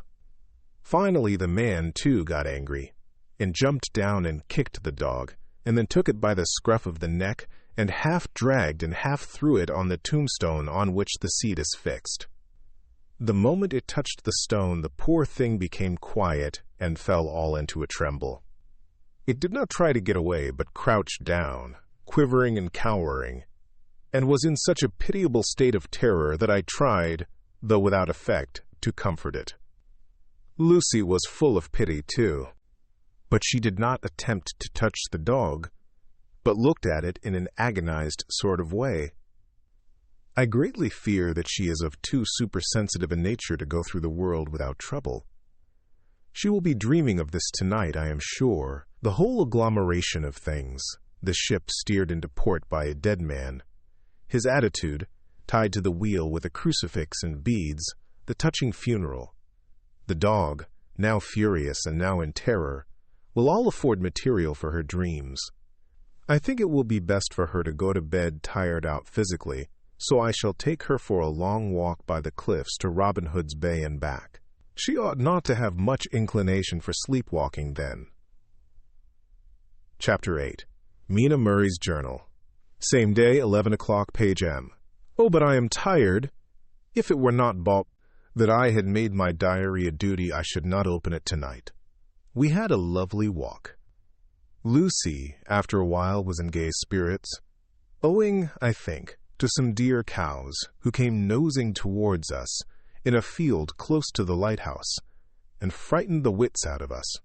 I believe we forgot everything, except, of course, personal fear, and it seemed to wipe the slate clean and give us a fresh start. We had a capital severe tea at Robin Hood's Bay in a sweet little old-fashioned inn, with a bow window right over the seaweed-covered rocks of the strand. I believe we should have shocked the new woman with our appetites. Men are more tolerant, bless them. Then we walked home with some, or rather many, stoppages to rest, and with our hearts full of a constant dread of wild bulls. Lucy was really tired, and we intended to creep off to bed as soon as we could. The young curate came in, however, and Mrs. Westenra asked him to stay for supper. Lucy and I had both a fight for it with the dusty miller. I know it was a hard fight on my part, and I am quite heroic. I think that some day the bishops must get together and see about breeding up a new class of curates who don't take supper, no matter how they may be pressed to, and who will know when girls are tired. Lucy is asleep and breathing softly. She has more color in her cheeks than usual, and looks, oh, so sweet. If Mr. Holmwood fell in love with her seeing her only in the drawing room, I wonder what he would say if he saw her now. Some of the new women writers will someday start an idea that men and women should be allowed to see each other asleep before proposing or accepting, but I suppose the new woman won't condescend in future to accept. She will do the proposing herself, and a nice job she will make of it, too. There's some consolation in that. I am so happy tonight, because dear Lucy seems better. I really believe she has turned the corner, and that we are over her troubles with dreaming. I should be quite happy if I only knew if Jonathan, God bless and keep him. The 11th of August, 3 a.m. Diary again. No sleep now, so I may as well write. I am too agitated to sleep. We have had such an adventure, such an agonizing experience. I fell asleep as soon as I had closed my diary. Suddenly I became broad awake and sat up, with a horrible sense of fear upon me, and of some feeling of emptiness around me. The room was dark, so I could not see Lucy's bed. I stole across and felt for her. The bed was empty. I lit a match and found that she was not in the room. The door was shut, but not locked, as I had left it. I feared to wake her mother, who has been more than usually ill lately, so threw on some clothes and got ready to look for her. As I was leaving the room, it struck me that the clothes she wore might give me some clue to her dreaming intention. Dressing gown would mean house, dress, outside.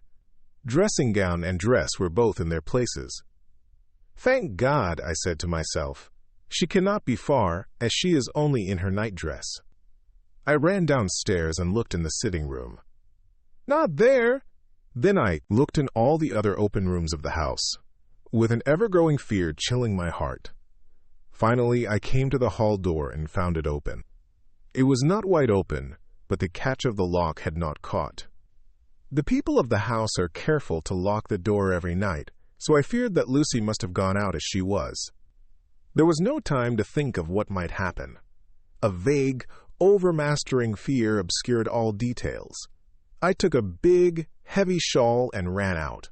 The clock was striking 1 as I was in the crescent, and there was not a soul in sight. I ran along the north terrace, but could see no sign of the white figure which I expected. At the edge of the west cliff above the pier, I looked across the harbor to the east cliff, in the hope or fear, I don't know which, of seeing Lucy in our favorite seat. There was a bright, full moon with heavy black driving clouds which threw the whole scene into a fleeting diorama of light and shade as they sailed across. For a moment or two I could see nothing, as the shadow of a cloud obscured St. Mary's Church and all around it. Then, as the cloud passed, I could see the ruins of the abbey coming into view, and as the edge of a narrow band of light as sharp as a sword cut moved along, the church and the churchyard became gradually visible. Whatever my expectation was, it was not disappointed. For there, on our favorite seat, the silver light of the moon struck a half-reclining figure, snowy white. The coming of the cloud was too quick for me to see much, for shadow shut down on light, almost immediately, but it seemed to me as though something dark stood behind the seat where the white figure shone and bent over it. What it was, whether man or beast, I could not tell. I did not wait to catch another glance, but flew down the steep steps to the pier and along by the fish market to the bridge, which was the only way to reach the east cliff. The town seemed as dead, for not a soul did I see. I rejoiced that it was so, for I wanted no witness of poor Lucy's condition. The time and distance seemed endless, and my knees trembled, and my breath came labored as I toiled up the endless steps to the abbey. I must have gone fast, and yet it seemed to me as if my feet were weighted with lead, and as though every joint in my body were rusty. When I got almost to the top, I could see the seat and the white figure, for I was now close enough to distinguish it even through the spells of shadow. There was undoubtedly something, long and black, bending over the half-reclining white figure. I called in fright, "Lucy! Lucy!" And something raised a head, and from where I was I could see a white face and red gleaming eyes. Lucy did not answer, and I ran on to the entrance of the churchyard. As I entered, the church was between me and the seat, and for a minute or so I lost sight of her. When I came in view again, the cloud had passed, and the moonlight struck so brilliantly that I could see Lucy half reclining with her head lying over the back of the seat. She was quite alone, and there was not a sign of any living thing about. When I bent over her, I could see that she was still asleep. Her lips were parted, and she was breathing, not softly as usual with her, but in long, heavy gasps, as though striving to get her lungs full at every breath. As I came close, she put up her hand in her sleep and pulled the collar of her nightdress close around her throat. Whilst she did so, there came a little shudder through her, as though she felt the cold.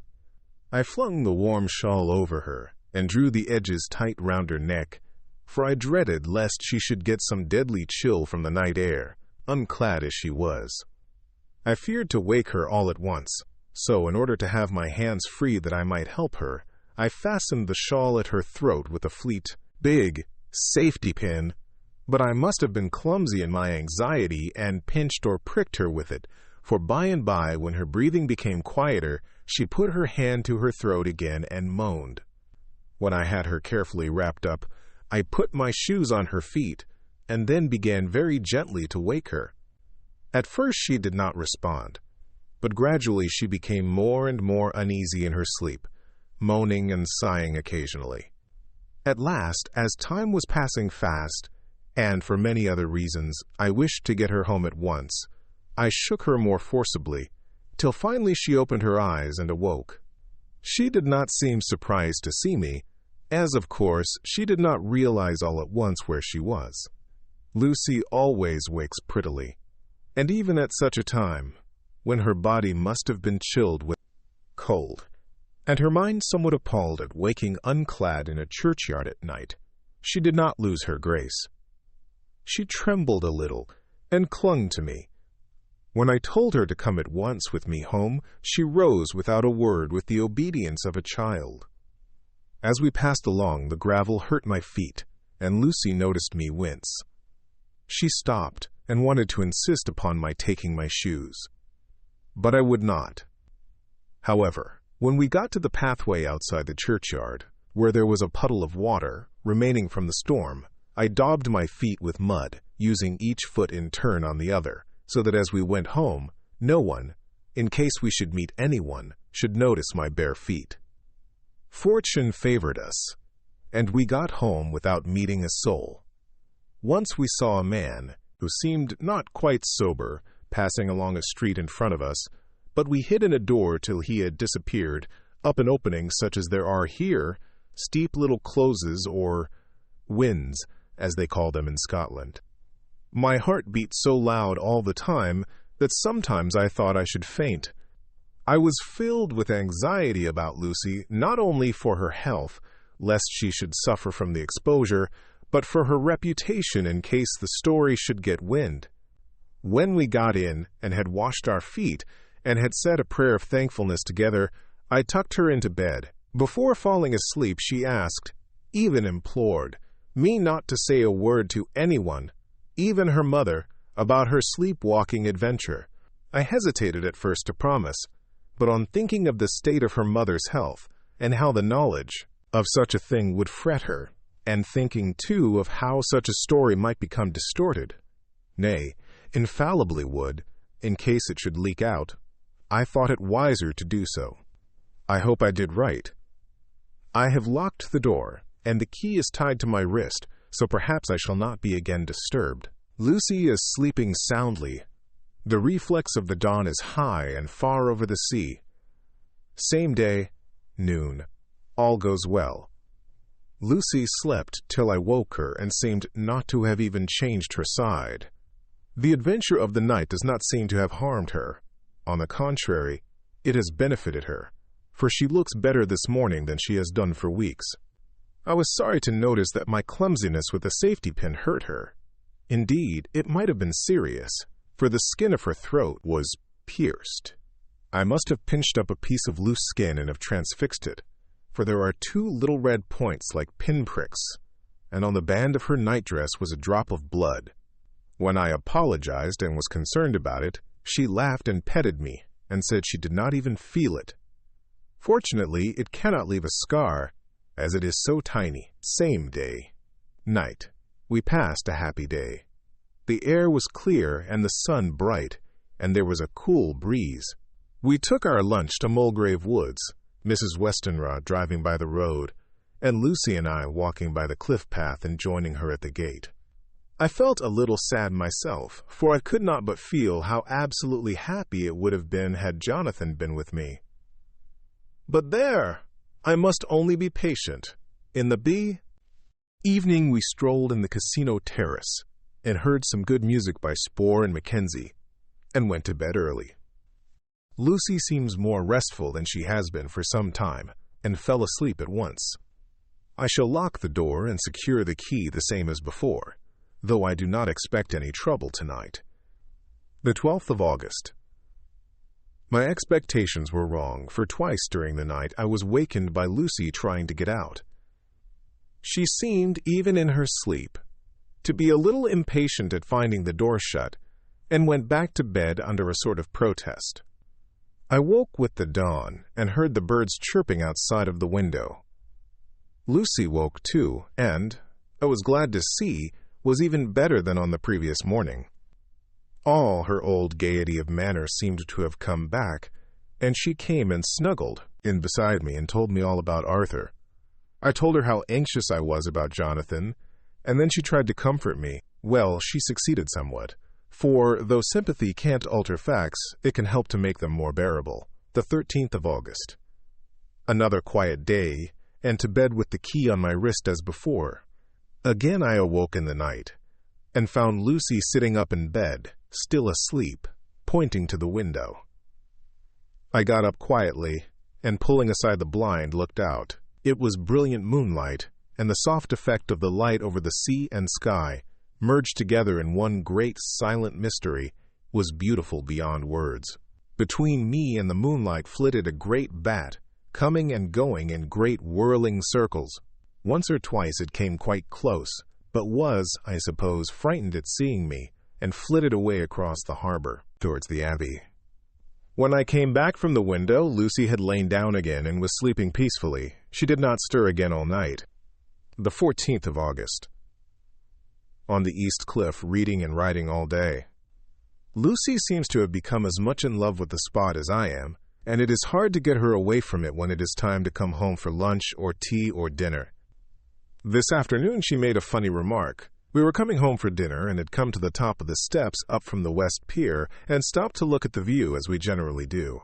The setting sun low down in the sky was just dropping behind Kettleness. The red light was thrown over on the East Cliff and the old Abbey and seemed to bathe everything in a beautiful rosy glow. We were silent for a while, and suddenly Lucy murmured as if to herself, "His red eyes again! They are just the same." It was such an odd expression, coming apropos of nothing, that it quite startled me. I slewed round a little, so as to see Lucy well without seeming to stare at her, and saw that she was in a half-dreamy state, with an odd look on her face that I could not quite make out. So I said nothing, but followed her eyes. She appeared to be looking over at our own seat, whereon was a dark figure seated alone. I was a little startled myself, for it seemed for an instant as if the stranger had great eyes like burning flames, but a second look dispelled the illusion. The red sunlight was shining on the windows of St. Mary's Church behind our seat, and as the sun dipped, there was just sufficient change in the refraction and reflection to make it appear as if the light moved. I called Lucy's attention to the peculiar effect, and she became herself with a start, but she looked sad all the same. It may have been that she was thinking of that terrible night up there. We never referred to it, so I said nothing, and we went home to dinner. Lucy had a headache and went early to bed. I saw her asleep and went out for a little stroll myself. I walked along the cliffs to the westward and was full of sweet sadness, for I was thinking of Jonathan. When coming home, it was then bright moonlight, so bright that, though the front of our part of the crescent was in shadow, everything could be well seen. I threw a glance up at our window and saw Lucy's head leaning out. I thought that perhaps she was looking out for me, so I opened my handkerchief and waved it. She did not notice or make any movement whatever. Just then, the moonlight crept round an angle of the building, and the light fell on the window. There distinctly was Lucy with her head lying up against the side of the windowsill and her eyes shut. She was fast asleep, and by her, seated on the windowsill, was something that looked like a good-sized bird. I was afraid she might get a chill, so I ran upstairs, but as I came into the room, she was moving back to her bed, fast asleep, and breathing heavily. She was holding her hand to her throat, as though to protect it from cold. I did not wake her, but tucked her up warmly. I have taken care that the door is locked, and the window securely fastened. She looks so sweet as she sleeps, but she is paler than is her wont, and there is a drawn, haggard look under her eyes which I do not like. I fear she is fretting about something. I wish I could find out what it is. The 15th of August. Rose later than usual. Lucy was languid and tired, and slept on after we had been called. We had a happy surprise at breakfast. Arthur's father is better, and wants the marriage to come off soon. Lucy is full of quiet joy, and her mother is glad and sorry at once. Later on in the day she told me the cause. She is grieved to lose Lucy as her very own, but she is rejoiced that she is soon to have someone to protect her. Poor, dear, sweet lady! She confided to me that she has got her death warrant. She has not told Lucy, and made me promise secrecy. Her doctor told her that within a few months, at most, she must die, for her heart is weakening. At any time, even now, a sudden shock would be almost sure to kill her. Ah, we were wise to keep from her the affair of the dreadful night of Lucy's sleepwalking. The 17th of August. No diary for 2 whole days. I have not had the heart to write. Some sort of shadowy pall seems to be coming over our happiness. No news from Jonathan, and Lucy seems to be growing weaker, whilst her mother's hours are numbering to a close. I do not understand Lucy's fading away as she is doing. She eats well and sleeps well and enjoys the fresh air, but all the time the roses in her cheeks are fading, and she gets weaker and more languid. Day by day, at night I hear her gasping as if for air. I keep the key of our door always fastened to my wrist at night, but she gets up and walks about the room and sits at the open window. Last night I found her leaning out when I woke up, and when I tried to wake her I could not. She was in a faint. When I managed to restore her, she was as weak as water, and cried silently between long, painful struggles for breath. When I asked her how she came to be at the window, she shook her head and turned away. I trust her feeling ill may not be from that unlucky prick of the safety pin. I looked at her throat just now as she lay asleep, and the tiny wounds seem not to have healed. They are still open, and, if anything, larger than before, and the edges of them are faintly white. They are like little white dots with red centers. Unless they heal within a day or two, I shall insist on the doctor seeing about them. Letter, Samuel F. Billington and Son, Solicitors, Whitby, to Messrs. Carter, Patterson and Company, London, the 17th of August. Dear Sirs, herewith please receive invoice of goods sent by Great Northern Railway, Same are to be delivered at Carfax, near Purfleet, immediately on receipt at Goods Station, King's Cross. The house is at present empty, but enclosed, please find keys, all of which are labeled. You will please deposit the boxes, 50 in number, which form the consignment, in the partially ruined building forming part of the house and marked A on rough diagram enclosed. Your agent will easily recognize the locality, as it is the ancient chapel of the mansion. The goods leave by the train at 9:30 tonight and will be due at King's Cross at 4:30 tomorrow afternoon.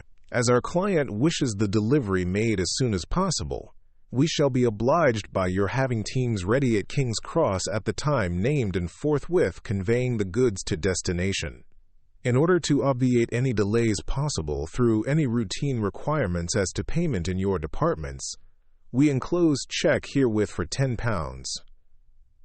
£10. Receipt of which please acknowledge. Should the charge be less than this amount, you can return balance. If greater, we shall at once send check for difference on hearing from you. You are to leave the keys on coming away in the main hall of the house, where the proprietor may get them on his entering the house by means of his duplicate key. Pray do not take us as exceeding the bounds of business, courtesy in pressing you in all ways to use the utmost expedition. We are, dear sirs, faithfully yours, Samuel F. Billington and Son. Letter, Messrs. Carter, Patterson and Company, London, to Messrs. Billington and Son, Whitby, the 21st of August. Dear sirs, we beg to acknowledge £10 received and to return check £1.17, 9d, amount of overplus, as shown in receipted account herewith. Goods are delivered in exact accordance with instructions and keys left in parcel in main hall as directed. We are, dear sirs, yours respectfully, Pro Carter, Patterson, and Colorado. Mina Murray's Journal, the 18th of August. I am happy today and write sitting on the seat in the churchyard. Lucy is ever so much better. Last night she slept well all night and did not disturb me once. The roses seem coming back already to her cheeks, though she is still sadly pale and wan-looking. If she were in any way anemic, I could understand it, but she is not. She is in gay spirits and full of life and cheerfulness. All the morbid reticence seems to have passed from her, and she has just reminded me, as if I needed any reminding, of that night, and that it was here, on this very seat, I found her asleep. As she told me, she tapped playfully with the heel of her boot on the stone slab and said, "My poor little feet didn't make much noise then. I dare say poor old Mr. Swales would have told me that it was because I didn't want to wake up Geordie." As she was in such a communicative humor, I asked her if she had dreamed at all that night. Before she answered, that sweet, puckered look came into her forehead, which Arthur, I call him Arthur from her habit, says he loves. And indeed, I don't wonder that he does. Then she went on in a half-dreaming kind of way, as if trying to recall it to herself. I didn't quite dream, but it all seemed to be real. I only wanted to be here in this spot. I don't know why, for I was afraid of something. I don't know what. I remember, though I suppose I was asleep, passing through the streets and over the bridge. A fish leaped as I went by, and I leaned over to look at it, and I heard a lot of dogs howling. The whole town seemed as if it must be full of dogs all howling at once, as I went up the steps. Then I had a vague memory of something long and dark with red eyes, just as we saw in the sunset, and something very sweet and very bitter all around me at once, and then I seemed sinking into deep green water, and there was a singing in my ears, as I have heard there is to drowning men, and then everything seemed passing away from me. My soul seemed to go out from my body and float about the air. I seem to remember that once the West Lighthouse was right under me, and then there was a sort of agonizing feeling, as if I were in an earthquake, and I came back and found you shaking my body. I saw you do it before I felt you. Then she began to laugh. It seemed a little uncanny to me, and I listened to her breathlessly. I did not quite like it, and thought it better not to keep her mind on the subject, so we drifted on to other subjects, and Lucy was like her old self again. When we got home, the fresh breeze had braced her up, and her pale cheeks were really more rosy. Her mother rejoiced when she saw her, and we all spent a very happy evening together, the 19th of August. Joy, joy, joy, although not all joy. At last, news of Jonathan. The dear fellow has been ill, that is why he did not write. I am not afraid to think it or say it, now that I know.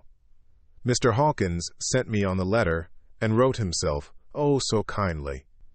I am to leave in the morning and go over to Jonathan, and to help to nurse him if necessary, and to bring him home. Mr. Hawkins says it would not be a bad thing if we were to be married out there. I have cried over the good sister's letter till I can feel it wet against my bosom, where it lies. It is of Jonathan, and must be next my heart, for he is in my heart. My journey is all mapped out, and my luggage ready. I'm only taking one change of dress. Lucy will bring my trunk to London and keep it till I send for it may be that I must write no more. I must keep it to say to Jonathan, my husband. The letter that he has seen and touched must comfort me till we meet. Letter, Sister Agatha, Hospital of St. Joseph and St. Mary, Budapest, to Miss Wilhelmina Murray. The 12th of August. Dear Madam, I write by desire of Mr. Jonathan Harker, who is himself not strong enough to write, though progressing well, thanks to God and St. Joseph and St. Mary. He has been under our care for nearly 6 weeks, suffering from a violent brain fever. He wishes me to convey his love, and to say that by this post I write for him to Mr. Peter Hawkins, Exeter, to say with his dutiful respects that he is sorry for his delay, and that all of his work is completed. He will require some few weeks' rest in our sanatorium in the hills, but will then return.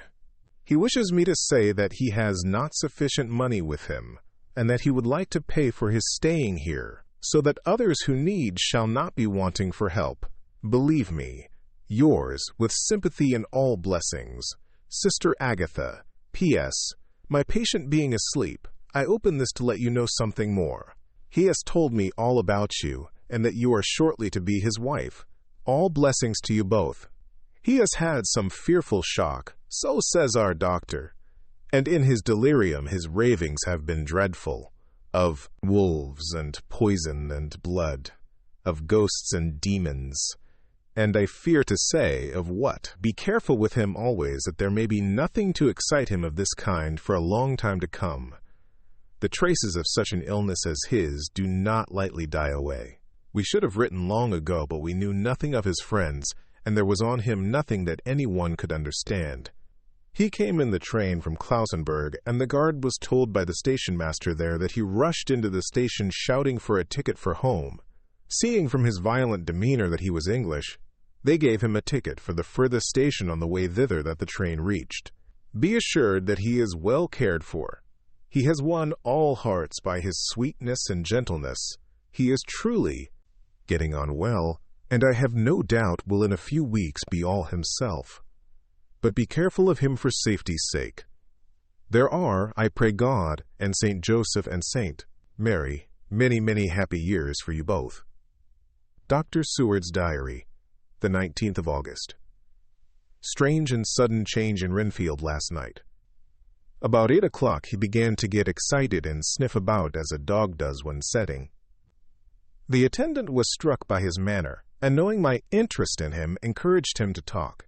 He is usually respectful to the attendant and at times servile, but tonight, the man tells me, he was quite haughty, would not condescend to talk with him at all. All he would say was, "I don't want to talk to you. You don't count now. The master is at hand." The attendant thinks it is some sudden form of religious mania, which has seized him. If so, we must look out for squalls, for a strong man with homicidal and religious mania at once might be dangerous. The combination is a dreadful one. At 9 o'clock I visited him myself. His attitude to me was the same as that to the attendant. In his sublime self-feeling, the difference between myself and attendant seemed to him as nothing. It looks like religious mania, and he will soon think that he himself is God. These infinitesimal distinctions between man and man are too paltry for an omnipotent being. How these madmen give themselves away! The real God taketh heed lest a sparrow fall, but the God created from human vanity sees no difference between an eagle and a sparrow. Oh, if men only knew! For half an hour or more, Renfield kept getting excited in greater and greater degree. I did not pretend to be watching him, but I kept strict observation all the same. All at once that shifty look came into his eyes which we always see when a madman has seized an idea, and with it the shifty movement of the head and back, which asylum attendants come to know so well. He became quite quiet, and went and sat on the edge of his bed resignedly, and looked into space with lackluster eyes. I thought I would find out if his apathy were real or only assumed, and tried to lead him to talk of his pets, a theme which had never failed to excite his attention. At first he made no reply, but at length said testily, "Bother them all! I don't care a pin about them." "What?" I said. "You don't mean to tell me you don't care about spiders?" "Spiders at present are his hobby, and—" The notebook is filling up with columns of small figures. To this he answered enigmatically, "The bridemaidens rejoice the eyes that wait the coming of the bride. But when the bride draweth nigh, then the maidens shine not to the eyes that are filled." He would not explain himself, but remained obstinately seated on his bed all the time I remained with him. I am weary tonight and low in spirits. I cannot but think of Lucy and how different things might have been. If I don't sleep at once, chloral, the modern Morpheus, C2HCl3, OH2O. I must be careful not to let it grow into a habit. No, I shall take none tonight. I have thought of Lucy, and I shall not dishonor her by mixing the two. If need be, tonight shall be sleepless. Later. Glad I made the resolution, gladder that I kept to it. I had lain tossing about, and had heard the clock strike only twice, when the night watchman came to me, sent up from the ward, to say that Renfield had escaped. I threw on my clothes and ran down at once. My patient is too dangerous a person to be roaming about. Those ideas of his might work out dangerously with strangers. The attendant was waiting for me. He said he had seen him not 10 minutes before, seemingly asleep in his bed, when he had looked through the observation trap in the door. His attention was called by the sound of the window being wrenched out. He ran back and saw his feet disappear through the window, and had at once sent up for me. He was only in his night gear, and cannot be far off. The attendant thought it would be more useful to watch where he should go than to follow him, as he might lose sight of him, whilst getting out of the building by the door. He is a bulky man, and couldn't get through the window. I am thin, so with his aid I got out, but feet foremost, and as we were only a few feet above ground, landed unhurt. The attendant told me the patient had gone to the left, and had taken a straight line, so I ran as quickly as I could. As I got through the belt of trees, I saw a white figure scale the high wall which separates our grounds from those of the deserted house. I ran back at once, told the watchman to get 3 or 4 men immediately and follow me into the grounds of Carfax, in case our friend might be dangerous. I got a ladder myself, and crossing the wall, dropped down on the other side. I could see Renfield's figure just disappearing behind the angle of the house, so I ran after him. On the far side of the house, I found him pressed close against the old iron-bound oak door of the chapel. He was talking, apparently to someone, but I was afraid to go near enough to hear what he was saying, lest I might frighten him, and he should run off. Chasing an errant swarm of bees is nothing to following a naked lunatic, when the fit of escaping is upon him. After a few minutes, however, I could see that he did not take note of anything around him, and so ventured to draw nearer to him, the more so as my men had now crossed the wall and were closing him in. I heard him say, "I am here to do your bidding, master. I am your slave, and you will reward me, for I shall be faithful.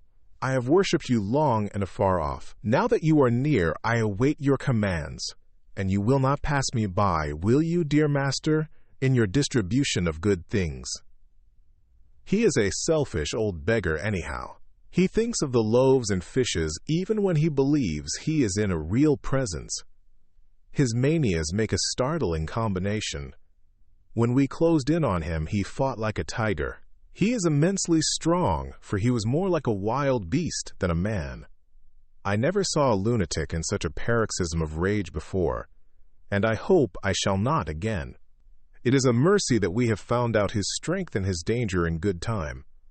With strength and determination like his, he might have done wild work before he was caged. He is safe now at any rate.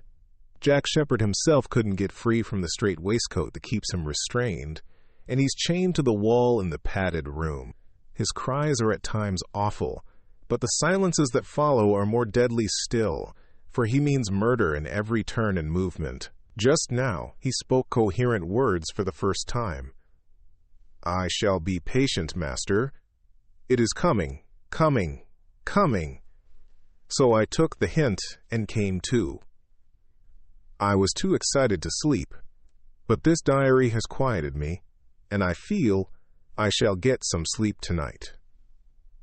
Chapter 9. Letter. Mina Harker to Lucy Westenra. Budapest, the 24th of August. My dearest Lucy, I know you will be anxious to hear all that has happened since we parted at the railway station at Whitby. Well, my dear, I got to Hull all right, and caught the boat to Hamburg and then the train on here. I feel that I can hardly recall anything of the journey, except that I knew I was coming to Jonathan, and that as I should have to do some nursing, I had better get all the sleep I could. I found my dear one, oh, so thin and pale and weak-looking. All the resolution has gone out of his dear eyes, and that quiet dignity which I told you was in his face has vanished. He is only a wreck of himself, and he does not remember anything that has happened to him for a long time past. At least he wants me to believe so, and I shall never ask. He has had some terrible shock, and I fear it might tax his poor brain if he were to try to recall it. Sister Agatha, who is a good creature and a born nurse, tells me that he raved of dreadful things whilst he was off his head. I wanted her to tell me what they were, but she would only cross herself and say she would never tell, that the ravings of the sick were the secrets of God, and that if a nurse through her vocation should hear them, she should respect her trust. She is a sweet, good soul, and the next day, when she saw I was troubled, she opened up the subject again, and after saying that she could never mention what my poor dear raved about, added, "I can tell you this much, my dear, that it was not about anything which he has done wrong himself, and you, as his wife-to-be, have no cause to be concerned. He has not forgotten you, or what he owes to you. His fear was of great and terrible things which no mortal can treat of. I do believe the dear soul thought I might be jealous lest my poor dear should have fallen in love with any other girl. The idea of my being jealous about Jonathan! And yet, my dear, let me whisper, I felt a thrill of joy through me when I knew that no other woman was a cause of trouble. I am now sitting by his bedside, where I can see his face while he sleeps. He is waking. When he woke, he asked me for his coat, as he wanted to get something from the pocket. I asked Sister Agatha, and she brought all his things. I saw that amongst them was his notebook, and was going to ask him to let me look at it, for I knew then that I might find some clue to his trouble. But I suppose he must have seen my wish in my eyes, for he sent me over to the window, saying he wanted to be quite alone for a moment. Then he called me back, and when I came he had his hand over the notebook, and he said to me very solemnly, "Wilhelmina." I knew then that he was in deadly earnest, for he has never called me by that name since he asked me to marry him. You know, dear, my ideas of the trust between husband and wife. There should be no secret, no concealment. I have had a great shock, and when I try to think of what it is, I feel my head spin round, and I do not know if it was all real or the dreaming of a madman. You know I have had brain fever, and that is to be mad. The secret is here, and I do not want to know it. I want to take up my life here with our marriage. For my dear, we had decided to be married as soon as the formalities are complete. Are you willing, Wilhelmina, to share my ignorance? Here is the book. Take it and keep it. Read it if you will, but never let me know, unless indeed some solemn duty should come upon me to go back to the bitter hours, asleep or awake, sane or mad, recorded here. He fell back exhausted, and I put the book under his pillow and kissed him. I have asked Sister Agatha to beg the Superior to let our wedding be this afternoon, and am waiting her reply. She has come and told me that the chaplain of the English Mission Church has been sent for. We are to be married in an hour, or as soon after as Jonathan awakes. Lucy, the time has come and gone. I feel very solemn but very, very happy. Jonathan woke a little after the hour, and all was ready, and he sat up in bed, propped up with pillows. He answered his, "I will," firmly and strongly. I could hardly speak. My heart was so full that even those words seemed to choke me. The dear sisters were so kind. Please God, I shall never, never forget them, nor the grave and sweet responsibilities I have taken upon me. I must tell you of my wedding present. When the chaplain and the sisters had left me alone with my husband. Oh, Lucy, it is the first time I have written the words "my husband." Left me alone with my husband. I took the book from under his pillow and wrapped it up in white paper and tied it with a little bit of pale blue ribbon which was round my neck, and sealed it over the knot with sealing wax, and for my seal I used my wedding ring. Then I kissed it and showed it to my husband, and told him that I would keep it so, and then it would be an outward and visible sign for us all our lives that we trusted each other, that I would never open it unless it were for his own dear sake, or for the sake of some stern duty.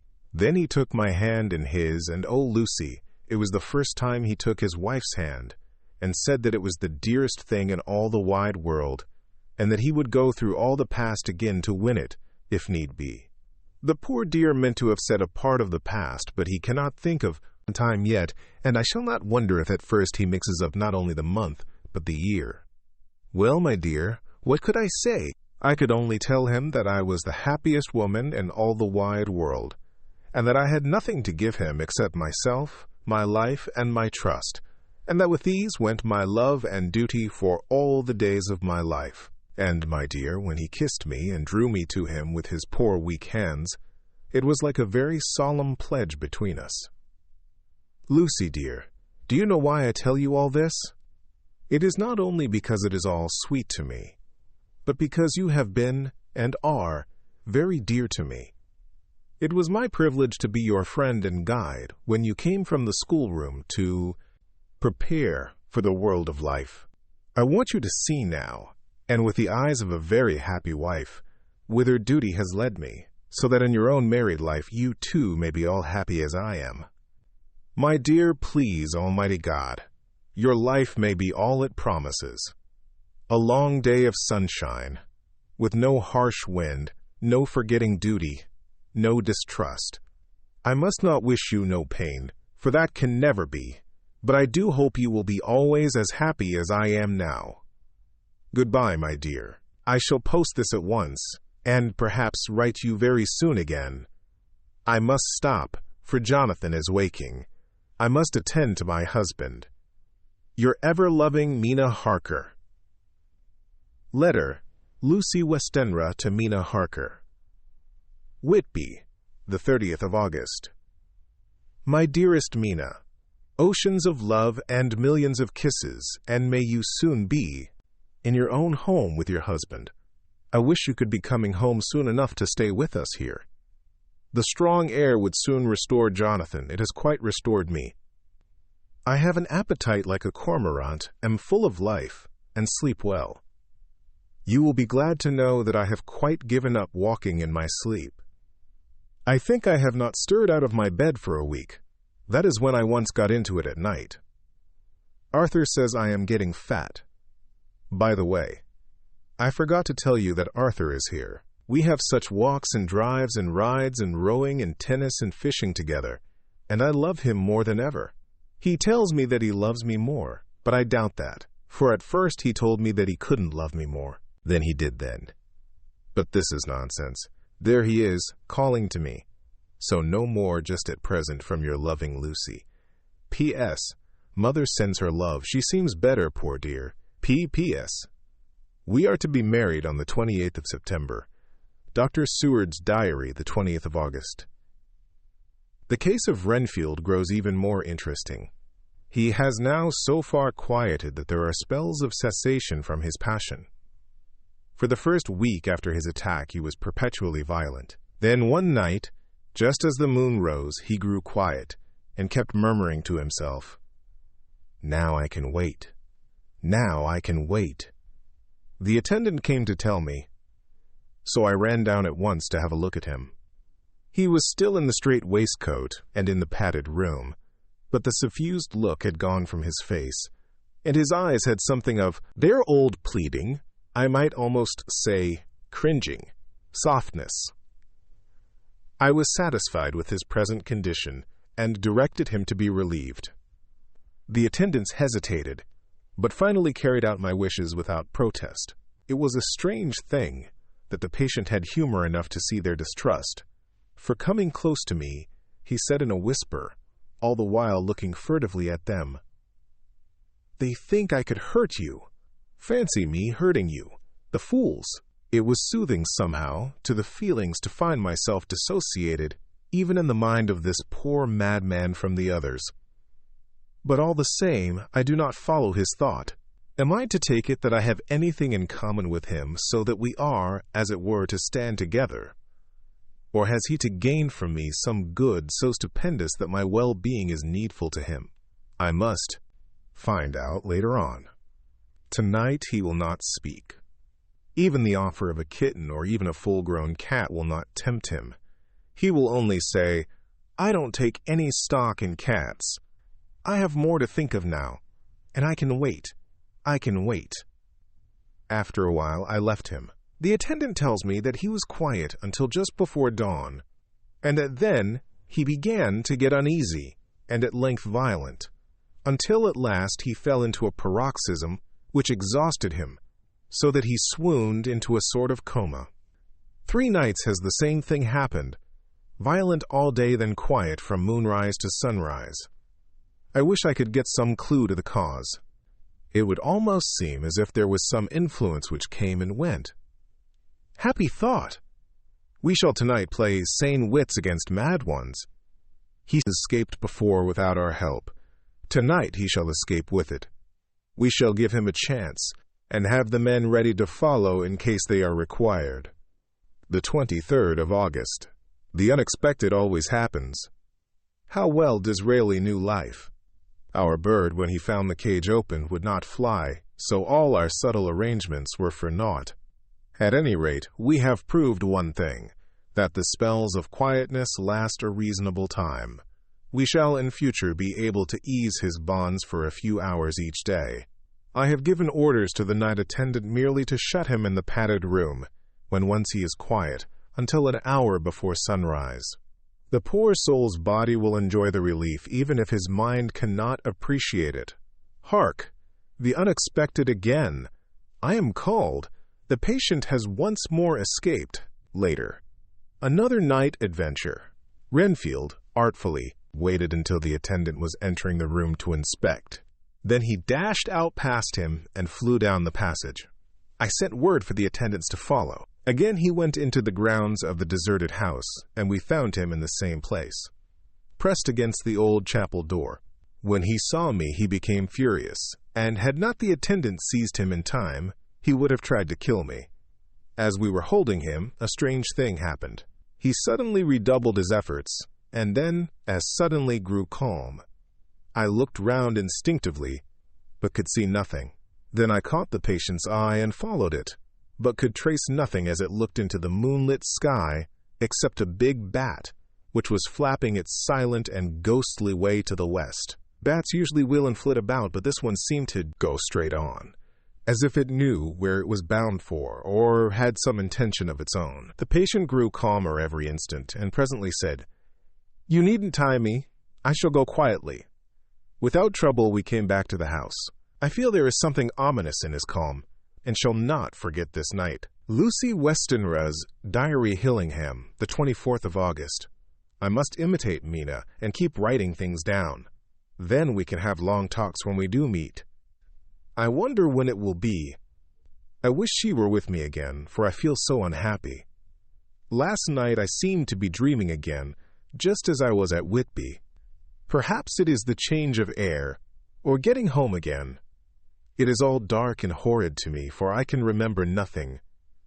But I am full of vague fear, and I feel so weak and worn out.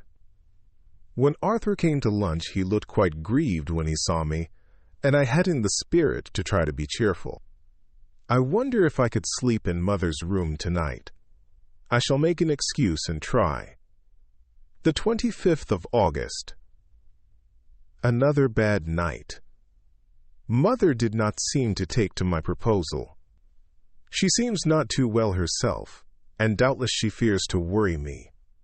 I tried to keep awake and succeeded for a while, but when the clock struck 12 it waked me from a doze, so I must have been falling asleep. There was a sort of scratching or flapping at the window, but I did not mind it, and as I remember no more, I suppose I must then have fallen asleep. More bad dreams. I wish I could remember them. This morning I am horribly weak. My face is ghastly pale, and my throat pains me. It must be something wrong with my lungs, for I don't seem ever to get air enough. I shall try to cheer up when Arthur comes, or else I know he will be miserable to see me so. Letter, Arthur Holmwood, to Dr. Seward. Albemarle Hotel, the 31st of August. My dear Jack, I want you to do me a favor. Lucy is ill. That is, she has no special disease, but she looks awful and is getting worse every day. I have asked her if there is any cause. I do not dare to ask her mother, for to disturb the poor lady's mind about her daughter in her present state of health would be fatal. Mrs. Westenra has confided to me that her doom is spoken, disease of the heart, though poor Lucy does not know it yet. I am sure that there is something preying on my dear girl's mind. I am almost distracted when I think of her. To look at her gives me a pang. I told her I should ask you to see her, and though she demurred at first, I know why, old fellow, she finally consented. It will be a painful task for you, I know, old friend, but it is for her sake, and I must not hesitate to ask, or you to act. You are to come to lunch at Hillingham tomorrow, 2 o'clock, so as not to arouse any suspicion in Mrs. Westenra, and after lunch Lucy will take an opportunity of being alone with you. I shall come in for tea, and we can go away together. I am filled with anxiety, and want to consult with you alone as soon as I can after you have seen her. Do not fail. Arthur. Telegram. Arthur Holmwood to Seward. September. Am summoned to see my father, who is worse. Am writing. Write me fully by tonight's post to Ring. Wire me if necessary. Letter from Dr. Seward to Arthur Holmwood. The 2nd of September. My dear old fellow, with regard to Miss Westenra's health, I hasten to let you know at once that in my opinion there is not any functional disturbance or any malady that I know of. At the same time, I am not by any means satisfied with her appearance. She is woefully different from what she was when I saw her last. Of course, you must bear in mind that I did not have full opportunity of examination such as I should wish. Our very friendship makes a little difficulty which not even medical science or custom can bridge over. I had better tell you exactly what happened, leaving you to draw, in a measure, your own conclusions. I shall then say what I have done and propose doing. I found Miss Westenra in seemingly gay spirits. Her mother was present, and in a few seconds I made up my mind that she was trying all she knew to mislead her mother and prevent her from being anxious. I have no doubt she guesses, if she does not know, what need of caution there is. We lunched alone, and as we all exerted ourselves to be cheerful, we got, as some kind of reward for our labors, some real cheerfulness amongst us. Then Mrs. Westenra went to lie down, and Lucy was left with me. We went into her boudoir. Until we got there, her gaiety remained, for the servants were coming and going. As soon as the door was closed, however, the mask fell from her face, and she sank down into a chair with a great sigh, and hid her eyes with her hand. When I saw that her high spirits had failed, I at once took advantage of her reaction to make a diagnosis. She said to me very sweetly, "I cannot tell you how I loathed talking about myself." I reminded her that a doctor's confidence was sacred, but that you were grievously anxious about her. She caught on to my meaning at once, and settled that matter in a word. "Tell Arthur everything you choose. I do not care for myself, but all for him, so I am quite free." I could easily see that she is somewhat bloodless, but I could not see the usual anemic signs, and by a chance I was actually able to test the quality of her blood. For in opening a window which was stiff, a cord gave way, and she cut her hand slightly, with broken glass. It was a slight matter in itself, but it gave me an evident chance, and I secured a few drops of the blood and have analyzed them. The qualitative analysis gives a quite normal condition and shows, I should infer, in itself a vigorous state of health. In other physical matters, I was quite satisfied that there is no need for anxiety. But as there must be a cause somewhere, I have come to the conclusion that it must be something mental. She complains of difficulty in breathing satisfactorily at times, and of heavy lethargic sleep, with dreams that frighten her, but regarding which she can remember nothing. She says that as a child she used to walk in her sleep, and that when in Whitby the habit came back, and that once she walked out in the night and went to East Cliff, where Miss Murray found her. But she assures me that of late the habit has not returned. I am in doubt, and so have done the best thing I know of. I have written to my old friend and master, Professor Van Helsing of Amsterdam, who knows as much about obscure diseases as anyone in the world. I have asked him to come over, and as you told me that all things were to be at your charge, I have mentioned to him who you are and your relations to Miss Westenra. This, my dear fellow, is in obedience to your wishes, for I am only too proud and happy to do anything I can for her. Van Helsing would, I know, do anything for me for a personal reason, so no matter on what ground he comes, we must accept his wishes. He is a seemingly arbitrary man, but this is because he knows what he is talking about better than anyone else. He is a philosopher and a metaphysician, and one of the most advanced scientists of his day, and he has, I believe, an absolutely open mind. This, with an iron nerve, a temper of the icebrook, an indomitable resolution, self-command and toleration exalted from virtues to blessings, and the kindliest and truest heart that beats. These form his equipment for the noble work that he is doing for mankind.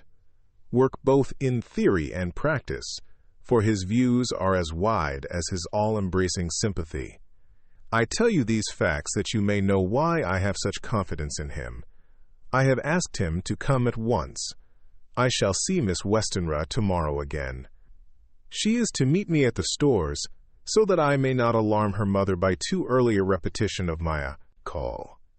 Yours always, John Seward. Letter, Abraham Van Helsing, M.D., D.Ph., D.Lit., etc., to Dr. Seward. My good friend, when I have received your letter, I am already coming to you. By good fortune I can leave just at once, without wrong to any of those who have trusted me. Were fortune other, then it were bad for those who have trusted. For I come to my friend when he call me to aid those he holds dear. Tell your friend that when that time you suck from my wound so swiftly the poison of the gangrene from that knife, that our other friend, too nervous, let slip. You did more for him when he wants my aids, and you call for them, than all his great fortune could do. But it is pleasure added to do for him, your friend. It is to you that I come. Have then rooms for me at the Great Eastern Hotel, so that I may be near to hand, and please it so arrange that we may see the young lady not too late on tomorrow, for it is likely that I may have to return here that night. But if need be, I shall come again in 3 days, and stay longer if it must. Till then, goodbye, my friend John. Van Helsing. Letter, Dr. Seward to Honorable Arthur Holmwood, the 3rd of September. My dear Art, Van Helsing has come and gone. He came on with me to Hillingham and found that, by Lucy's discretion, her mother was lunching out, so that we were alone with her. Van Helsing made a very careful examination of the patient. He is to report to me, and I shall advise you, for of course I was not present all the time. He is, I fear, much concerned, but says he must think. When I told him of our friendship and how you trust to me in the matter, he said, "You must tell him all you think." Tell him what I think, if you can guess it, if you will. Nay, I am not jesting. This is no jest, but life and death, perhaps more. I asked what he meant by that, for he was very serious. This was when we had come back to town, and he was having a cup of tea before starting on his return to Amsterdam. He would not give me any further clue. You must not be angry with me, Art, because his very reticence means that all his brains are working for her good. He will speak plainly enough when the time comes, be sure. So I told him I would simply write an account of our visit, just as if I were doing a descriptive special article for the Daily Telegraph. He seemed not to notice, but remarked that the smuts in London were not quite so bad as they used to be when he was a student here. I am to get his report tomorrow if he can possibly make it. In any case, I am to have a letter. Well, as to the visit, Lucy was more cheerful than on the day I first saw her, and certainly looked better. She had lost something of the ghastly look that so upset you, and her breathing was normal. She was very sweet to the professor, as she always is, and tried to make him feel at ease, though I could see that the poor girl was making a hard struggle for it. I believe Van Helsing saw it too, for I saw the quick look under his bushy brows that I knew of old. Then he began to chat of all things except ourselves and diseases, and with such an infinite geniality that I could see poor Lucy's pretense of animation merge into reality. Then, without any seeming change, he brought the conversation gently round to his visit, and suavely said, "My dear young miss, I have this so great pleasure because you are so much beloved. That is much, my dear, ever were there, that which I do not see. They told me you were down in the spirit, and that you were of a ghastly pale. To them I say, poof," and he snapped his fingers at me and went on, "but you and I shall show them how wrong they are. How can he," and he pointed at me with the same look and gesture as that with which once he pointed me out to his class, on, or rather after, a particular occasion which he never fails to remind me of, know anything of a young lady's? He has his madmans to play with, and to bring them back to happiness, and to those that love them.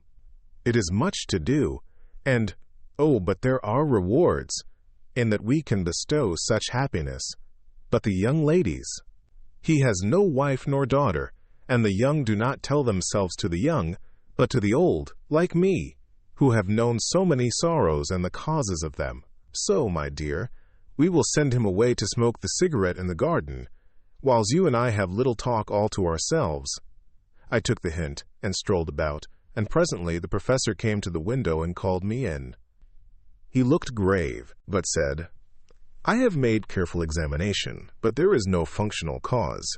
With you I agree that there has been much blood lost. It has been, but is not. But the conditions of her are in no way anemic. I have asked her to send me her maid, that I may ask just 1 or 2 questions, that so I may not chance to miss nothing. I know well what she will say, and yet there is cause. There is always cause for everything. I must go back home and think. You must send to me the telegram every day, and if there be cause, I shall come again. The disease, for not to be all well is a disease, interest me, and the sweet young dear, she interest me too. She charm me, and for her, if not for you or disease, I come. As I tell you, he would not say a word more, even when we were alone.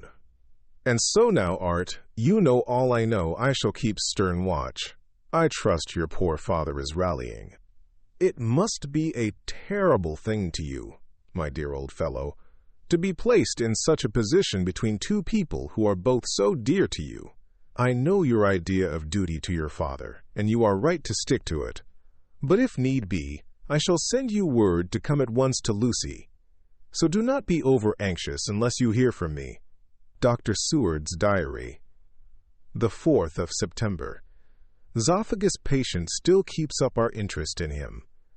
He had only one outburst, and that was yesterday at an unusual time. Just before the stroke of noon, he began to grow restless. The attendant knew the symptoms, and at once summoned aid. Fortunately, the men came at a run, and were just in time, for at the stroke of noon he became so violent that it took all their strength to hold him. In about 5 minutes, however, he began to get more and more quiet, and finally sank into a sort of melancholy, in which state he has remained up to now. The attendant tells me that his screams whilst in the paroxysm were really appalling. I found my hands full when I got in, attending to some of the other patients who were frightened by him.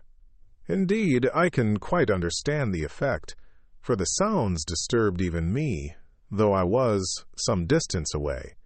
It is now after the dinner hour of the asylum, and as yet my patient sits in a corner brooding, with a dull, sullen, woe-begone look in his face, which seems rather to indicate than to show something directly. I cannot quite understand it. Later, another change in my patient. At 5 o'clock, I looked in on him, and found him seemingly as happy and contented as he used to be. He was catching flies and eating them, and was keeping note of his capture by making nail marks on the edge of the door between the ridges of padding. When he saw me, he came over and apologized for his bad conduct, and asked me in a very humble, cringing way to be led back to his own room and to have his notebook again. I thought it well to humor him, so he is back in his room with the window open. He has the sugar of his tea spread out on the window-sill, and is reaping quite a harvest of flies. He is not now eating them, but putting them into a box, as of old, and is already examining the corners of his room to find a spider. I tried to get him to talk about the past few days, for any clue to his thoughts would be of immense help to me, but he would not rise. For a moment or two he looked very sad, and said in a sort of far-away voice, as though saying it rather to himself than to me, "All over, all over. He has deserted me. No hope for me now unless I do it for myself." Then suddenly turning to me in a resolute way, he said, "Doctor, won't you be very good to me and let me have a little more sugar? I think it would be good for me." "And the flies?" I said. "Yes, the flies like it too, and I like the flies, therefore I like it. And there are people who know so little as to think that madmen do not argue." I procured him a double supply, and left him as happy a man as, I suppose, any in the world. I wish I could fathom his mind. Midnight. Another change in him. I had been to see Miss Westenra, whom I found much better, and had just returned, and was standing at our own gate looking at the sunset, when once more I heard him yelling. As his room is on this side of the house, I could hear it better than in the morning. It was a shock to me to turn from the wonderful smoky beauty of a sunset over London, with its lurid lights and inky shadows, and all the marvelous tints that come on foul clouds, even as on foul water, and to realize all the grim sternness of my own cold stone building, with its wealth of breathing misery, and my own desolate heart to endure it all. I reached him just as the sun was going down, and from his window saw the red disk sink. As it sank, he became less and less frenzied, and just as it dipped, he slid from the hands that held him, an inert mass on the floor. It is wonderful, however, What intellectual recuperative power lunatics have. For within a few minutes he stood up quite calmly and looked around him. I signaled to the attendants not to hold him, for I was anxious to see what he would do. He went straight over to the window and brushed out the crumbs of sugar. Then he took his fly box and emptied it outside and threw away the box. Then he shut the window and, crossing over, sat down on his bed. All this surprised me, so I asked him, "Are you not going to keep flies any more?" "No," said he. "I am sick of all that rubbish." He certainly is a wonderfully interesting study. I wish I could get some glimpse of his mind, or of the cause of his sudden passion. Stop. There may be a clue after all, if we can find why today his paroxysms came on at high noon and at sunset. Can it be that there is a malign influence of the sun at periods which affects certain natures, as at times the moon does others? We shall see. Telegram, Seward, London to Van Helsing, Amsterdam. The 4th of September. Patient still better today. Telegram, Seward, London to Van Helsing, Amsterdam. The 5th of September. Patient greatly improved. Good appetite, sleeps naturally, good spirits, color coming back. Telegram, Seward, London to Van Helsing, Amsterdam. The 6th of September. Terrible change for the worse. Come at once. Do not lose an hour. Hold over telegram to Holmwood till I've seen you. Chapter 10. Letter, Dr. Seward to Honorable Arthur Holmwood. The 6th of September. My dear Art, my news today is not so good. Lucy this morning had gone back a bit. There is, however, one good thing which has arisen from it. Mrs. Westenra was naturally anxious concerning Lucy, and has consulted me professionally about her. I took advantage of the opportunity, and told her that my old master Van Helsing, the great specialist, was coming to stay with me, and that I would put her in his charge conjointly with myself.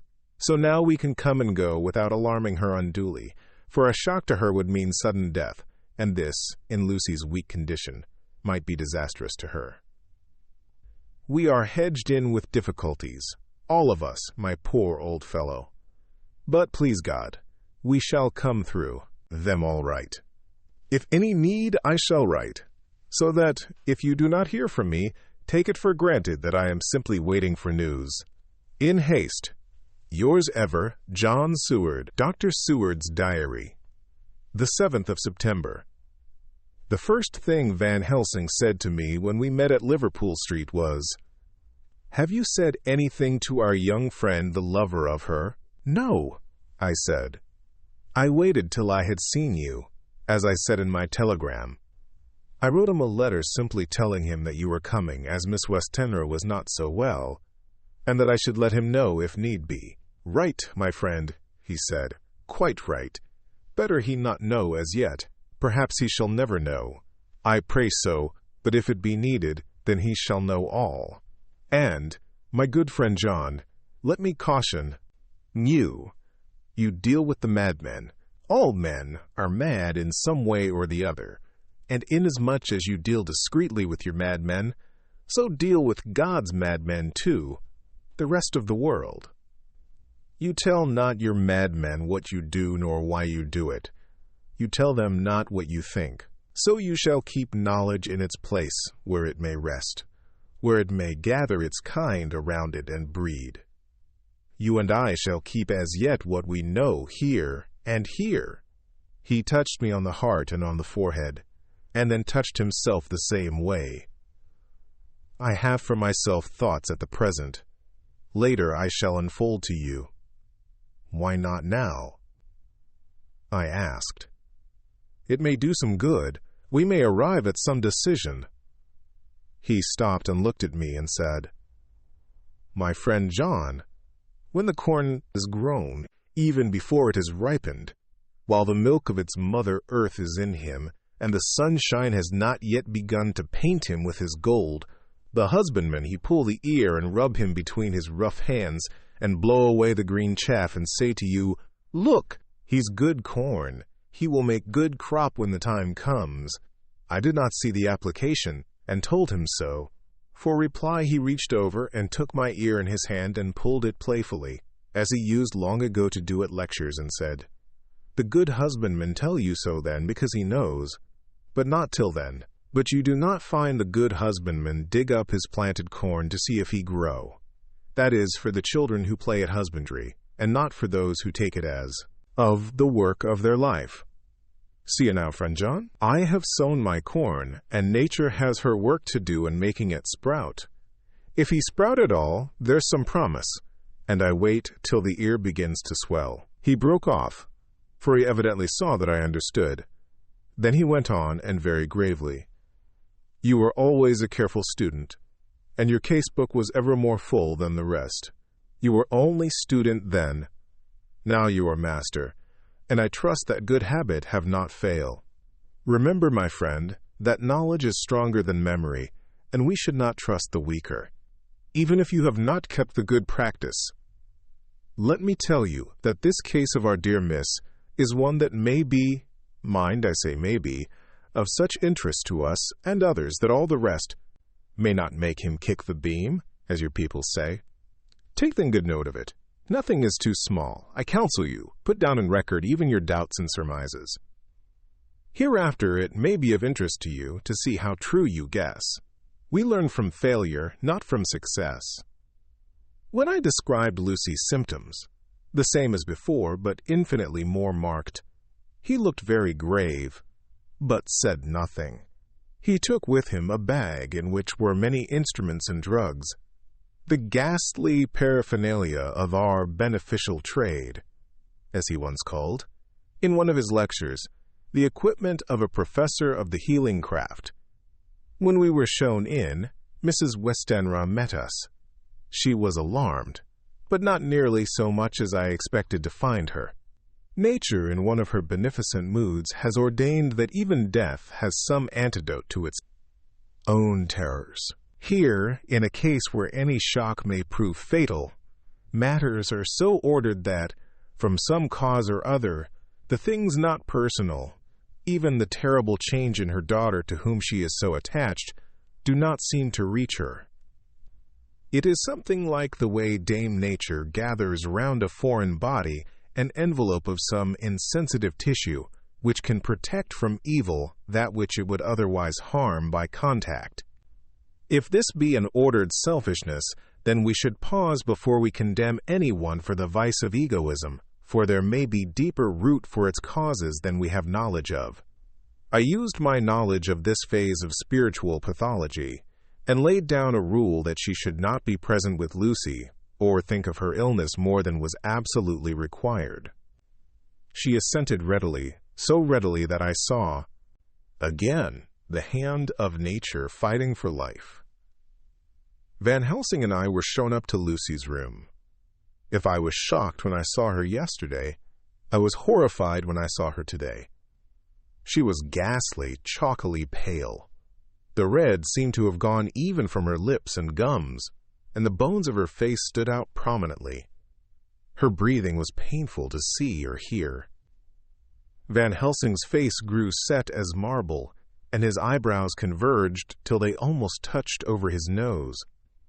Lucy lay motionless, and did not seem to have strength to speak, so for a while we were all silent. Then Van Helsing beckoned to me, and we went gently out of the room.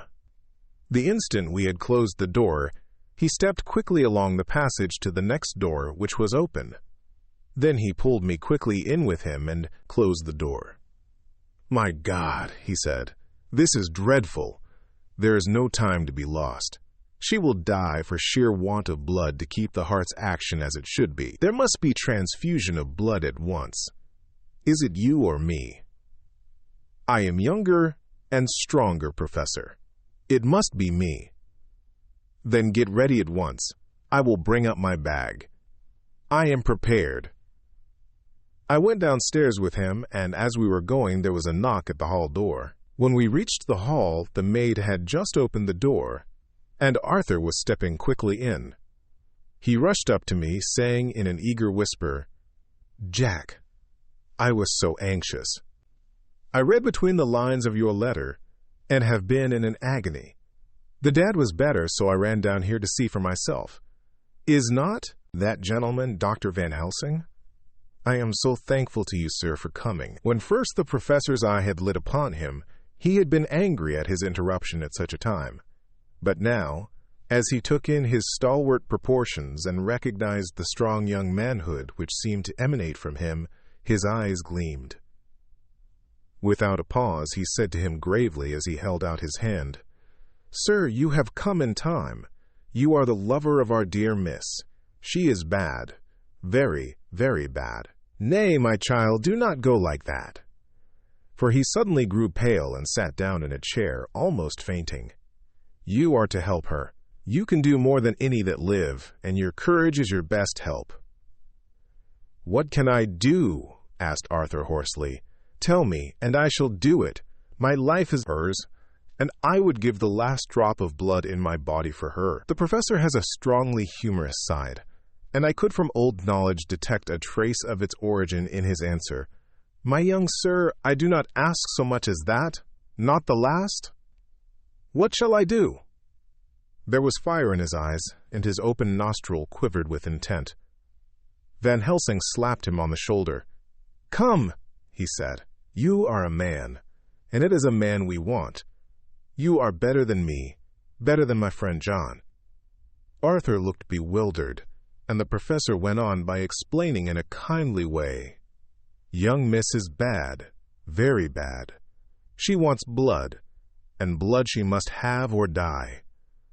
My friend John and I have consulted, and we are about to perform what we call transfusion of blood, to transfer from full veins of one to the empty veins which pine for him. John was to give his blood, as he is the more young and strong than me." Here Arthur took my hand and wrung it hard in silence. "But now you are here.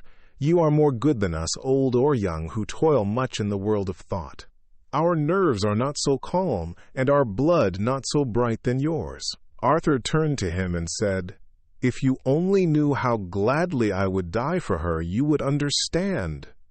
He stopped, with a sort of choke in his voice. "Good boy," said Van Helsing. "In the not so far off, you will be happy that you have done all for her you love. Come now and be silent. You shall kiss her once before it is done, but then you must go, and you must leave at my sign. Say, no word to Madame.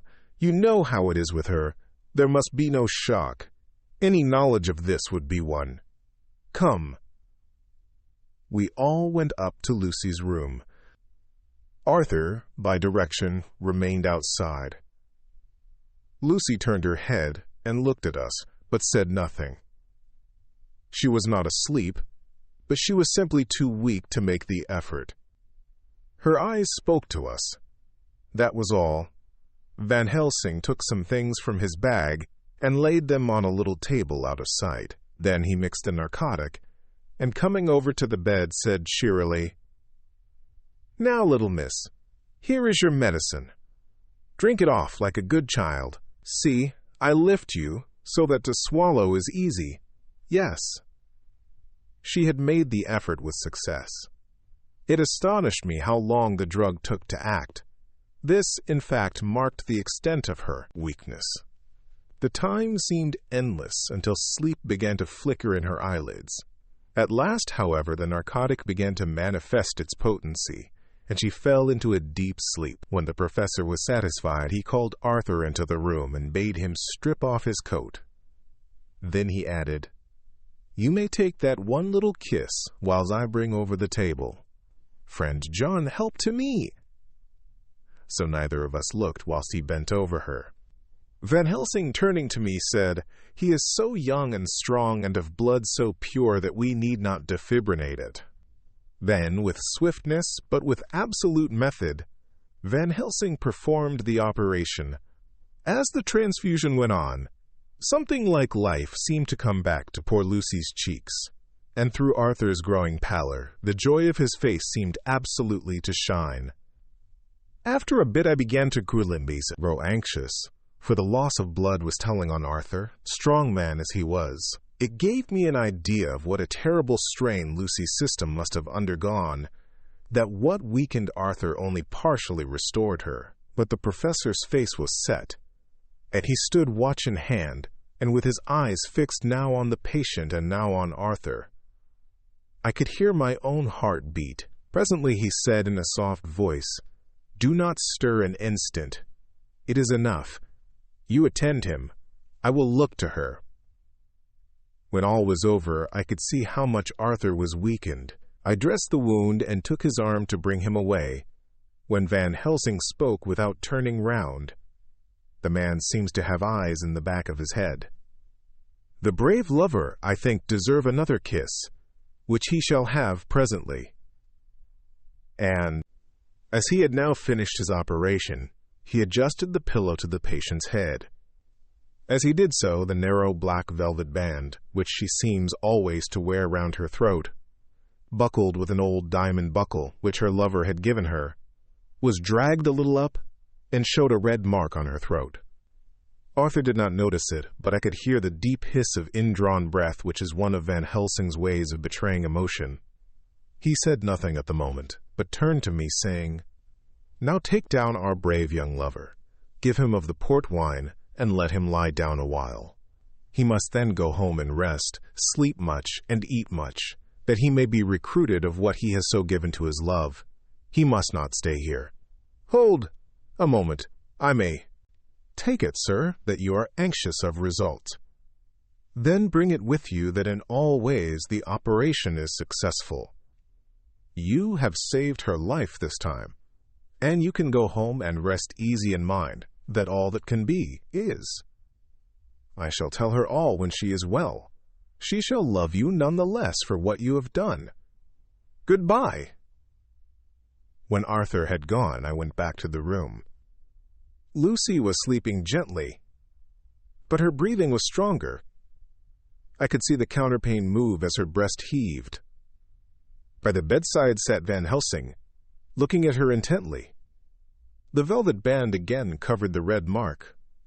I asked the professor in a whisper, "What do you make of that mark on her throat?" "What do you make of it?" "I have not examined it yet," I answered, and then and there proceeded to loose the band. Just over the external jugular vein there were 2 punctures, not large, but not wholesome looking. There was no sign of disease, but the edges were white and worn-looking, as if by some trituration. It at once occurred to me that this wound, or whatever it was, might be the means of that manifest loss of blood, but I abandoned the idea as soon as formed, for such a thing could not be. The whole bed would have been drenched to a scarlet with the blood which the girl must have lost to leave such a pallor as she had before the transfusion. "Well," said Van Helsing. "Well," said I can make nothing of it." The professor stood up. "I must go back to Amsterdam tonight," he said. "There are books and things there which I want. You must remain here all the night, and you must not let your sight pass from her." "Shall I have a nurse?" I asked. "We are the best nurses, you and I. You keep watch all night. See that she is well fed, and that nothing disturbs her. You must not sleep all the night. Later on we can sleep, you and I. I shall be back as soon as possible. And then we may begin." "May begin?" I said. "What on earth do you mean?" "We shall see," he answered, as he hurried out. He came back a moment later, and put his head inside the door, and said with warning finger held up, "Remember, she is your charge. If you leave her, and harm befall, you shall not sleep easy hereafter." Dr. Seward's diary continued. The 8th of September. I sat up all night with Lucy. The opiate worked itself off towards dusk, and she waked naturally. She looked a different being from what she had been before the operation. Her spirits even were good, and she was full of a happy vivacity, but I could see evidences of the absolute prostration which she had undergone. When I told Mrs. Westenra that Dr. Van Helsing had directed that I should sit up with her, she almost pooh-poohed the idea, pointing out her daughter's renewed strength and excellent spirits, I was firm, however, and made preparations for my long vigil. When her maid had prepared her for the night, I came in, having in the meantime had supper, and took a seat by the bedside. She did not in any way make objection, but looked at me gratefully whenever I caught her eye. After a long spell she seemed sinking off to sleep, but with an effort seemed to pull herself together and shook it off. This was repeated several times, with greater effort, and with shorter pauses as the time moved on. It was apparent that she did not want to sleep, so I tackled the subject at once. "You do not want to go to sleep?" "No, I am afraid." "Afraid to go to sleep? Why so? It is the boon we all crave for." "Ah, not if you are like me. If sleep was to you a presage of horror." "A presage of horror? What on earth do you mean?" "I don't know. Oh, I don't know. And that is what is so terrible. All this weakness comes to me in sleep, until I dread the very thought. But, my dear girl, you may sleep tonight. I am here, watching you, and I can promise that nothing will happen." "Ah, I can trust you." I seized the opportunity and said, "I promise you that if I see any evidence of bad dreams, I will wake you at once." "You will?" "Oh, will you really? How good you are to me." "Then I will sleep." And almost at the word she gave a deep sigh of relief and sank back, asleep. All night long I watched by her. She never stirred, but slept on in a deep, tranquil, life-giving, health-giving sleep. Her lips were slightly parted, and her breast rose and fell with the regularity of a pendulum. There was a smile on her face, and it was evident that no bad dreams had come to disturb her peace of mind. In the early morning her maid came, and I left her in her care and took myself back home, for I was anxious about many things. I sent a short wire to Van Helsing and to Arthur, telling them of the excellent result of the operation.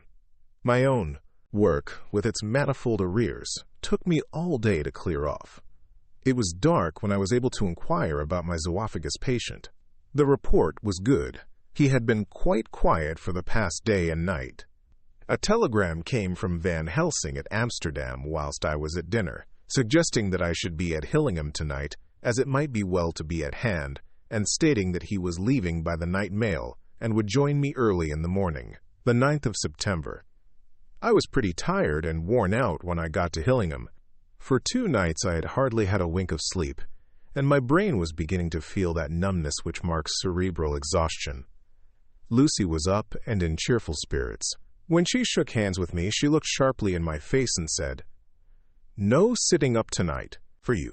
You are worn out. I am quite well again. Indeed I am.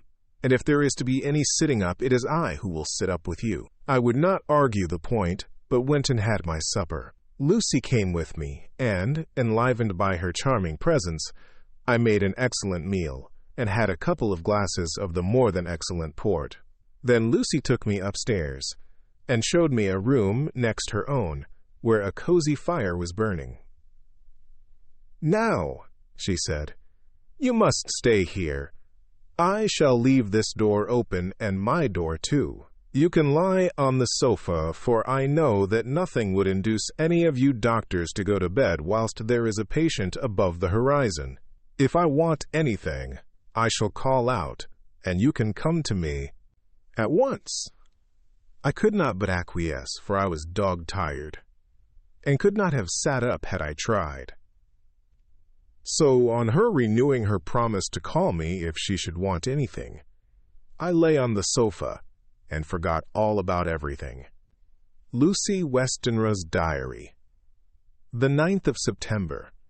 I feel so happy tonight. I have been so miserably weak that to be able to think and move about is like feeling sunshine after a long spell of east wind out of a steel sky. Somehow Arthur feels very, very close to me. I seem to feel his presence warm about me.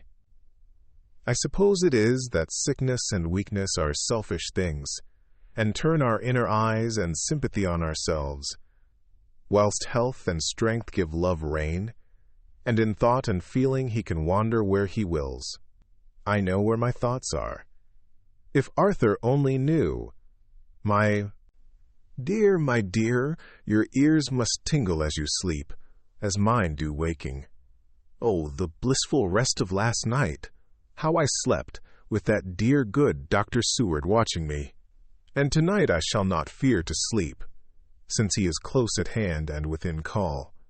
Thank everybody for being so good to me. Thank God. Good night, Arthur. Dr. Seward's Diary, the 10th of September. I was conscious of the professor's hand on my head and started awake all in a second. That is one of the things that we learn in an asylum, at any rate. And how is our patient? Well, when I left her, or rather when she left me, I answered. Come, let us see, he said. And together we went into the room. The blind was down, and I went over to raise it gently, whilst Van Helsing stepped, with his soft, cat-like tread over, to the bed. As I raised the blind, and the morning sunlight flooded the room, I heard the professor's low hiss of inspiration, and, knowing its rarity, a deadly fear shot through my heart. As I passed over, he moved back, and his exclamation of horror, Gott in Himmel, needed no enforcement from his agonized face. He raised his hand and pointed to the bed, and his iron face was drawn and ashen white. I felt my knees begin to tremble. There on the bed, seemingly in a swoon, lay poor Lucy, more horribly white and wan-looking than ever. Even the lips were white, and the gums seemed to have shrunken back from the teeth, as we sometimes see in a corpse after a prolonged illness. Van Helsing raised his foot to stamp in anger, but the instinct of his life and all the long years of habit stood to him, and he put it down again softly. Quick, he said, bring the brandy. I flew to the dining room and returned with the decanter.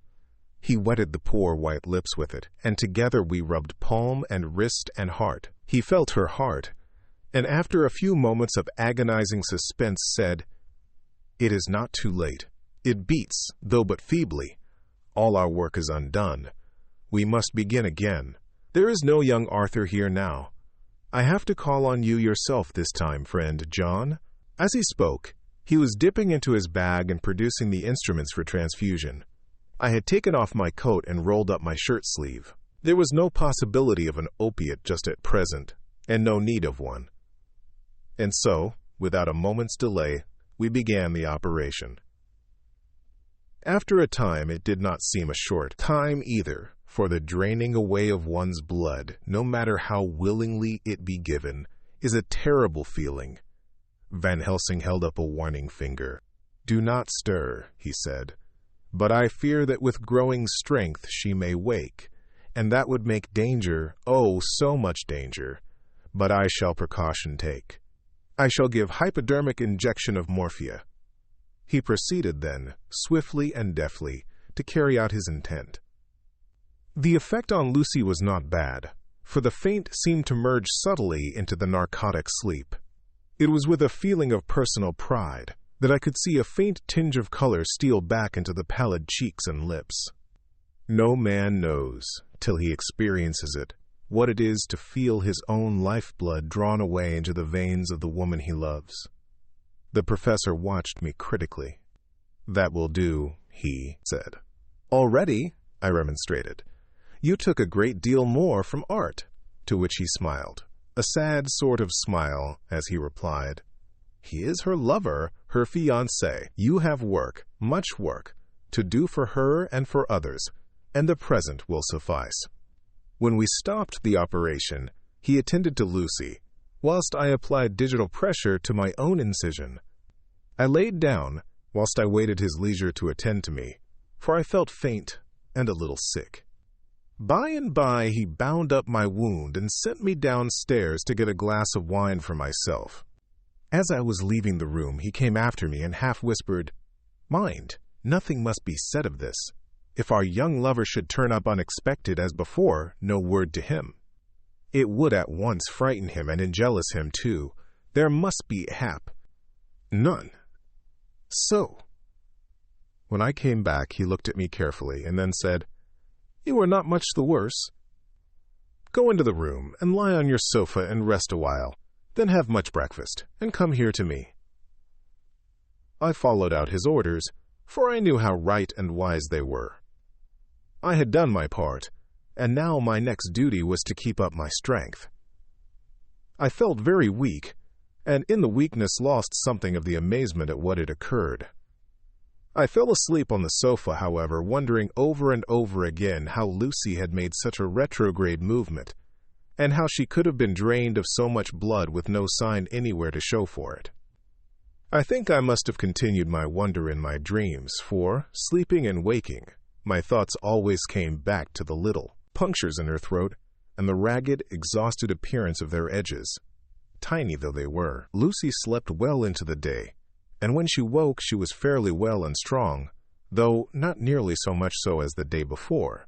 When Van Helsing had seen her, he went out for a walk, leaving me in charge, with strict injunctions that I was not to leave her for a moment. I could hear his voice in the hall, asking the way to the nearest telegraph office. Lucy chatted with me freely, and seemed quite unconscious that anything had happened. I tried to keep her amused and interested. When her mother came up to see her, she did not seem to notice any change whatever, but said to me gratefully, "We owe you so much, Dr. Seward, for all you have done, but you really must now take care not to overwork yourself. You are looking pale yourself. You want a wife to nurse and look after you a bit. That you do." As she spoke, Lucy turned crimson, though it was only momentarily, for her poor, wasted veins could not stand for long such an unwanted drain to the head. The reaction came in excessive pallor as she turned imploring eyes on me. I smiled and nodded, and laid my finger on my lips. With a sigh, she sank back amid her pillows. Van Helsing returned in a couple of hours, and presently said to me, "Now you go home and eat much and drink enough. Make yourself strong. I stay here tonight, and I shall sit up with little miss myself. You and I must watch the case, and we must have none other to know. I have grave reasons. No, do not ask them. Think what you will. Do not fear to think even the most not probable. Good night." In the hall, 2 of the maids came to me, and asked if they or either of them might not sit up with Miss Lucy. They implored me to let them, and when I said it was Dr. Van Helsing's wish that either he or I should sit up, they asked me quite piteously to intercede with the foreign gentleman. I was much touched by their kindness. Perhaps it is because I am weak at present, and perhaps because it was on Lucy's account that their devotion was manifested. For over and over again have I seen similar instances of woman's kindness. I got back here in time for a late dinner, went my rounds, all well, and set this down whilst waiting for sleep. It is coming, the 11th of September. This afternoon I went over to Hillingham, found Van Helsing in excellent spirits, and Lucy much better. Shortly after I had arrived, a big parcel from abroad came for the professor. He opened it with much impressment, assumed of course, and showed a great bundle of white flowers. "These are for you, Miss Lucy," he said. "For me? Oh, Dr. Van Helsing." "Yes, my dear, but not for you to play with. These are medicines." Here Lucy made a wry face. "Nay, but they are not to take in a decoction or in nauseous form, so you need not snub that so charming nose. Or I shall point out to my friend Arthur what woes he may have to endure in seeing so much beauty that he so loves so much distort. Aha, my pretty miss, that bring the so nice nose all straight again. This is medicinal, but you do not know how. I put him in your window, I make pretty wreath, and hang him round your neck, so that you sleep well. Oh yes, they, like the lotus flower, make your trouble forgotten. It smells so like the waters of Lethe, and of that fountain of youth that the conquistador is sought for in the Floridas, and find him all too late." Whilst he was speaking, Lucy had been examining the flowers and smelling them. Now she threw them down, saying with half laughter and half disgust, "Oh, Professor, I believe you are only putting up a joke on me. Why, these flowers are only common garlic." To my surprise, Van Helsing rose up and said with all his sternness, his iron jaw set, and his bushy eyebrows meeting. "No trifling with me. I never jest. There is grim purpose in all I do, and I warn you that you do not thwart me. Take care, for the sake of others if not for your own." Then, seeing poor Lucy scared, as she might well be, he went on more gently. "Oh, little miss, my dear, do not fear me. I only do for your good. But there is much virtue to you in those so common flowers. See, I place them myself in your room. I make myself the wreath that you are to wear. But hush, no telling to others that make so inquisitive questions. We must obey, and silence is a part of obedience. And obedience is to bring you strong and well into loving arms that wait for you. Now sit still a while. Come with me, friend John, and you shall help me deck the room with my garlic, which is all the way from Haarlem, where my friend Vanderpool raise herb in his glass houses all the year. I had to telegraph yesterday, or they would not have been here." We went into the room, taking the flowers with us. The professor's actions were certainly odd, and not to be found in any pharmacopoeia that I ever heard of. First he fastened up the windows and latched them securely. Next, taking a handful of the flowers, he rubbed them all over the sashes, as though to ensure that every whiff of air that might get in would be laden with the garlic smell. Then with the wisp he rubbed all over the jamb of the door, above, below, and at each side, and round the fireplace in the same way. It all seemed grotesque to me, and presently I said, "Well, Professor, I know you always have a reason for what you do, but this certainly puzzles me. It is, well, we have no skeptic here, or he would say that you are working some spell to keep out an evil spirit." "Perhaps I am," he answered quietly as he began to make the wreath which Lucy was to wear round her neck. We then waited whilst Lucy made her toilet for the night, and when she was in bed he came and himself fixed the wreath of garlic round her neck. The last words he said to her were, "Take care you do not disturb it, and even if the room feel close, do not tonight open the window or the door." "I promise," said Lucy, "and thank you both 1,000 times for all your kindness to me." Oh, what have I done to be blessed with such friends? As we left the house in my fly, which was waiting, Van Helsing said, "Tonight I can sleep in peace, and sleep I want. 2 nights of travel, much reading in the day between, and much anxiety on the day to follow, and a night to sit up without to wink. Tomorrow in the morning early you call for me, and we come together to see our pretty miss, so much more strong for my spell, which I have work." Ho, ho! He seemed so confident that I, remembering my own confidence 2 nights before, and with the baneful result, felt awe and vague terror. It must have been my weakness that made me hesitate to tell it to my friend, but I felt it all the more, like unshed tears. Chapter 11. Lucy Westenra's Diary. The 12th of September. How good they all are to me. I quite love that dear Dr. Van Helsing. I wonder why he was so anxious about these flowers. He positively frightened me, he was so fierce.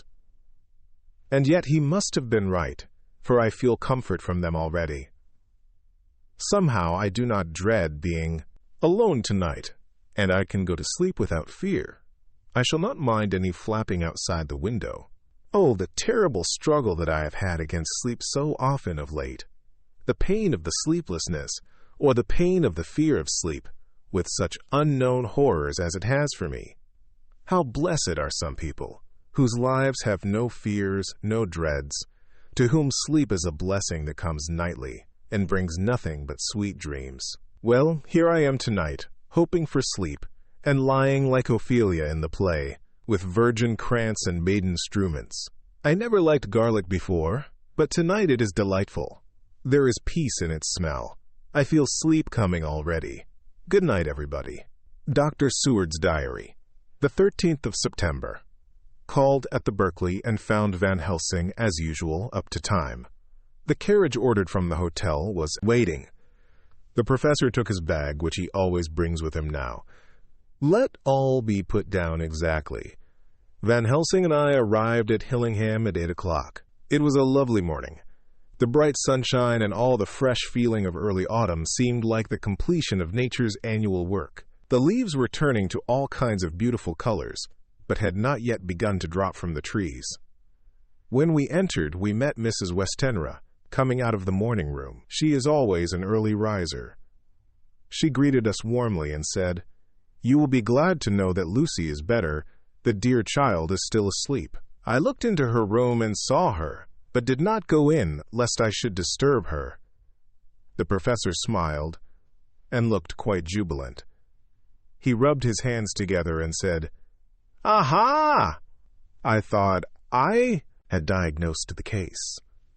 "My treatment is working," to which she answered, "You must not take all the credit to yourself, doctor. Lucy's state this morning is due in part to me." "How you do mean, ma'am?" asked the professor. "Well, I was anxious about the dear child in the night, and went into her room. She was sleeping soundly. So soundly that even my coming did not wake her. But the room was awfully stuffy. There were a lot of those horrible, strong-smelling flowers about everywhere, and she had actually a bunch of them round her neck. I feared that the heavy odor would be too much for the dear child in her weak state, so I took them all away and opened a bit of the window to let in a little fresh air. You will be pleased with her, I am sure." She moved off into her boudoir, where she usually breakfasted early. As she had spoken, I watched the professor's face and saw it turn ashen gray. He had been able to retain his self-command whilst the poor lady was present, for he knew her state and how mischievous a shock would be. He actually smiled on her as he held open the door for her to pass into her room. But the instant she had disappeared, he pulled me, suddenly and forcibly, into the dining room and closed the door. Then, for the first time in my life, I saw Van Helsing break down. He raised his hands over his head in a sort of mute despair, and then beat his palms together in a helpless way. Finally, he sat down on a chair, and putting his hands before his face, began to sob, with loud, dry sobs that seemed to come from the very racking of his heart. Then he raised his arms again as though appealing to the whole universe. "God, God, God," he said. "What have we done? What has this poor thing done, that we are so sore beset? Is there fate amongst us still, sent down from the pagan world of old, that such things must be, and in such way? This poor mother, all unknowing and all for the best as she think, does such thing as lose her daughter body and soul, and we must not tell her, we must not even warn her, or she die, and then both die. Oh, how we are beset! How are all the powers of the devils against us?" Suddenly he jumped to his feet. "Come," he said, "come, we must see and act. Devils or no devils, or all the devils at once, it matters not.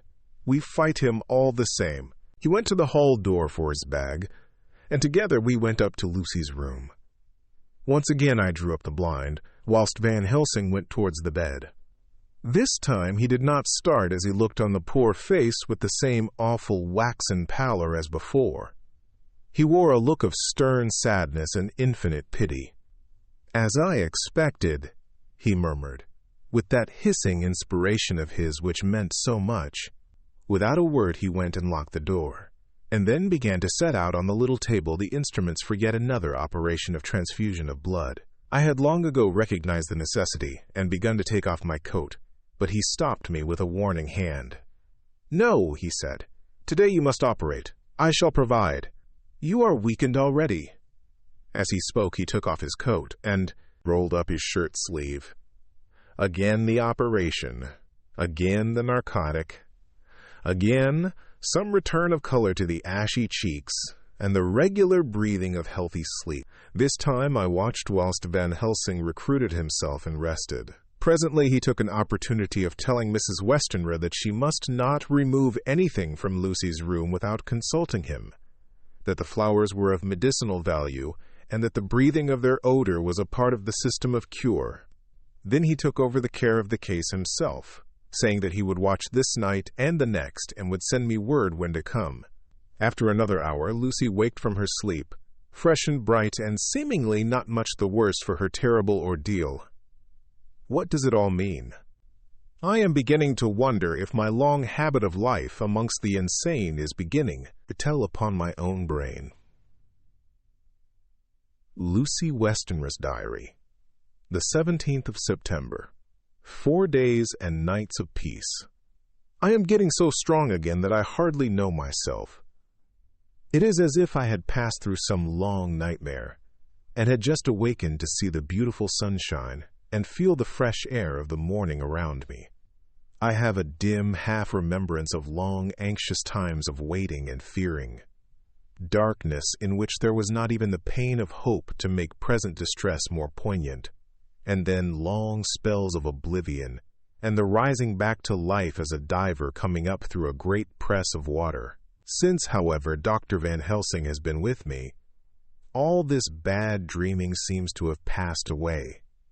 The noises that used to frighten me out of my wits, the flapping against the windows, the distant voices which seemed so close to me, the harsh sounds that came from I know not where and commanded me to do I know not what, have all ceased. I go to bed now without any fear of sleep. I do not even try to keep awake. I have grown quite fond of the garlic, and a boxful arrives for me every day from Haarlem. Tonight, Dr. Van Helsing is going away, as he has to be for a day in Amsterdam. But I need not be watched. I am well enough to be left alone. Thank God for Mother's sake, and dear Arthur's, and for all our friends who have been so kind. I shall not even feel the change, for last night Dr. Van Helsing slept in his chair a lot of the time. I found him asleep twice when I awoke, but I did not fear to go to sleep again, although the bows or bats or something napped almost angrily against the window panes. The Pall Mall Gazette. The 18th of September. The Escaped Wolf. Perilous adventure of our interviewer. Interview with the keeper in the zoological gardens. After many inquiries and almost as many refusals, and perpetually using the words Pall Mall Gazette as a sort of talisman, I managed to find the keeper of the section of the zoological gardens in which the wolf department is included. Thomas Builder lives in one of the cottages in the enclosure behind the elephant house, and was just sitting down to his tea when I found him. Thomas and his wife are hospitable folk, elderly, and without children. And if the specimen I enjoyed of their hospitality be of the average kind, their lives must be pretty comfortable. The keeper would not enter on what he called business until the supper was over, and we were all satisfied. Then when the table was cleared, and he had lit his pipe, he said, "Now, sir, you can go on and arsk me what you want. You'll excuse me refusin' to talk of professional subjects afore meals. I gives the wolves and the jackals and the hyenas in all our section their tea afore I begins to arsk them questions." "How do you mean, ask them questions?" I queried, wishful to get him into a talkative humor. "Ittin' of them over the EAD with a pole is one way. Scratchin' of their hears is another. When gents as is flush wants a bit of a show-orf to their gals. I don't so much mind the fust. The ittin' with a pole afore I chucks in their dinner, but I waits till they've 'ad their sherry and coffee, so to speak, afore I tries on with the ear-scratchin'. Mind you," he added philosophically, "there's a deal of the same nature in us as in them there animalies. Here's you a-comin' and arskin' of me questions about my business, and I that grumpy like that only for your bloomin' arfquid. I'd a-seen you blowed fust, for I'd answer. Not even when you arsked me sarcastic-like, if I'd like you to arsk the superintendent if you might arsk me questions. Without offense did I tell you to go to, El?" "You did. An' when you said you'd report me for usin' of obscene language that was itin me over the EAD, but the arfquid made that all right. I weren't a-goin' to fight, so I waited for the food and did with my owl as the wolves and lions and tigers does. But, lor love your art, now that the old 'ooman has stuck a chunk of her tea-cake in me and rinsed me out with her bloomin' old teapot and I've lit hup, You may scratch my ears for all you're worth and won't get even a growl out of me. Drive along with your questions. I know what you're comin' at that, air-escaped wolf. Exactly. I want you to give me your view of it. Just tell me how it happened. And when I know the facts, I'll get you to say what you consider was the cause of it, and how you think the whole affair will end. All right, Governor. This is about the old story. That wolf, what we called Berserker, was one of 3 gray ones that came from Norway to Jamrocks, which we bought off him 4 years ago.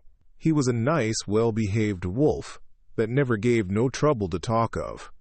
I'm more surprised at I am for wanting to get out, nor any other animile in the place. But there, you can't trust wolves no more, nor women. Don't you mind him, sir, broke in Mrs. Tom with a cheery laugh. He's got Minden. The animale's so long that blessed if he ain't like a old wolf hisself. But there ain't no harm in, I am. Well, sir, it was about 2 hours after feedin', yesterday when I first hear my disturbance. I was makin' up a litter in the monkey house for a young puma which is ill, but when I heard the yelpin' and owlin', I kem away straight. There was Berserker a-tearin', like a mad thing at the bars as if he wanted to get out. There wasn't much people about that day, and close at hand was only one man, a tall, thin chap, with a ick nose and a pointed beard with a few white hairs running through. He had a day-toward, cold look and red eyes, and I took a sort of mislike to him, for it seemed as if it was, I am as they was irritated at. He had white kid gloves on, ands, and he pointed out the animalist to me and says, Keeper, these wolves seem upset at something. Maybe it's you, says I, for I did not like the airs as he give, hisself. He didn't get angry, as I opt he would, but he smiled a kind of insolent smile, with a mouth full of white, sharp teeth. Oh no, they wouldn't like me, he says. Oh yes, they would, says I, imitadin of him. They always likes a bone or two to clean their teeth on about tea time, which you, as a bagful. Well, it was a odd thing, but when the animals see us a-talkin', they lay down. And when I went over to Berserker, he let me stroke his ears same as ever. That there man came over, and blessed, but if he didn't put in his hand and stroke the old wolf's ears too. Take care, says I. Berserker is quick. Never mind, he says. I'm used to 'em. Are you in the business yourself? I says, taking off my at for a man what trades in wolves, and cetera, is a good friend to keepers.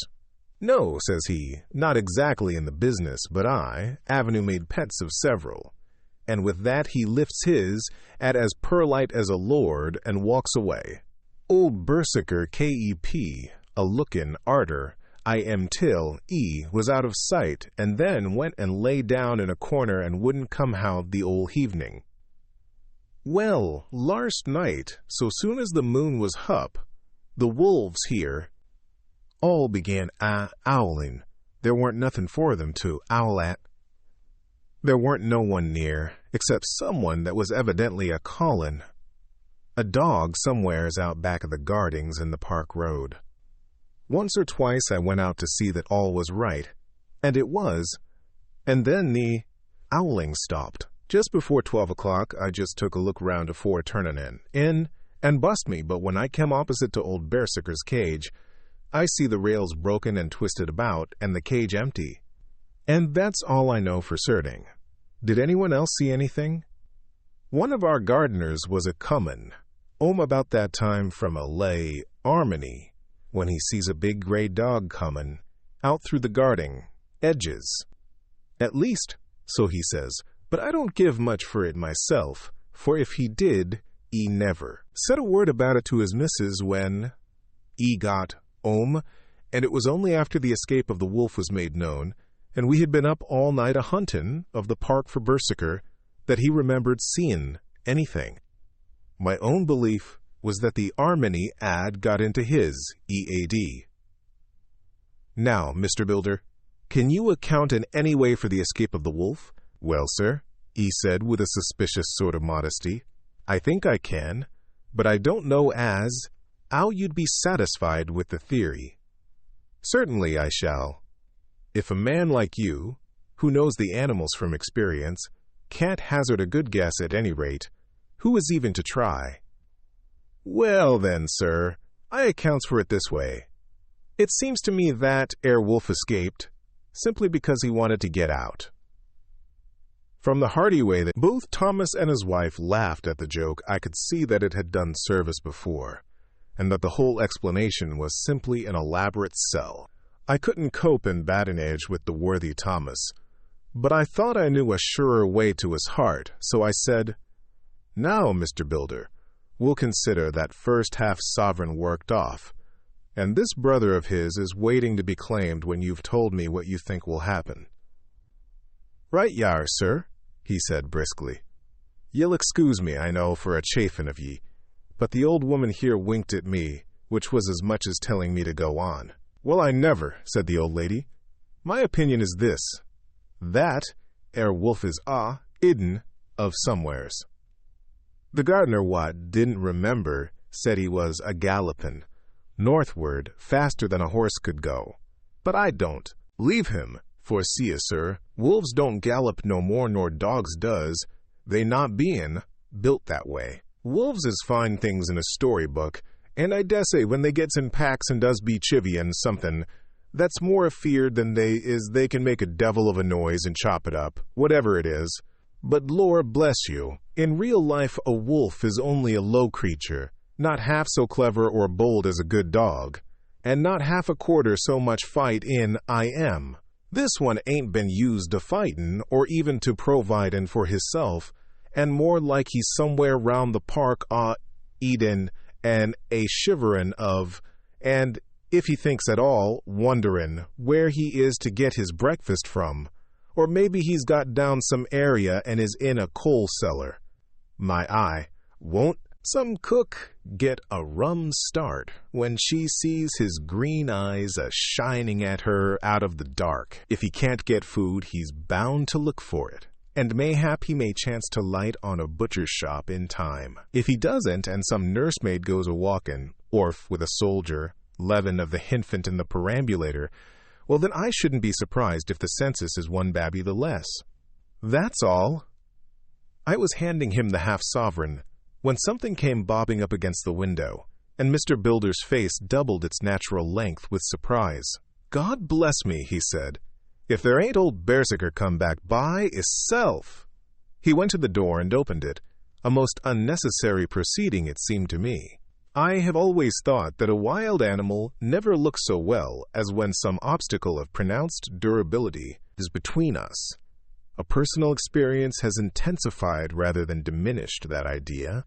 After all, however, there is nothing like custom, for neither Builder nor his wife thought any more of the wolf than I should of a dog.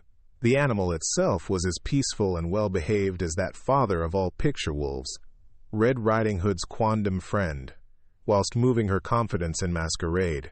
The whole scene was an unutterable mixture of comedy and pathos. The wicked wolf that for half a day had paralyzed London and set all the children in the town shivering in their shoes was there in a sort of penitent mood, and was received and petted like a sort of vulpine prodigal son. Old Builder examined him all over with most tender solicitude, and when he had finished with his penitence, said, "There, I knew the poor old chap would get into some kind of trouble.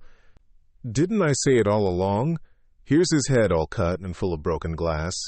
He's been a-gettin' over some bloomin' wall or other.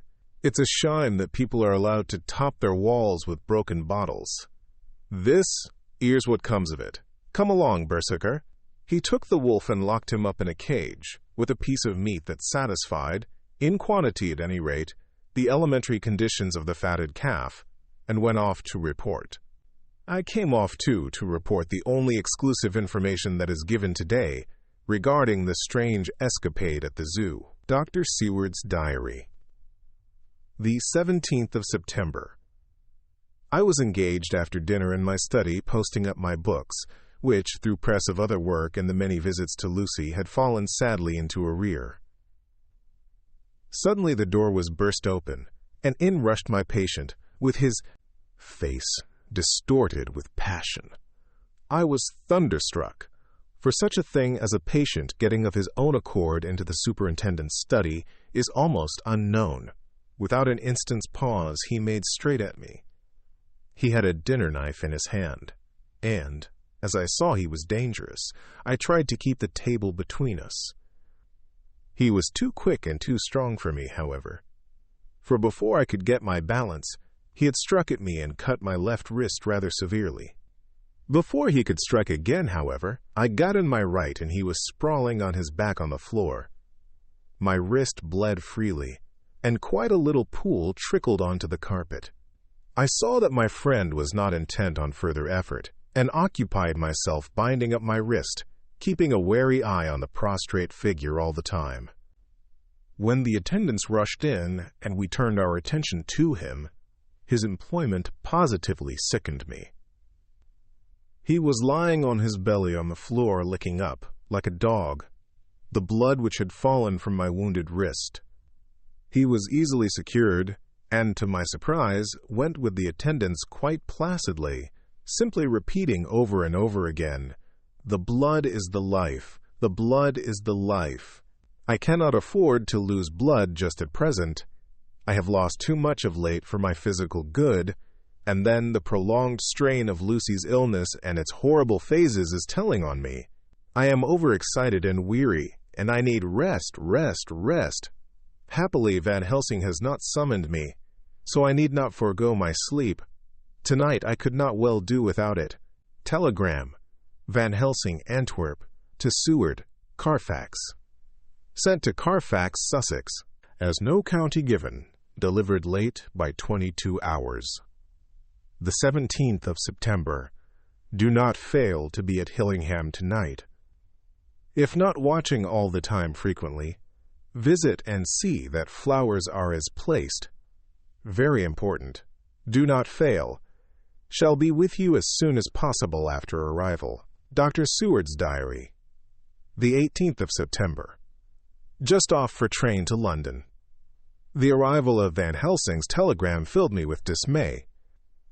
A whole night lost, and I know by bitter experience what may happen in a night. Of course, it is possible that all may be well, but what may have happened? Surely there is some horrible doom hanging over us, that every possible accident should thwart us in all we try to do. I shall take this cylinder with me, and then I can complete my entry on Lucy's phonograph. Memorandum left by Lucy Westenra, the 17th of September. Night. I write this and leave it to be seen, so that no one may by any chance get into trouble through me. This is an exact record of what took place tonight. I feel I am dying of weakness, and have barely strength to write, but it must be done if I die in the doing. I went to bed as usual, taking care that the flowers were placed as Dr. Van Helsing directed, and soon fell asleep. I was waked by the flapping at the window, which had begun after that sleepwalking on the cliff at Whitby when Mina saved me, and which now I know so well. I was not afraid, but I did wish that Dr. Seward was in the next room, as Dr. Van Helsing said he would be, so that I might have called him. I tried to go to sleep but could not. Then there came to me the old fear of sleep, and I determined to keep awake. Perversely, sleep would try to come then when I did not want it, so as I feared to be alone, I opened my door and called out, "Is there anybody there?" There was no answer. I was afraid to wake Mother, and so closed my door again. Then, outside in the shrubbery, I heard a sort of howl like a dog's, but more fierce and deeper. I went to the window and looked out, but could see nothing, except a big bat, which had evidently been buffeting its wings against the window. So I went back to bed again, but determined not to go to sleep. Presently the door opened, and Mother looked in. Seeing by my moving that I was not asleep, came in and sat by me. She said to me even more sweetly and softly than her wont, "I was uneasy about you, darling. and came in to see that you were all right. I feared she might catch cold sitting there, and asked her to come in and sleep with me, so she came into bed and lay down beside me. She did not take off her dressing gown, for she said she would only stay a while and then go back to her own bed. As she lay there in my arms, and I in hers, the flapping and buffeting came to the window again. She was startled and a little frightened and cried out, "What is that?" I tried to pacify her, and at last succeeded, and she lay quiet. But I could hear her poor dear heart still beating terribly. After a while there was the low howl again out in the shrubbery, and shortly after there was a crash at the window, and a lot of broken glass was hurled on the floor. The window blind blew back with the wind that rushed in, and in the aperture of the broken panes there was the head of a great, gaunt, gray wolf. Mother cried out in a fright, and struggled up into a sitting posture, and clutched wildly at anything that would help her. Amongst other things, she clutched the wreath of flowers that Dr. Van Helsing insisted on my wearing round my neck, and tore it away from me. For a second or two she sat up, pointing at the wolf, and there was a strange and horrible gurgling in her throat. Then she fell over, as if struck with lightning, and her head hit my forehead and made me dizzy for a moment or two. The room and all round seemed to spin round. I kept my eyes fixed on the window, but the wolf drew his head back, and a whole myriad of little specks seemed to come blowing in through the broken window, and wheeling and circling round like the pillar of dust that travelers describe when there is a simoon in the desert. I tried to stir, but there was some spell upon me, and dear mother's poor body, which seemed to grow cold already, for her dear heart had ceased to beat, weighed me down, and I remembered no more for a while. The time did not seem long, but very, very awful, till I recovered consciousness again. Somewhere near, a passing bell was tolling. The dogs all round the neighborhood were howling, and in our shrubbery, seemingly just outside, a nightingale was singing. I was dazed and stupid with pain and terror and weakness, but the sound of the nightingale seemed like the voice of my dead mother come back to comfort me. The sound seemed to have awakened the maids, too, for I could hear their bare feet pattering outside my door. I called to them, and they came in, and when they saw what had happened and what it was that lay over me on the bed, they screamed out. The wind rushed in through the broken window, and the door slammed too. They lifted off the body of my dear mother and laid her, covered up with a sheet, on the bed after I had got up. They were all so frightened and nervous that I directed them to go to the dining room and have each a glass of wine. The door flew open for an instant and closed again. The maids shrieked and then went in a body to the dining room, and I laid what flowers I had on my dear mother's breast. When they were there, I remembered what Dr. Van Helsing had told me, but I didn't like to remove them, and besides, I would have some of the servants to sit up with me now. I was surprised that the maids did not come back. I called them, but got no answer, so I went to the dining room to look for them. My heart sank when I saw what had happened. They all four lay helpless on the floor, breathing heavily. The decanter of sherry was on the table half full, but there was a queer, acrid smell about. I was suspicious, and examined the decanter. It smelt of laudanum, and looking on the sideboard I found that the bottle which mother's doctor uses for her, did use, was empty. What am I to do? What am I to do? I am back in the room with mother. I cannot leave her, and I camped her. Am alone, save for the sleeping servants whom someone has drugged, alone with the dead. I dare not go out, for I can hear the low howl of the wolf through the broken window. The air seems full of specks, floating and circling in the draught from the window, and the lights burn blue and dim. What am I to do? God shield me from harm this night. I shall hide this paper in my breast, where they shall find it when they come to lay me out. My dear mother gone, it is time that I go too. Goodbye, dear Arthur, if I should not survive this night. God keep you, dear, and God help me. Chapter 12. Dr. Seward's Diary, the 18th of September. I drove at once to Hillingham and arrived early. Keeping my cab at the gate, I went up the avenue alone. I knocked gently and rang, as quietly as possible, for I feared to disturb Lucy or her mother and hoped to only bring a servant to the door. After a while, finding no response, I knocked and rang again. Still no answer. I cursed the laziness of the servants that they should lie abed at such an hour, for it was now 10 o'clock, and so rang and knocked again, but more impatiently, but still without response. Hitherto I had blamed only the servants, but now a terrible fear began to assail me. Was this desolation but another link in the chain of doom which seemed drawing tight around us?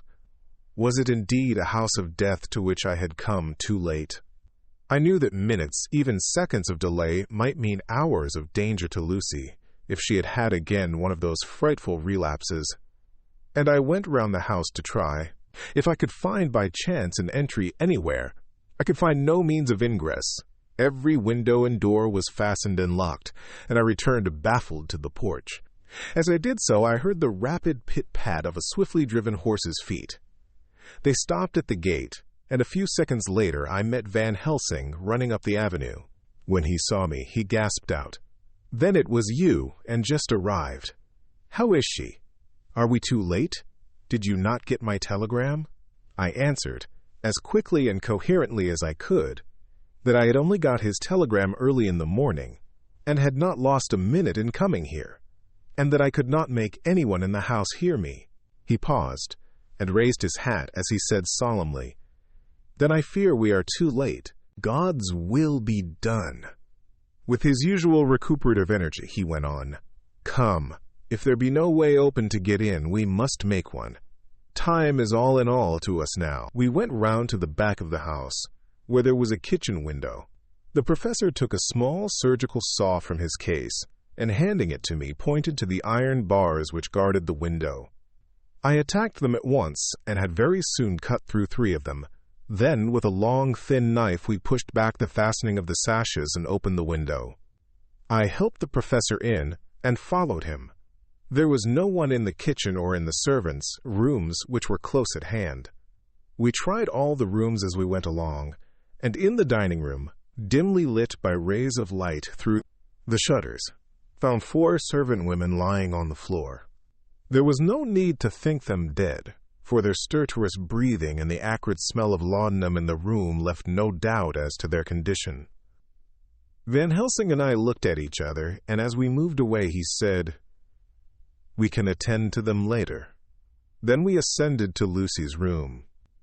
For an instant or two we paused at the door to listen, but there was no sound that we could hear. With white faces and trembling hands, we opened the door gently and entered the room. How shall I describe what we saw? On the bed lay 2 women, Lucy and her mother. The latter lay farthest in, and she was covered with a white sheet, the edge of which had been blown back by the draught through the broken window, showing the drawn, white face, with a look of terror fixed upon it. By her side lay Lucy, with face white and still more drawn. The flowers which had been round her neck we found upon her mother's bosom, and her throat was bare, showing the 2 little wounds which we had noticed before, but looking horribly white and mangled. Without a word, the professor bent over the bed, his head almost touching poor Lucy's breast. Then he gave a quick turn of his head as of one who listens, and leaping to his feet he cried out to me, "It is not yet too late. Quick, quick, bring the brandy." I flew downstairs and returned with it, taking care to smell and taste it, lest it too were drugged like the decanter of sherry which I found on the table. The maids were still breathing, but more restlessly, and I fancied that the narcotic was wearing off. I did not stay to make sure, but returned to Van Helsing. He rubbed the brandy, as on another occasion, on her lips and gums and on her wrists and the palms of her hands. He said to me, "I can do this, all that can be at the present. You go wake those maids. Flick them in the face with a wet towel, and flick them hard. Make them get heat and fire and a warm bath. This poor soul is nearly as cold as that beside her. She will need be heated before we can do anything more." I went at once and found little difficulty in waking 3 of the women. The 4th was only a young girl, and the drug had evidently affected her more strongly, so I lifted her on the sofa and let her sleep. The others were dazed at first, but as remembrance came back to them, they cried and sobbed in a hysterical manner. I was stern with them, however, and would not let them talk. I told them that one life was bad enough to lose, and that if they delayed, they would sacrifice Miss Lucy. So sobbing and crying, they went about their way, half clad as they were, and prepared fire and water. Fortunately, the kitchen and boiler fires were still alive, and there was no lack of hot water. We got a bath and carried Lucy out as she was, and placed her in it. Whilst we were busy chafing her limbs, there was a knock at the hall door. One of the maids ran off, hurried on some more clothes, and opened it. Then she returned and whispered to us that there was a gentleman who had come with a message from Mr. Holmwood. I bade her simply tell him that he must wait, for we could see no one now. She went away with the message, and, engrossed with our work, I clean forgot all about him. I never saw in all my experience the professor work in such deadly earnest. I knew, as he knew, that it was a stand-up fight with death, and in a pause told him so. He answered me in a way that I did not understand, but with the sternest look that his face could wear. If that were all, I would stop here where we are now, and let her fade away into peace, for I see no light in life over her horizon. He went on with his work with, if possible, renewed and more frenzied vigor. Presently we both began to be conscious that the heat was beginning to be of some effect. Lucy's heart beat, a trifle more audibly to the stethoscope, and her lungs had a perceptible movement. Van Helsing's face almost beamed, and as we lifted her from the bath and rolled her in a hot sheet to dry her, he said to me, "The first gain is ours! Check to the king!" We took Lucy into another room, which had by now been prepared, and laid her in bed and forced a few drops of brandy down her throat. I noticed that Van Helsing tied a soft silk handkerchief round her throat. She was still unconscious, and was quite as bad as, if not worse than, we had ever seen her. Van Helsing called in one of the women, and told her to stay with her, and not to take her eyes off her till we returned, and then beckoned me out of the room. "We must consult as to what is to be done," he said as we descended the stairs. In the hall, he opened the dining-room door, and we passed in, he closing the door carefully behind him. The shutters had been opened, but the blinds were already down, with that obedience to the etiquette of death which the British woman of the lower classes always rigidly observes. The room was, therefore, dimly dark. It was, however, light enough for our purposes. Van Helsing's sternness was somewhat relieved by a look of perplexity. He was evidently torturing his mind about something, so I waited for an instant, and he spoke. "What are we to do now? Where are we to turn for help? We must have another transfusion of blood, and that soon, or that poor girl's life won't be worth an hour's purchase. You are exhausted already. I am exhausted too. I fear to trust those women, even if they would have courage to submit. What are we to do for someone who will open his veins for her? What's the matter with me anyhow?" The voice came from the sofa across the room, and its tones brought relief and joy to my heart, for they were those of Quincy Morris. Van Helsing started angrily at the first sound, but his face softened, and a glad look came into his eyes as I cried out, "Quincy Morris!" and rushed towards him with outstretched hands. "What brought you here?" I cried as our hands met. "I guess art is the cause." He handed me a telegram. "Have not heard from Seward for 3 days, and am terribly anxious. Cannot leave. Father still in same condition. Send me word how Lucy is. Do not delay. Holmwood." I think I came just in the nick of time. You know you have. only to tell me what to do. Van Helsing strode forward and took his hand, looking him straight in the eyes as he said, "A brave man's blood is the best thing on this earth when a woman is in trouble. You are a man, and no mistake. Well, the devil may work against us for all he's worth, but God sends us men when we want them." Once again we went through that ghastly operation. I have not the heart to go through with the details. Lucy had got a terrible shock, and it told on her more than before, for though plenty of blood went into her veins, her body did not respond to the treatment as well as on the other occasions. Her struggle back into life was something frightful to see and hear. However, the action of both heart and lungs improved, and Van Helsing made a subcutaneous injection of morphia, as before, and with good effect. Her faint became a profound slumber. The professor watched whilst I went downstairs with Quincy Morris, and sent one of the maids to pay off one of the cabmen who were waiting. I left Quincy lying down after having a glass of wine and told the cook to get ready a good breakfast. Then a thought struck me, and I went back to the room where Lucy now was. When I came softly in, I found Van Helsing with a sheet or two of notepaper in his hand. He had evidently read it, and was thinking it over as he sat with his hand to his brow. There was a look of grim satisfaction in his face, as of one who has had a doubt solved. He handed me the paper, saying only, "It dropped from Lucy's breast when we carried her to the bath." When I had read it, I stood looking at the professor, and after a pause asked him, "In God's name, what does it all mean? Was she or is she mad? Or what sort of horrible danger is it?" I was so bewildered that I did not know what to say more. Van Helsing put out his hand and took the paper, saying, "Do not trouble about it now. Forget it for the present. You shall know and understand it all in good time, but it will be later. And now, what is it that you came to me to say?"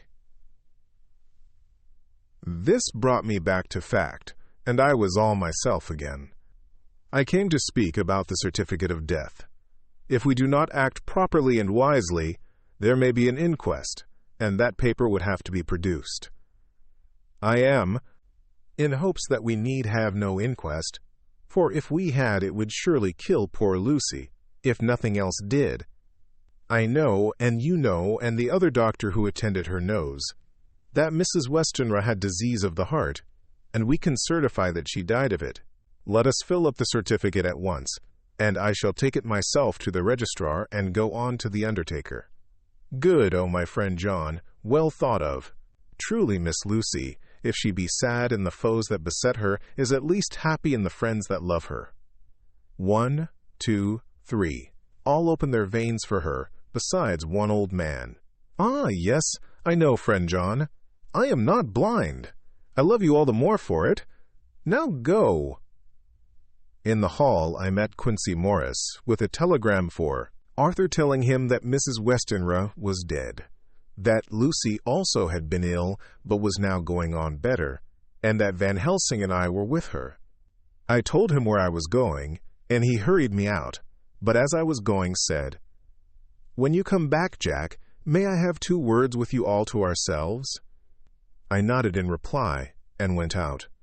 I found no difficulty about the registration, and arranged with the local undertaker to come up in the evening to measure for the coffin and to make arrangements. When I got back, Quincy was waiting for me. I told him I would see him as soon as I knew about Lucy, and went up to her room. She was still sleeping, and the professor seemingly had not moved from his seat at her side. From his putting his finger to his lips, I gathered that he expected her to wake before long and was afraid of forestalling nature. So I went down to Quincy and took him into the breakfast room, where the blinds were not drawn down, and which was a little more cheerful, or rather less cheerless than the other rooms. When we were alone, he said to me, "Jack Seward, I don't want to shove myself in anywhere where I've no right to be, but this is no ordinary case. You know I loved that girl and wanted to marry her, but although that's all past and gone, I can't help feeling anxious about her all the same. What is it that's wrong with her? The Dutchman, and a fine old fellow he is, I can see that, said, that time you 2 came into the room, that you must have another transfusion of blood, and that both you and he were exhausted. Now I know well that you medical men speak in camera, and that a man must not expect to know what they consult about in private. But this is no common matter, and, whatever it is, I have done my part. Is not that so? That's so, I said, and he went on. I take it that both you and Van Helsing had done already what I did today. Is not that so? That's so, and I guess Art was in it too. When I saw him 4 days ago down at his own place, he looked queer. I have not seen anything pulled down so quick since I was on the Pampas, and had a mare that I was fond of go to grass, all in a night. One of those big bats that they call vampires had got at her in the night, and what with his gorge and the vein left open, there wasn't enough blood in her to let her stand up, and I had to put a bullet through her as she lay. Jack, if you may tell me without betraying confidence, Arthur was the first. Is not that so? As he spoke, the poor fellow looked terribly anxious. He was in a torture of suspense regarding the woman he loved, and his utter ignorance of the terrible mystery which seemed to surround her intensified his pain. His very heart was bleeding, and it took all the manhood of him, and there was a royal lot of it too, to keep him from breaking down. I paused before answering, for I felt that I must not betray anything which the professor wished kept secret. But already he knew so much, and guessed so much, that there could be no reason for not answering. So I answered in the same phrase. That's so. And how long has this been going on? About 10 days. 10 days!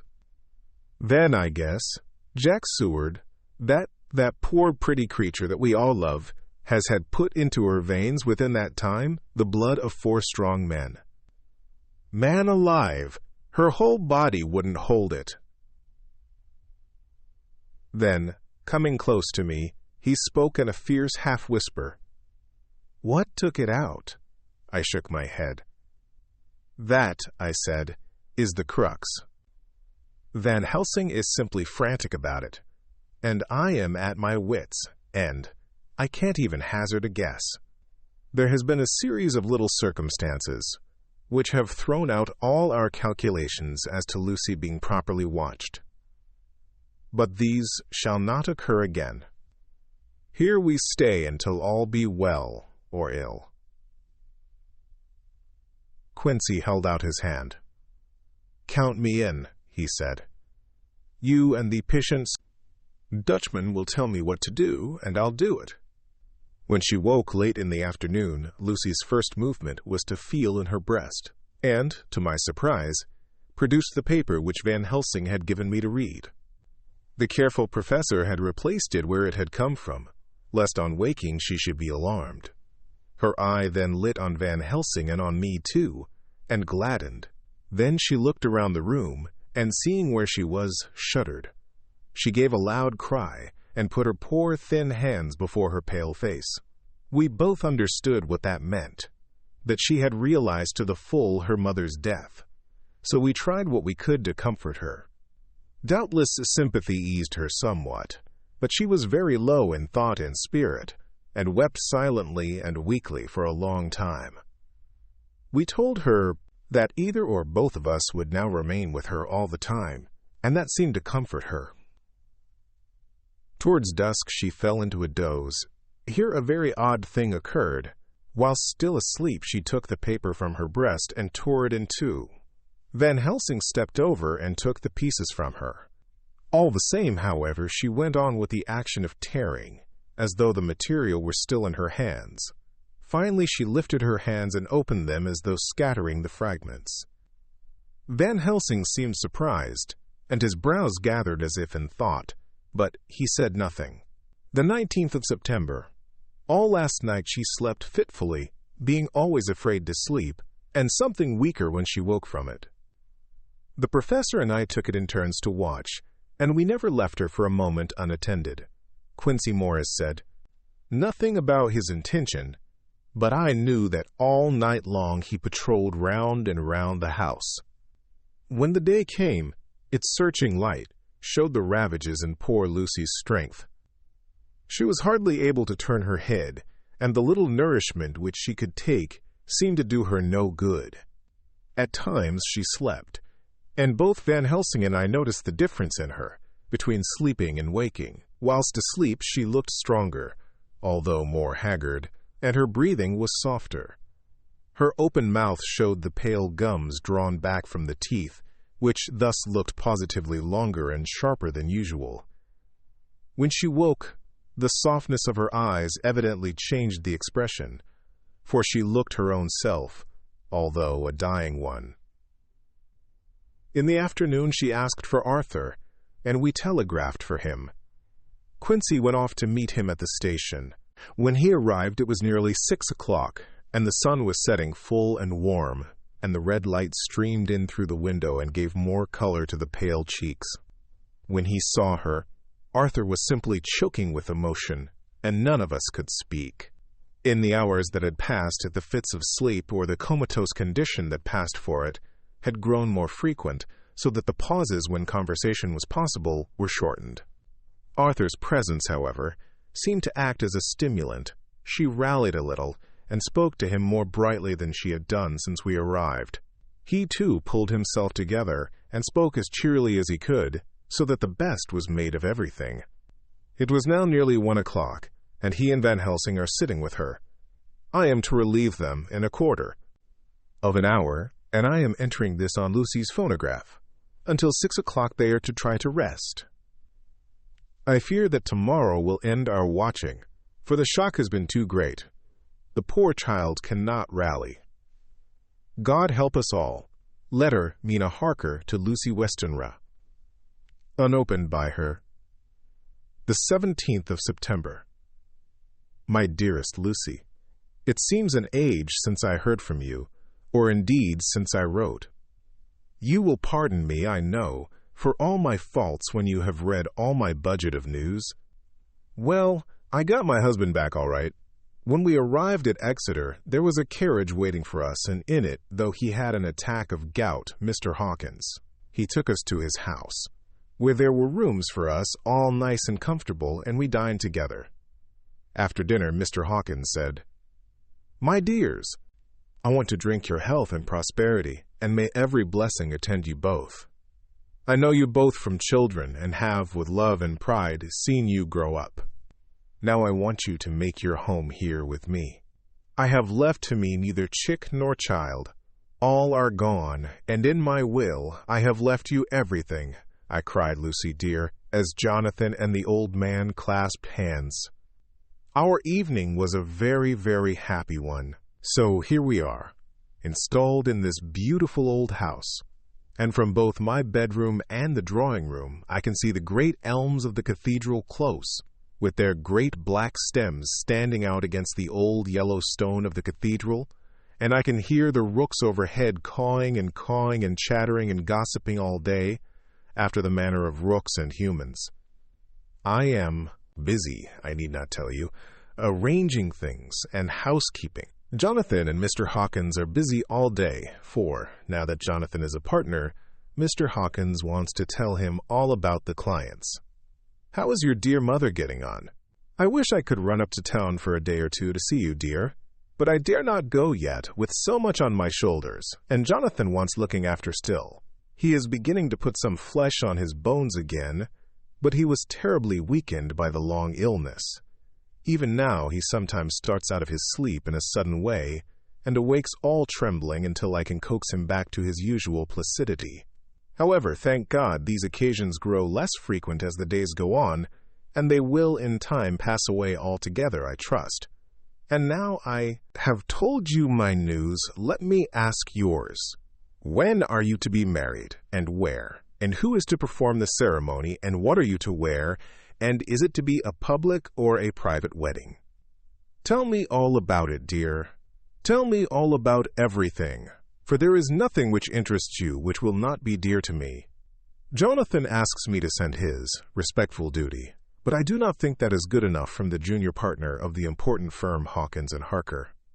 And so, as you love me, and he loves me, and I love you with all the moods and tenses of the verb, I send you simply his love instead. Goodbye, my dearest Lucy, and all blessings on you. Yours, Mina Harker. Report from Patrick Hennessy, M.D., MRCSLK-QC. P.I., etc., etc., to John Seward, M.D., the 20th of September. My dear Sir, in accordance with your wishes, I enclose report of the conditions of everything left in my charge. With regard to patient Renfield, there is more to say.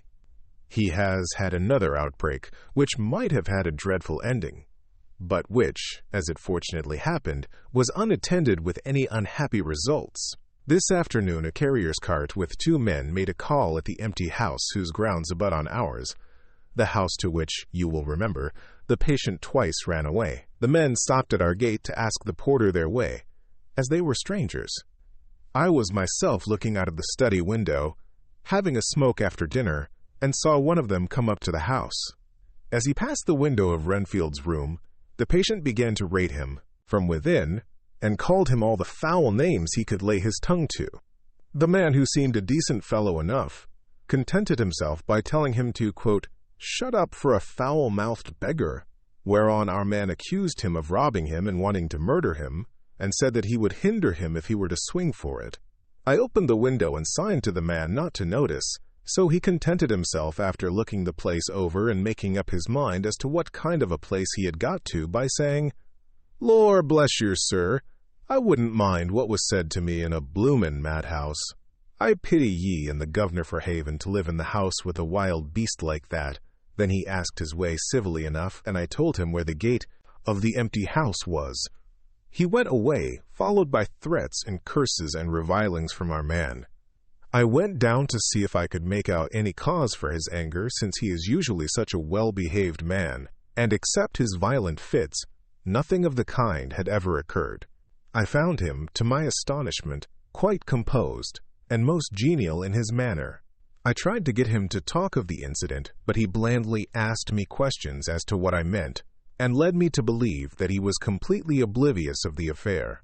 It was, I am sorry to say, however, only another instance of his cunning, for within half an hour I heard of him again. This time he had broken out through the window of his room and was running down the avenue. I called to the attendants to follow me and ran after him, for I feared he was intent on some mischief. My fear was justified when I saw the same cart which had passed before coming down the road, having on it some great wooden boxes. The men were wiping their foreheads, and were flushed in the face, as if with violent exercise. Before I could get up to him, the patient rushed at them, and pulling one of them off the cart, began to knock his head against the ground. If I had not seized him just at the moment, I believe he would have killed the man there and then.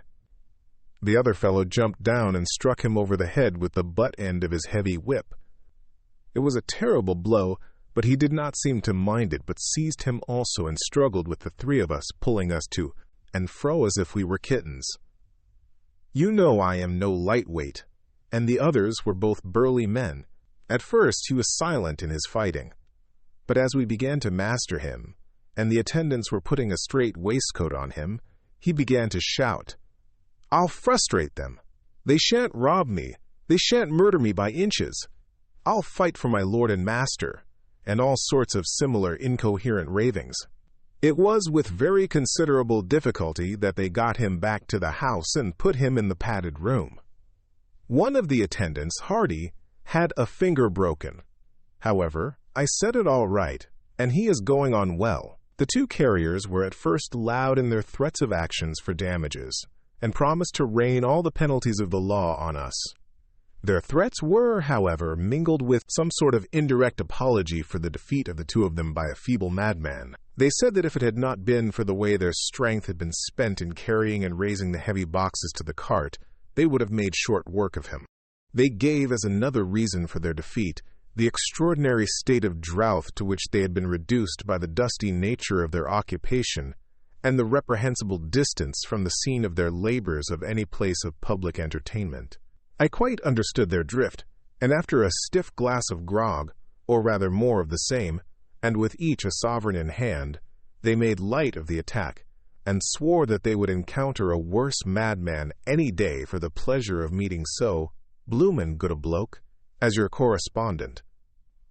I took their names and addresses, in case they might be needed. They are as follows: Jack Smollett, of Dudding's Rents, King George's Road, Great Walworth, and Thomas Snelling, Peter Farley's Row, Guide Court, Bethnal Green. They are both in the employment of Harris & Sons, Moving and Shipment Company, Orange Masters Yard, Soho. I shall report to you any matter of interest occurring here, and shall wire you at once if there is anything of importance. Believe me, dear sir, yours faithfully, Patrick Hennessy. Letter, Mina Harker to Lucy Westenra, unopened by her. The 18th of September. My dearest Lucy, such a sad blow has befallen us. Mr. Hawkins has died very suddenly. Some may not think it so sad for us, but we had both come to so love him that it really seems as though we had lost a father. I never knew either father or mother, so that the dear old man's death is a real blow to me. Jonathan is greatly distressed. It is not only that he feels sorrow, deep sorrow, for the dear, good man who has befriended him all his life, and now at the end has treated him like his own son, and left him a fortune which to people of our modest bringing up is wealth beyond the dream of avarice, but Jonathan feels it on another account. He says the amount of responsibility which it puts upon him makes him nervous. He begins to doubt himself. I try to cheer him up, and my belief in him helps him to have a belief in himself. But it is here that the grave shock that he experienced tells upon him the most. Oh, it is too hard that a sweet, simple, noble, strong nature such as his, a nature which enabled him by our dear good friend's aid to rise from clerk to master in a few years, should be so injured that the very essence of its strength is gone. Forgive me, dear, if I worry you with my troubles in the midst of your own happiness, but Lucy, dear, I must tell someone, for the strain of keeping up a brave and cheerful appearance to Jonathan tries me, and I have no one here that I can confide in. I dread coming up to London, as we must do the day after tomorrow, for poor Mr. Hawkins left in his will that he was to be buried in the grave with his father. As there are no relations at all, Jonathan will have to be chief mourner. I shall try to run over to see you, dearest, if only for a few minutes. Forgive me for troubling you. With all blessings, your loving Mina Harker. Dr. Seward's Diary. The 20th of September. Only resolution and habit can let me make an entry tonight. I am too miserable, too low-spirited, too sick of the world and all in it, including life itself, that I would not care if I heard this moment the flapping of the wings of the angel of death, and he has been flapping those grim wings to some purpose of late. Lucy's mother and Arthur's father, and now, let me get on with my work. I duly relieved Van Helsing in his watch over Lucy. We wanted Arthur to go to rest also, but he refused at first. It was only when I told him that we should want him to help us during the day, and that we must not all break down for want of rest, lest Lucy should suffer, that he agreed to go. Van Helsing was very kind to him. "Come, my child," he said, "come with me. You are sick and weak, and have had much sorrow and much mental pain, as well as that tax on your strength that we know of. You must not be alone, for to be alone is to be full of fears and alarms. Come to the drawing-room, where there is a big fire, and there are 2 sofas. You shall lie on one, and I on the other, and our sympathy will be comfort to each other, even though we do not speak, and even if we sleep." Arthur went off with him, casting back a longing look on Lucy's face, which lay in her pillow, almost whiter than the lawn. She lay quite still, and I looked round the room to see that all was as it should be. I could see that the professor had carried out in this room, as in the other, his purpose of using the garlic. The whole of the window sashes reeked with it, and round Lucy's neck, over the silk handkerchief which Van Helsing made her keep on, was a rough chaplet of the same odorous flowers. Lucy was breathing somewhat stertorously, and her face was at its worst, for the open mouth showed the pale gums. Her teeth, in the dim, uncertain light, seemed longer and sharper than they had been in the morning. In particular, by some trick of the light, the canine teeth looked longer and sharper than the rest. I sat down by her, and presently she moved uneasily. At the same moment there came a sort of dull flapping or buffeting at the window. I went over to it softly and peeped out by the corner of the blind.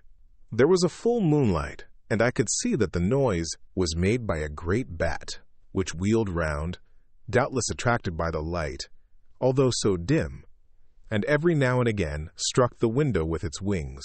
When I came back to my seat, I found that Lucy had moved slightly, and had torn away the garlic flowers from her throat. I replaced them as well as I could, and sat watching her. Presently she woke, and I gave her food, as Van Helsing had prescribed. She took but a little, and that languidly. There did not seem to be with her now the unconscious struggle for life and strength that had hitherto so marked her illness. It struck me as curious that the moment she became conscious, she pressed the garlic flowers close to her. It was certainly odd that whenever she got into that lethargic state, with the stertorous breathing she put the flowers from her, but that when she waked, she clutched them close. There was no possibility of making any mistake about this, for in the long hours that followed she had many spells of sleeping and waking and repeated both actions many times. At 6 o'clock Van Helsing came to relieve me. Arthur had then fallen into a doze, and he mercifully let him sleep on. When he saw Lucy's face, I could hear the sissing indraw of his breath, and he said to me in a sharp whisper, "Draw up the blind. I want light." Then he bent down, and, with his face almost touching Lucy's, examined her carefully. He removed the flowers and lifted the silk handkerchief from her throat. As he did so, he started back, and I could hear his ejaculation, "Mein Gott," as it was smothered in his throat. I bent over and looked, too, and as I noticed, some queer chill came over me. The wounds on the throat had absolutely disappeared. For fully 5 minutes Van Helsing stood looking at her, with his face at its sternest. Then he turned to me and said calmly, "She is dying. It will not be long now. It will be much difference, mark me, whether she dies conscious or in her sleep. Wake that poor boy and let him come and see the last. He trusts us, and we have promised him." I went to the dining room and waked him. He was dazed for a moment, but when he saw the sunlight streaming in through the edges of the shutters, he thought he was late, and expressed his fear. I assured him that Lucy was still asleep, but told him as gently as I could that both Van Helsing and I feared that the end was near. He covered his face with his hands, and slid down on his knees by the sofa, where he remained, perhaps a minute, with his head buried, praying, whilst his shoulders shook with grief. I took him by the hand and raised him up. "Come," I said, "my dear old fellow, summon all your fortitude. It will be best and easiest for her." When we came into Lucy's room, I could see that Van Helsing had, with his usual forethought, been putting matters straight and making everything look as pleasing as possible. He had even brushed Lucy's hair so that it lay on the pillow in its usual sunny ripples. When we came into the room, she opened her eyes, and seeing him, whispered softly, "Arthur, oh my love, I am so glad you have come." He was stooping to kiss her when Van Helsing motioned him back. "No," he whispered, "not yet. Hold her hand. It will comfort her more." So Arthur took her hand and knelt beside her, and she looked her best, with all the soft lines matching the angelic beauty of her eyes. Then gradually her eyes closed, and she sank to sleep. For a little bit her breast heaved softly, and her breath came and went like a tired child's. And then insensibly there came the strange change which I had noticed in the night. Her breathing grew stertorous, the mouth opened, and the pale gums drawn back made the teeth look longer and sharper than ever. In a sort of sleep-waking, vague, unconscious way she opened her eyes, which were now dull and hard at once, and said in a soft, voluptuous voice, such as I had never heard from her lips, "Arthur, oh my love, I am so glad you have come. Kiss me!" Arthur bent eagerly over to kiss her. But at that instant Van Helsing, who, like me, had been startled by her voice, swooped upon him and, catching him by the neck with both hands, dragged him back with a fury of strength which I never thought he could have possessed, and actually hurled him almost across the room. "Not for your life," he said, "not for your living soul and hers." And he stood between them like a lion at bay. Arthur was so taken aback that he did not for a moment know what to do or say. And before any impulse of violence could seize him, he realized the place and the occasion, and stood silent, waiting. I kept my eyes fixed on Lucy, as did Van Helsing, and we saw a spasm as of rage flit, like a shadow over her face. The sharp teeth champed together. Then her eyes closed, and she breathed heavily, very shortly after she opened her eyes in all their softness, and putting out her poor, pale, thin hand, took Van Helsing's great brown one. Drawing it to her, she kissed it. "My true friend," she said in a faint voice but with untellable pathos, "my true friend, and his. Oh, guard him, and give me peace." "I swear it," he said solemnly, kneeling beside her and holding up his hand, as one who registers an oath. Then he turned to Arthur and said to him, "Come, my child, take her hand in yours, and kiss her on the forehead, and only once." Their eyes met instead of their lips, and so they parted. Lucy's eyes closed, and Van Helsing, who had been watching closely, took Arthur's arm and drew him away. And then Lucy's breathing became stertorous again, and all at once it ceased. "It is all over," said Van Helsing. "She is dead!"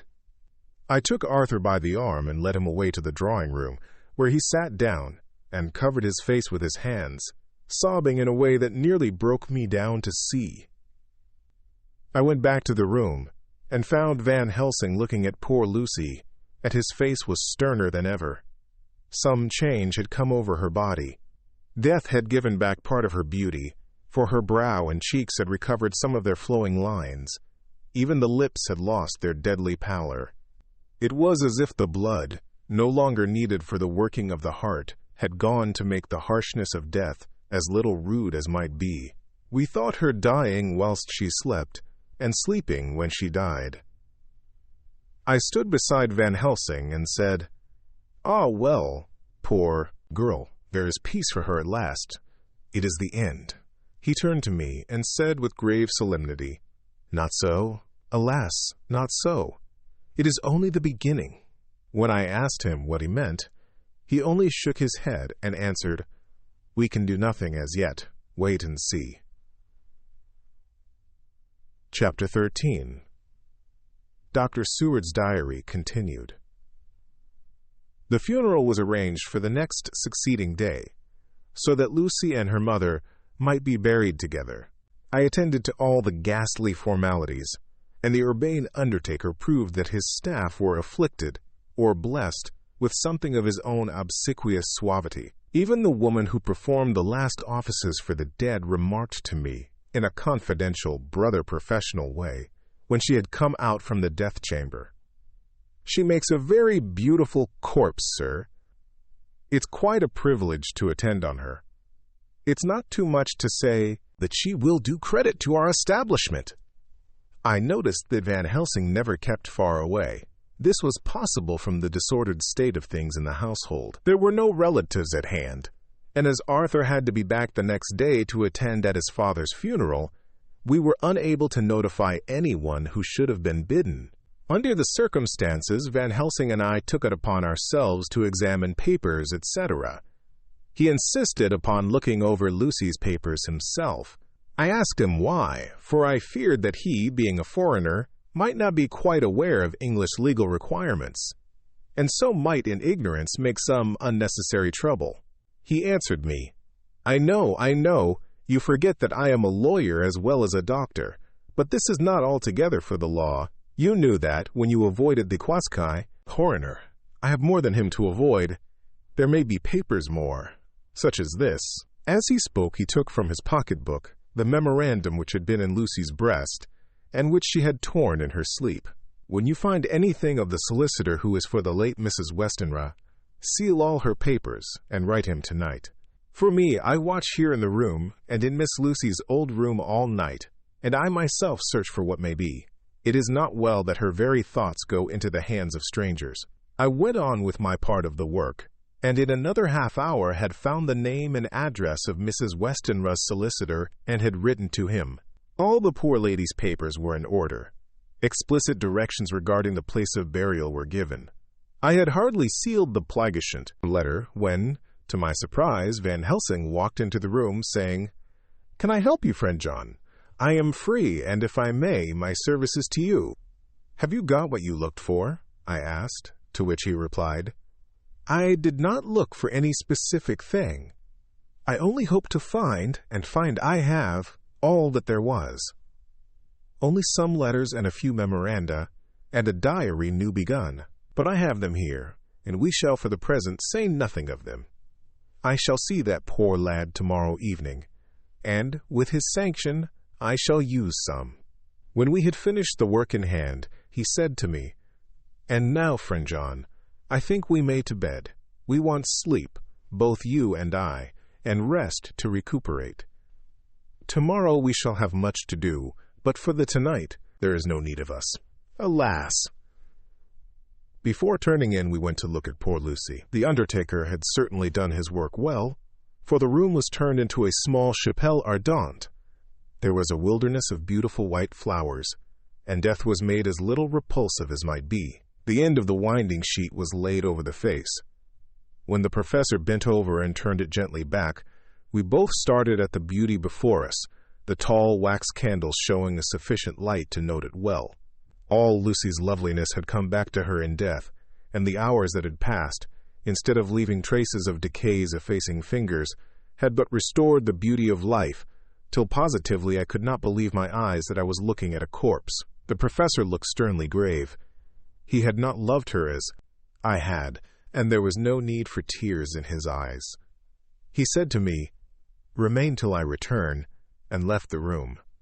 He came back with a handful of wild garlic from the box waiting in the hall, but which had not been opened, and placed the flowers amongst the others on and around the bed. Then he took from his neck, inside his collar, a little gold crucifix and placed it over the mouth. He restored the sheet to its place, and we came away. I was undressing in my own room when, with a premonitory tap at the door, he entered, and at once began to speak. "Tomorrow, I want you to bring me before night a set of post-mortem knives." "Must we make an autopsy?" I asked. "Yes and no. I want to operate, but not as you think. Let me tell you now, but not a word to another. I want to cut off her head and take out her heart." "Ah, you a surgeon, and so shocked! You, whom I have seen with no tremble of hand or heart, do operations of life and death that make the rest shudder. Oh, but I must not forget, my dear friend John, that you loved her, and I have not forgotten it, for it is I that shall operate, and you must only help. I would like to do it tonight, but for Arthur I must not. He will be free after his father's funeral tomorrow, and he will want to see her, to see it.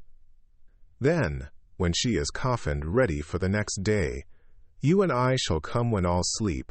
We shall unscrew the coffin lid and shall do our operation, and then replace all, so that none know save we alone."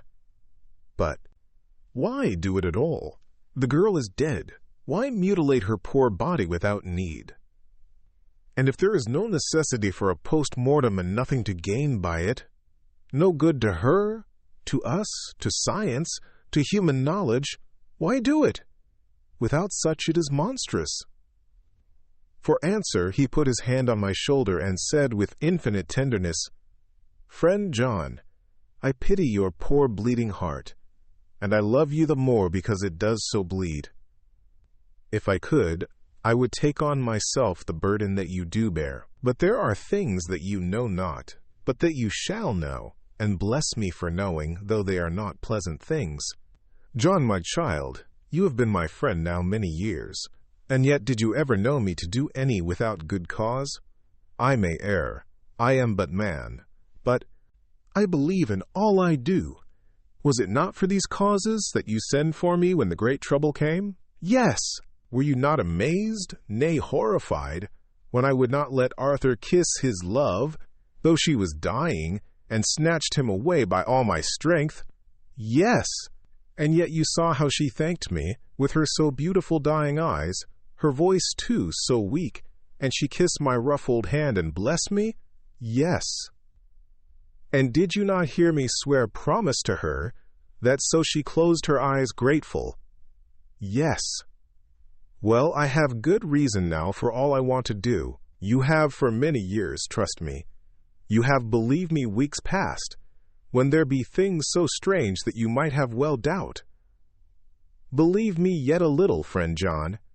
If you trust me not, then I must tell what I think, and that is not perhaps well. And if I work, as work I shall, no matter trust or no trust, without my friend trust in me, I work with heavy heart and feel, oh, so lonely when I want all help and courage that may be. He paused a moment and went on solemnly. Friend John, there are strange and terrible days before us. Let us not be two, but one, that so we work to a good end. Will you not have faith in me? I took his hand and promised him. I held my door open as he went away, and watched him go into his room and close the door. As I stood without moving, I saw one of the maids pass silently along the passage. She had her back towards me, so did not see me, and go into the room where Lucy lay. The sight touched me. Devotion is so rare, and we are so grateful to those who show it unasked to those we love. Here was a poor girl putting aside the terrors which she naturally had of death to go watch alone by the bier of the mistress whom she loved, so that the poor clay might not be lonely till laid to eternal rest.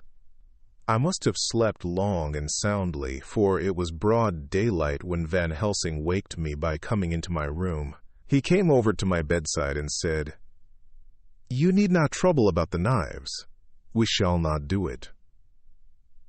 Why not? I asked, for his solemnity of the night before had greatly impressed me. Because, he said sternly, it is too late, or too early. See? Here he held up the little golden crucifix. This was stolen in the night. How? Stolen? I asked in wonder, since you have it now. Because I get it back from the worthless wretch who stole it, from the woman who robbed the dead and the living. Her punishment will surely come, but not through me. She knew not altogether what she did, and thus unknowing she only stole. Now we must wait. He went away on the word, leaving me with a new mystery to think of, a new puzzle to grapple with. The forenoon was a dreary time, but at noon the solicitor came, Mr. Marquand, of Holman, Sons, Marquand and Litterdale. He was very genial and very appreciative of what we had done, and took off our hands all cares as to details. During lunch he told us that Mrs. Westenra had for some time expected sudden death from her heart, and had put her affairs in absolute order. He informed us that, with the exception of Orpheus, a certain entailed property of Lucy's father's, which now, in default of direct issue, went back to a distant branch of the family, the whole estate, real and personal, was left absolutely to Arthur Holmwood. When he had told us so much, he went on. Frankly, we did our best to prevent such a testamentary disposition, and pointed out certain contingencies that might leave her daughter either penniless or not so free as she should be to act regarding a matrimonial alliance. Indeed, we pressed the matter so far that we almost came into collision, for she asked us if we were or were not prepared to carry out her wishes. Of course, we had then no alternative but to accept. We were right in principle, and 99 times out of 100 we should have proved, by the logic of events, the accuracy of our judgment. Frankly, however, I must admit that in this case, any other form of disposition would have rendered impossible the carrying out of her wishes, for by her predeceasing her daughter, the latter would have come into possession of the property, and, Even had she only survived her mother by 5 minutes, her property would, in case there were no will, and a will was a practical impossibility in such a case, have been treated at her decease as under intestacy. In which case Lord Godalming, though so dear a friend, would have had no claim in the world, and the inheritors, being remote, would not be likely to abandon their just rights for sentimental reasons regarding an entire stranger. I assure you, my dear sirs, I am rejoiced at the result, perfectly rejoiced. He was a good fellow, but his rejoicing at the one little part, in which he was officially interested, of so great a tragedy, was an object lesson in the limitations of sympathetic understanding. He did not remain long, but said he would look in later in the day and see Lord Godalming. His coming, however, had been a certain comfort to us, since it assured us that we should not have to dread hostile criticism as to any of our acts. Arthur was expected at 5 o'clock, so a little before that time we visited the death chamber. It was so in very truth, for now both mother and daughter lay in it. The undertaker, true to his craft, had made the best display he could of his goods, and there was a mortuary air about the place that lowered our spirits at once. Van Helsing ordered the former arrangement to be adhered to, explaining that, as Lord Godalming was coming very soon, it would be less harrowing to his feelings to see all that was left of his fiancée quite alone. The undertaker seemed shocked at his own stupidity, and exerted himself to restore things to the condition in which we left them the night before, so that when Arthur came, such shocks to his feelings as we could avoid were saved. Poor fellow! He looked desperately sad and broken. Even his stalwart manhood seemed to have shrunk somewhat under the strain of his much-tried emotions. He had, I knew, been very genuinely and devotedly attached to his father, and to lose him, and at such a time, was a bitter blow to him. With me he was warm as ever, and to Van Helsing he was sweetly courteous. But I could not help seeing that there was some constraint with him. The professor noticed it too, and motioned me to bring him upstairs. I did so and left him at the door of the room, as I felt he would like to be quite alone with her. But he took my arm and led me in, saying huskily, "You loved her too, old fellow. She told me all about it, and there was no friend had a closer place in her heart than you. I don't know how to thank you for all you have done for her. I can't think yet." Here he suddenly broke down and threw his arms round my shoulders and laid his head on my breast, crying, "Oh, Jack, Jack, what shall I do? The whole of life seems gone from me all at once, and there is nothing in the wide world for me to live for." I comforted him as well as I could. In such cases men do not need much expression. A grip of the hand, the tightening of an arm over the shoulder, a sob in unison, are expressions of sympathy dear to a man's heart. I stood still and silent till his sobs died away, and then I said softly to him, "Come and look at her." Together, we moved over to the bed, and I lifted the lawn from her face. God, how beautiful she was! Every hour seemed to be enhancing her loveliness. It frightened and amazed me somewhat. And as for Arthur, he fell a-trembling, and finally was shaken with doubt, as with an ague.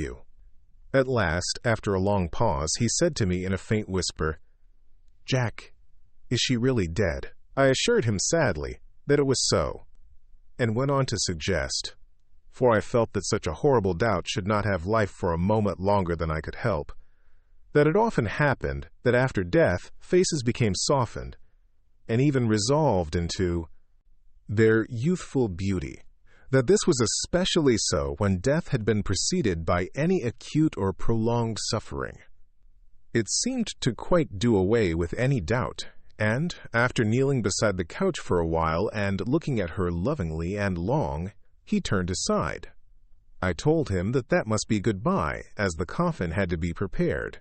So he went back and took her dead hand in his and kissed it, and bent over and kissed her forehead. He came away, fondly looking back over his shoulder at her as he came. I left him in the drawing-room, and told Van Helsing that he had said goodbye, so the latter went to the kitchen to tell the undertaker's men to proceed with the preparations and to screw up the coffin. When he came out of the room again, I told him of Arthur's question, and he replied, "I am not surprised. Just now I doubted for a moment myself." We all dined together, and I could see that poor Art was trying to make the best of things. Van Helsing had been silent all dinner time, but when we had lit our cigars, he said, "Lord," but Arthur interrupted him. No, not that, for God's sake. Not yet, at any rate. Forgive me, sir. I did not mean to speak offensively. It is only because my loss is so recent. The professor answered very sweetly, "I only used that name because I was in doubt. I must not call you Mr., and I have grown to love you. Yes, my dear boy, to love you, as Arthur." Arthur held out his hand and took the old man's warmly. "Call me what you will," he said. "I hope I may always have the title of a friend. And let me say that I am at a loss for words to thank you for your goodness to my poor dear." He paused a moment and went on. "I know that she understood your goodness even better than I do, and if I was rude or in any way wanting at that time you acted so, you remember—" The professor nodded. "You must forgive me," he answered with a grave kindness. "I know it was hard for you to quite trust me then, for to trust such violence needs to understand, and I take it that you do not, that you cannot, trust me now, for you do not yet understand. And there may be more times when I shall want you to trust when you cannot, and may not, and must not yet understand. But the time will come when your trust shall be whole and complete in me, and when you shall understand as though the sunlight himself shone through. Then you shall bless me from first to last for your own sake, and for the sake of others, and for her dear sake to whom I swore to protect. And indeed, sir," said Arthur warmly, "I shall in all ways trust you. I know and believe you have a very noble heart, and you are Jack's friend, and you are hers. You shall do what you like." The professor cleared his throat a couple of times, as though about to speak, and finally said, "May I ask you something now?" "Certainly. You know that Mrs. Westenra left you all her property." "No, poor dear, I never thought of it." "And as it is all yours, you have a right to deal with it as you will. I want you to give me permission to read all Miss Lucy's papers and letters. Believe me, it is no idle curiosity. I have a motive of which, be sure, she would have approved. I have them all here. I took them before we knew that all was yours, so that no strange hand might touch them, no strange eye look through words into her soul. I shall keep them, if I may. Even you may not see them yet, but I shall keep them safe. No word shall be lost, and in the good time I shall give them back to you. It's a hard thing I ask, but you will do it, will you not, for Lucy's sake?" Arthur spoke out heartily, like his old self. "Dr. Van Helsing, you may do what you will. I feel that in saying this I am doing what my dear one would have approved. I shall not trouble you with questions till the time comes." The old professor stood up as he said solemnly, "And you are right, there will be pain for us all, but it will not be all pain, nor will this pain be the last. We and you too, you most of all, my dear boy, will have to pass through the bitter water before we reach the sweet. But we must be brave of heart and unselfish, and do our duty, and all will be well." I slept on a sofa in Arthur's room that night. Van Helsing did not go to bed at all. He went to and fro as if patrolling the house, and was never out of sight of the room where Lucy lay in her coffin, strewn with the wild garlic flowers, which sent, through the odor of lily and rose, a heavy, overpowering smell into the night. Mina Harker's journal, the 22nd of September. In the train to Exeter. Jonathan sleeping. It seems only yesterday that the last entry was made, and yet how much between then? In Whitby and all the world before me. Jonathan away and no news of him. And now, married to Jonathan, Jonathan a solicitor, a partner, rich, master of his business, Mr. Hawkins dead and buried, and Jonathan with another attack that may harm him. Someday he may ask me about it. Down it all goes. I am rusty in my shorthand. See what unexpected prosperity does for us, so it may be as well to freshen it up again with an exercise anyhow. The service was very simple and very solemn. There were only ourselves and the servants there, one or two old friends of his from Exeter, his London agent, and a gentleman representing Sir John Paxton, the president of the Incorporated Law Society. Jonathan and I stood hand in hand, and we felt that our best and dearest friend was gone from us. We came back to town quietly, taking a bus to Hyde Park Corner. Jonathan thought it would interest me to go into the Row for a while, so we sat down, but there were very few people there, and it was sad-looking and desolate to see so many empty chairs. It made us think of the empty chair at home, so we got up and walked down Piccadilly. Jonathan was holding me by the arm, the way he used to in old days before I went to school. I felt it very improper, for you can't go on for some years teaching etiquette and decorum to other girls without the pedantry of it biting into yourself a bit. But it was Jonathan, and he was my husband, and we didn't know anybody who saw us, and we didn't care if they did. So on we walked. I was looking at a very beautiful girl in a big cartwheel hat, sitting in a Victoria outside Giuliano's, when I felt Jonathan clutch my arm so tight that he hurt me, and he said under his breath, "My God!"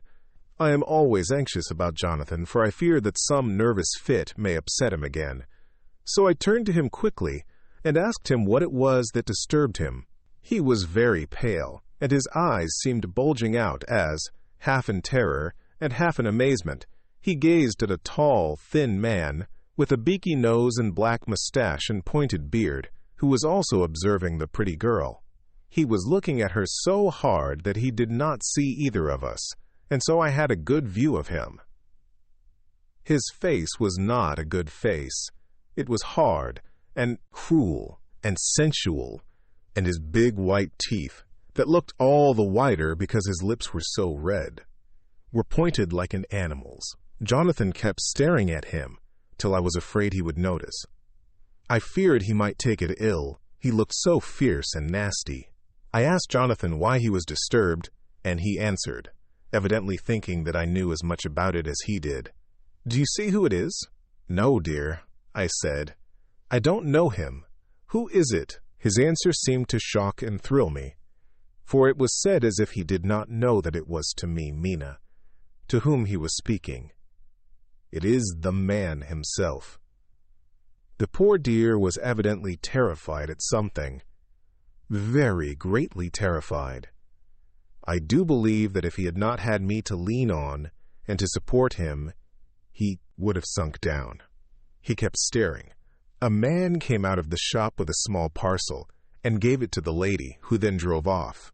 The dark man kept his eyes fixed on her, and when the carriage moved up Piccadilly, he followed in the same direction and hailed a hansom. Jonathan kept looking after him and said as if to himself, "I believe it is the Count, but he has grown young. My God, if this be so, oh my God, if I only knew, if I only knew." He was distressing himself so much that I feared to keep his mind on the subject by asking him any questions, so I remained silent. I drew him away quietly, and he, holding my arm, came easily. We walked a little further and then went in and sat for a while in the Green Park.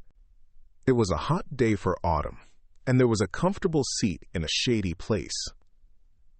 After a few minutes, staring at nothing, Jonathan's eyes closed, and he went quietly into a sleep, with his head on my shoulder. I thought it was the best thing for him, so did not disturb him. In about 20 minutes he woke up and said to me quite cheerfully, "Why, Mina, have I been asleep?"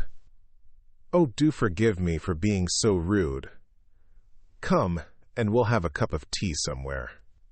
He had evidently forgotten all about the dark stranger, as in his illness he had forgotten all that this episode had reminded him of. I don't like this lapsing into forgetfulness.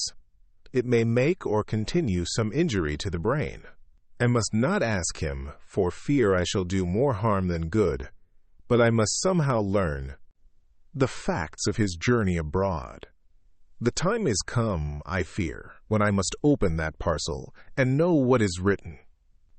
Oh, Jonathan, you will, I know, forgive me if I do wrong, but it is for your own dear sake. Later. A sad homecoming in every way, the house empty of the dear soul who was so good to us. Jonathan still pale and dizzy under a slight relapse of his malady, and now a telegram from Van Helsing, whoever he may be. You will be grieved to hear that Mrs. Westenra died 5 days ago, and that Lucy died the day before yesterday. They were both buried today. Oh, what a wealth of sorrow in a few words. Poor Mrs. Westenra, poor Lucy.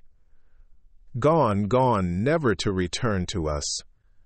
And poor Arthur, to have lost such sweetness out of his life. God help us all to bear our troubles. Dr. Seward's Diary. The 22nd of September. It is all over. Arthur has gone back to Ring and has taken Quincy Morris with him. What a fine fellow is Quincy.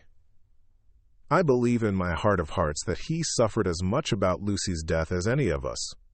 But he bore himself through it like a moral Viking. If America can go on breeding men like that, she will be a power in the world indeed. Van Helsing is lying down, having a rest preparatory to his journey. He goes over to Amsterdam tonight, but says he returns tomorrow night. That he only wants to make some arrangements which can only be made personally. He is to stop with me then, if he can. He says he has work to do in London, which may take him some time. Poor old fellow. I fear that the strain of the past week has broken down even his iron strength. All the time of the burial he was, I could see, putting some terrible restraint on himself.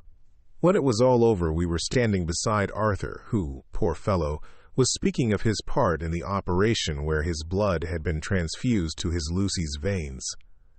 I could see Van Helsing's face grow white and purple by turns.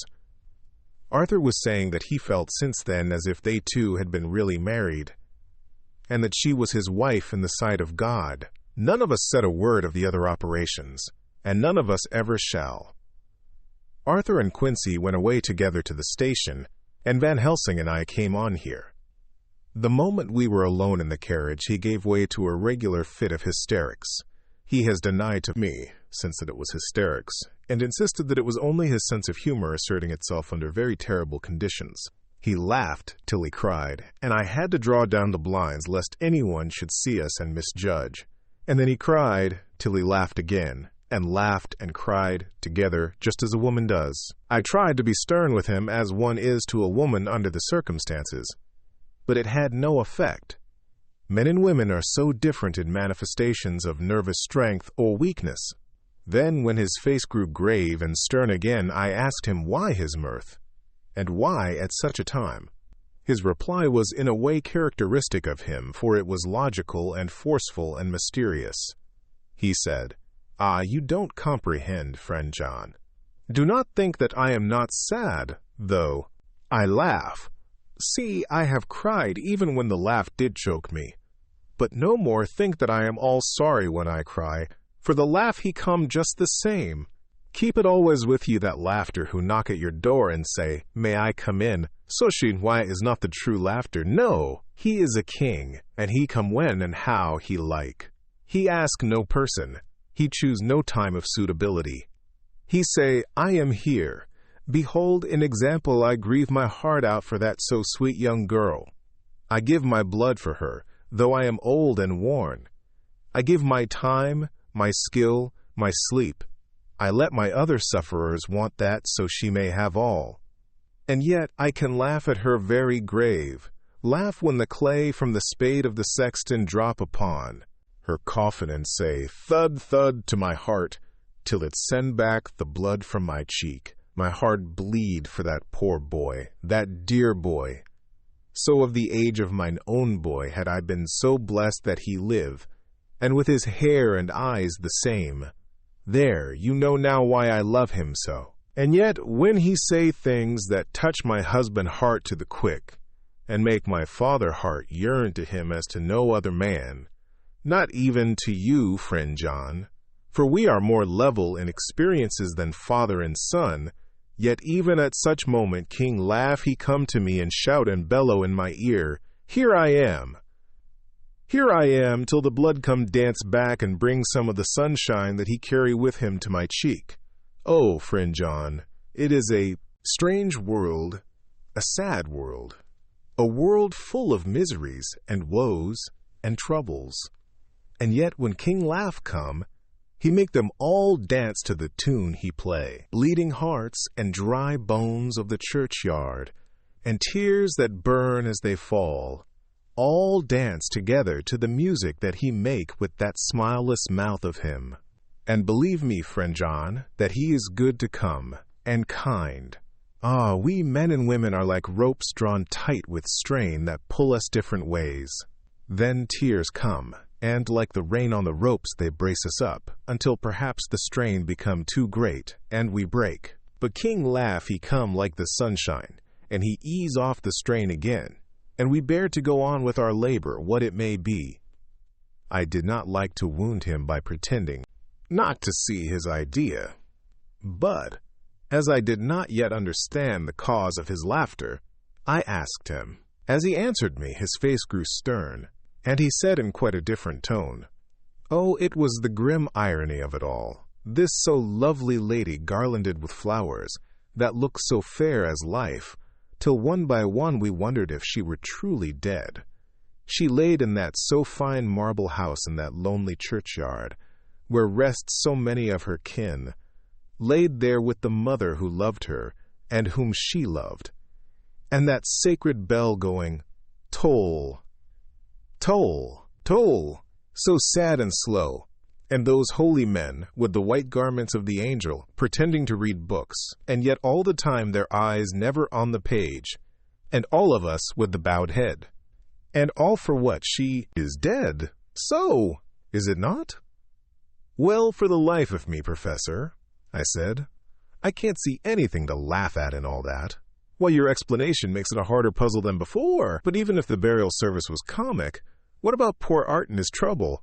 Why, his heart was simply breaking. Just so. Said he not that the transfusion of his blood to her veins had made her truly his bride? Yes, and it was a sweet and comforting idea for him. Quite so. But there was a difficulty, friend John. If so that, then what about the others? Ho, ho! Then this so sweet maid is a polyandrist, and me, with my poor wife dead to me, but alive by church's law, though no wits, all gone. Even I, who am faithful husband to this now no wife, am bigamist. I don't see where the joke comes. In there either, I said, and I did not feel particularly pleased with him for saying such things.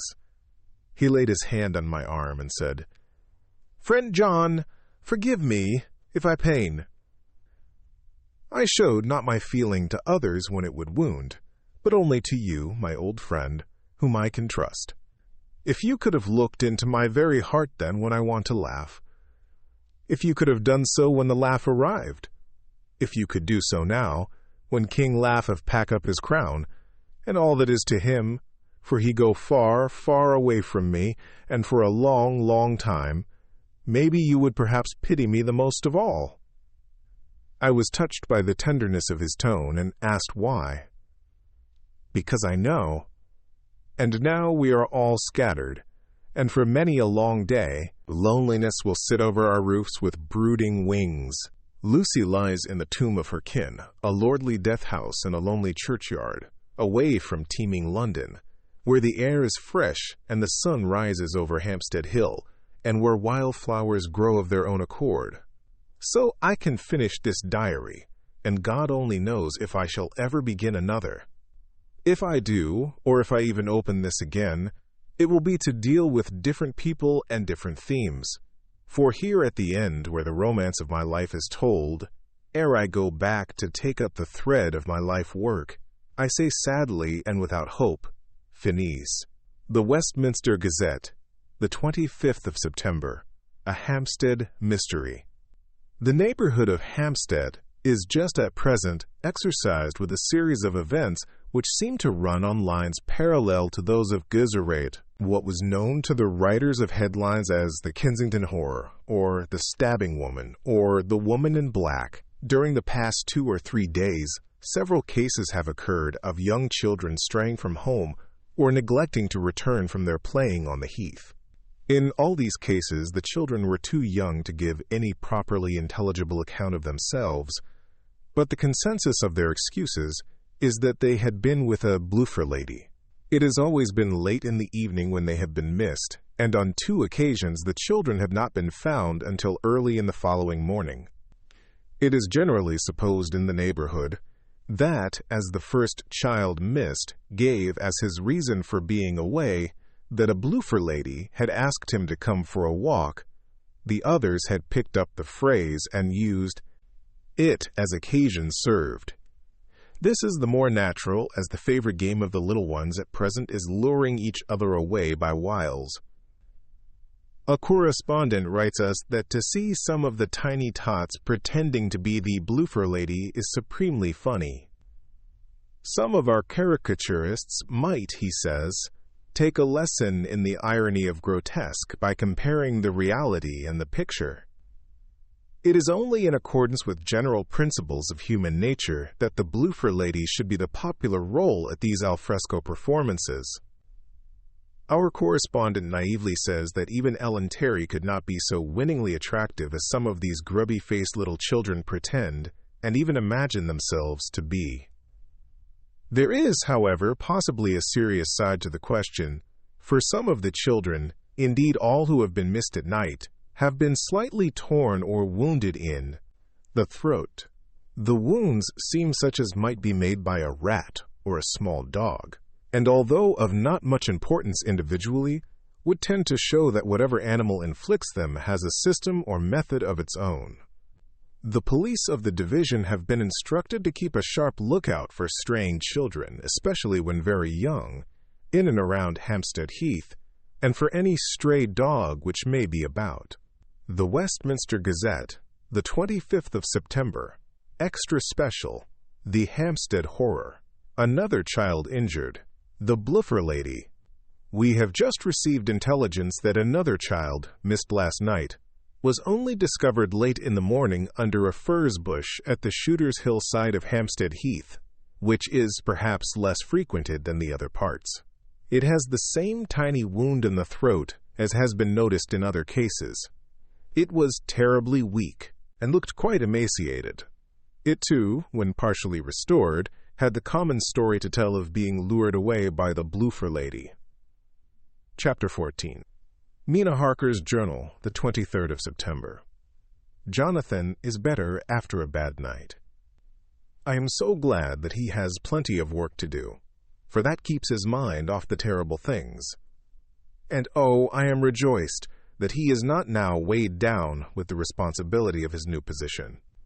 I knew he would be true to himself, and now how proud I am to see my Jonathan rising to the height of his advancement and keeping pace in all ways with the duties that come upon him. He will be away all day till late, for he said he could not lunch at home. My household work is done, so I shall take his foreign journal and lock myself up in my room, and read it, the 24th of September. I hadn't the heart to write last night. That terrible record of Jonathan's upset me so. Poor dear. How he must have suffered, whether it be true or only imagination. I wonder if there is any truth in it at all. Did he get his brain fever and then write all those terrible things? Or had he some cause for it all? I suppose I shall never know, for I dare not open the subject to him. And yet that man we saw yesterday. He seemed quite certain of him. Poor fellow.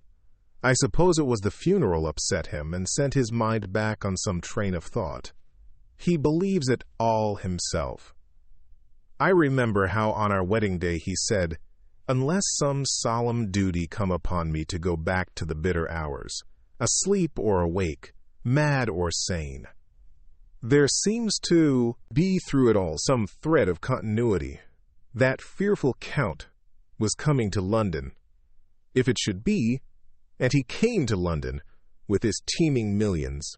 There may be a solemn duty, and if it come, we must not shrink from it. I shall be prepared. I shall get my typewriter this very hour and begin transcribing. Then we shall be ready for other eyes if required. And if it be wanted, then perhaps if I am ready, poor Jonathan may not be upset, for I can speak for him and never let him be troubled or worried with it at all.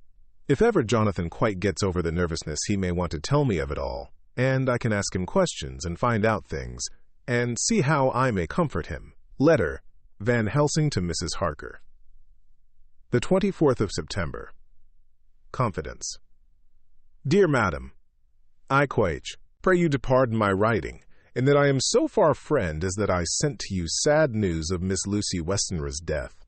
By the kindness of Lord Godalming, I am empowered to read her letters and papers, for I am deeply concerned about certain matters vitally important. In them I find some letters from you, which show how great friends you were, and how you love her. Oh, Madam Mina, by that love I implore you, help me. It is for others, good that I ask, to redress great wrong, and to lift much and terrible troubles, that may be more great than you can know. May it be that I see you. You can trust me.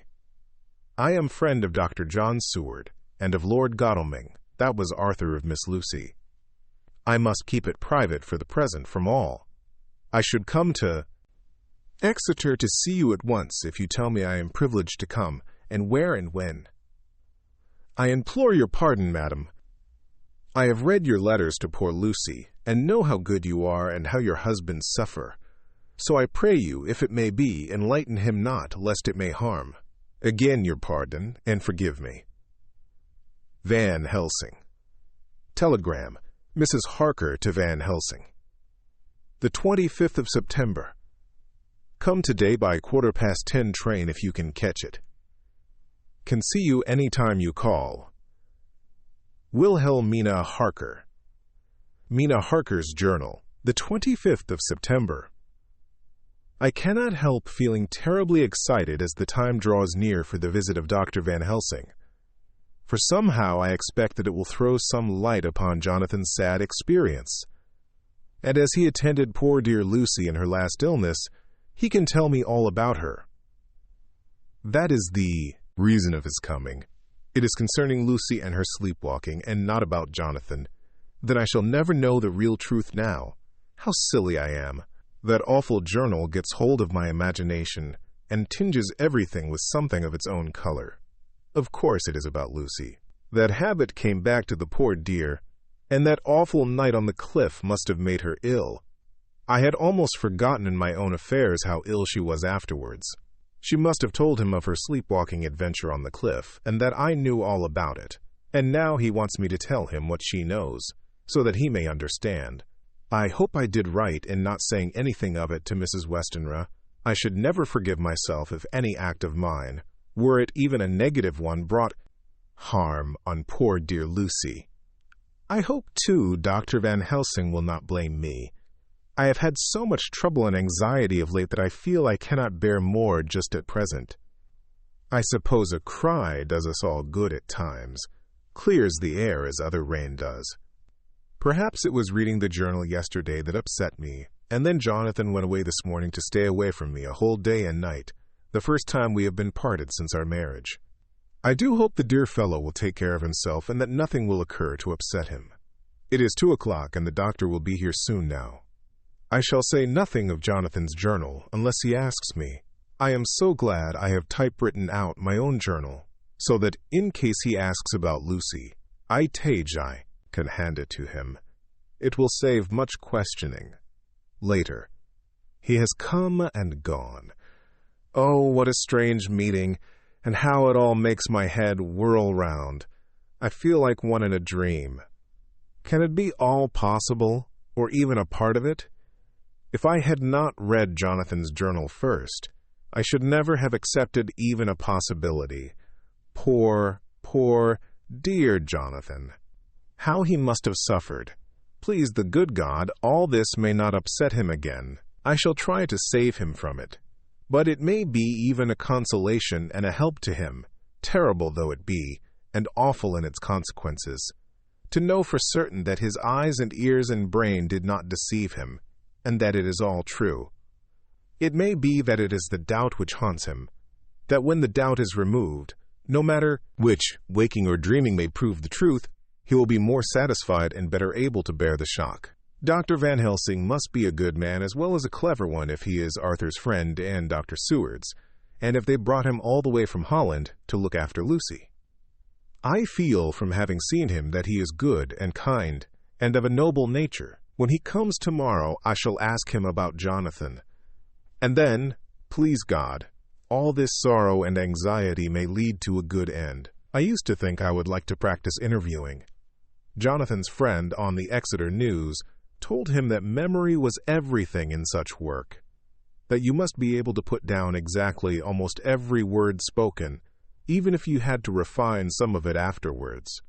Here was a rare interview. I shall try to record it verbatim. It was 2:30 when the knock came. I took my courage à deux mains and waited. In a few minutes, Mary opened the door and announced, "Dr. Van Helsing."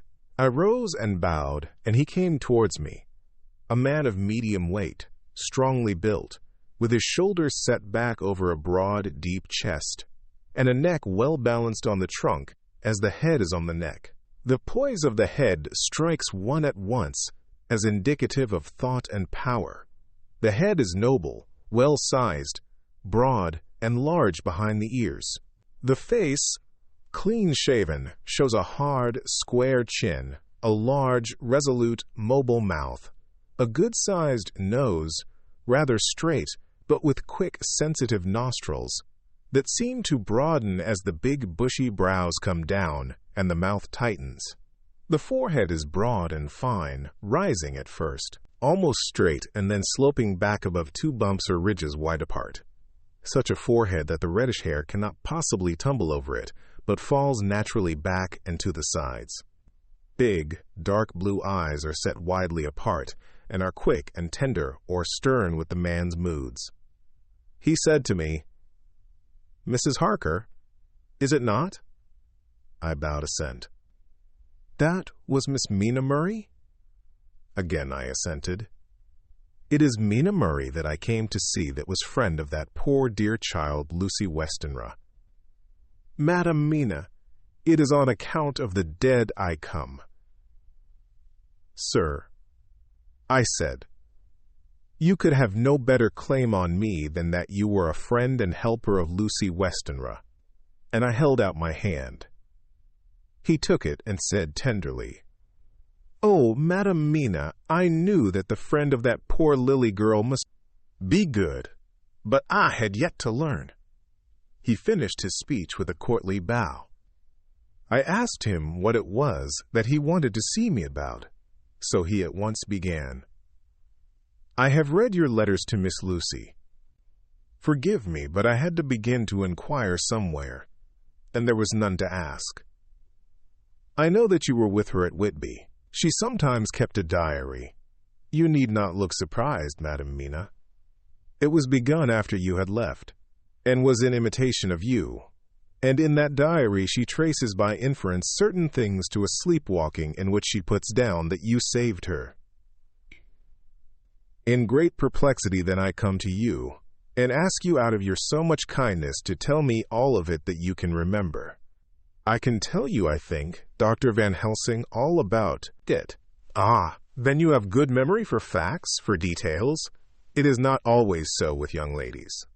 "No, doctor, but I wrote it all down at the time. I can show it to you if you like." "Oh, Madam Mina, I will be grateful. You will do me much favor." I could not resist the temptation of mystifying him a bit. I suppose it is some of the taste of the original apple that remains still in our mouths. So I handed him the shorthand diary. He took it with a grateful bow and said, "May I read it?" "If you wish," I answered as demurely as I could. He opened it, and for an instant his face fell. Then he stood up and bowed. "Oh, you so clever woman," he said. I knew long that Mr. Jonathan was a man of much thankfulness, but see his wife have all the good things. And will you not so much honor me, and so help me as to read it for me? Alas, I know not the shorthand. By this time my little joke was over, and I was almost ashamed. So I took the typewritten copy from my work-basket and handed it to him. "Forgive me," I said. "I could not help it, but I had been thinking that it was of dear Lucy that you wished to ask, and so that you might not have time to wait, not on my account, but because I know your time must be precious, I have written it out on the typewriter for you." He took it, and his eyes glistened. "You are so good," he said. "And may I read it now? I may want to ask you some things when I have read." "By all means," I said. "Read it over whilst I order lunch, and then you can ask me questions whilst we eat." He bowed and settled himself in a chair with his back to the light, and became absorbed in the papers, whilst I went to see after lunch, chiefly in order that he might not be disturbed. When I came back, I found him walking hurriedly up and down the room, his face all ablaze with excitement. He rushed up to me and took me by both hands. "Oh, Madam Mina," he said, "how can I say what I owe to you? This paper is as sunshine, it opens the gate to me. I am dazzle, with so much light, and yet clouds roll in behind the light every time. But that you do not, cannot, comprehend.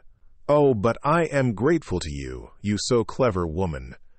Madam," he said this very solemnly, "if ever Abraham Van Helsing can do anything for you or yours, I trust you will let me know. It will be pleasure and delight if I may serve you as a friend. But all I have ever learned, all I can ever do, shall be for you and those you love. There are darknesses in life, and there are lights. You are one of the lights. You will have happy life and good life, and your husband will be blessed in you. But, doctor, you praise me too much, and you do not know me. Not know you. I, who am old, and who have studied all my life men and women. I, who have made my specialty the brain and all that belongs to him and all that follow from him. And I have read your diary that you have so goodly written for me, and which breathes out truth in every line. I, who have read your so sweet letter to poor Lucy of your marriage and your trust, not know you. Oh, Madam Mina, good women tell all their lives, and by day and by hour and by minute, such things that angels can read, and we men who wish to know have in us something of angels' eyes. Your husband is noble nature, and you are noble too, for you trust, and trust cannot be where there is mean nature. And your husband, tell me of him, is he quite well? Is all that fever gone, and is he strong and hearty? I saw here an opening to ask him about Jonathan, so I said, he was almost recovered, but he has been greatly upset by Mr. Hawkins's death. He interrupted. Oh yes, I know. I have read your last 2 letters. I went on. I suppose this upset him, for when we were in town on Thursday last, he had a sort of shock. A shock, and after brain fever so soon. That was not good. What kind of a shock was it? He thought he saw someone who recalled something terrible, something which led to his brain fever. And here the whole thing seemed to overwhelm me in a rush. The pity for Jonathan, the horror which he experienced, the whole fearful mystery of his diary, and the fear that has been brooding over me ever since, all came in a tumult. I suppose I was hysterical, for I threw myself on my knees and held up my hands to him, and implored him to make my husband well again. He took my hands and raised me up and made me sit on the sofa and sat by me. He held my feelings, hand in his, and said to me with, oh, such infinite sweetness, my life is a barren and lonely one, and so full of work that I have not had much time for friendships. But since I have been summoned to here by my friend John Seward, I have known so many good people and seen such nobility that I feel more than ever, and it has grown with my advancing years, the loneliness of my life. Believe me, then, that I come here full of respect for you, and you have given me hope. Hope, not in what I am seeking of, but that there are good women still left to make life happy. Good women whose lives and whose truths may make good lesson for the children that are to be. I am glad that I may here be of some use to you, for if your husband suffer, he suffer, within the range of my study and experience. I promise you that I will gladly do all for him that I can, all to make his life strong and manly, and your life a happy one. Now you must eat. You are overwrought, and perhaps over-anxious. Husband Jonathan would not like to see you so pale, and what he like not where he love is not to his good. Therefore for his sake you must eat and smile. You have told me all about Lucy, and so now we shall not speak of it, lest it distress. I shall stay in Exeter tonight, for I want to think much over what you have told me, and when I have thought I will ask you questions if I may. And then, too, you will tell me of husband Jonathan's trouble so far as you can, but not yet. You must eat now. Afterwards you shall tell me all.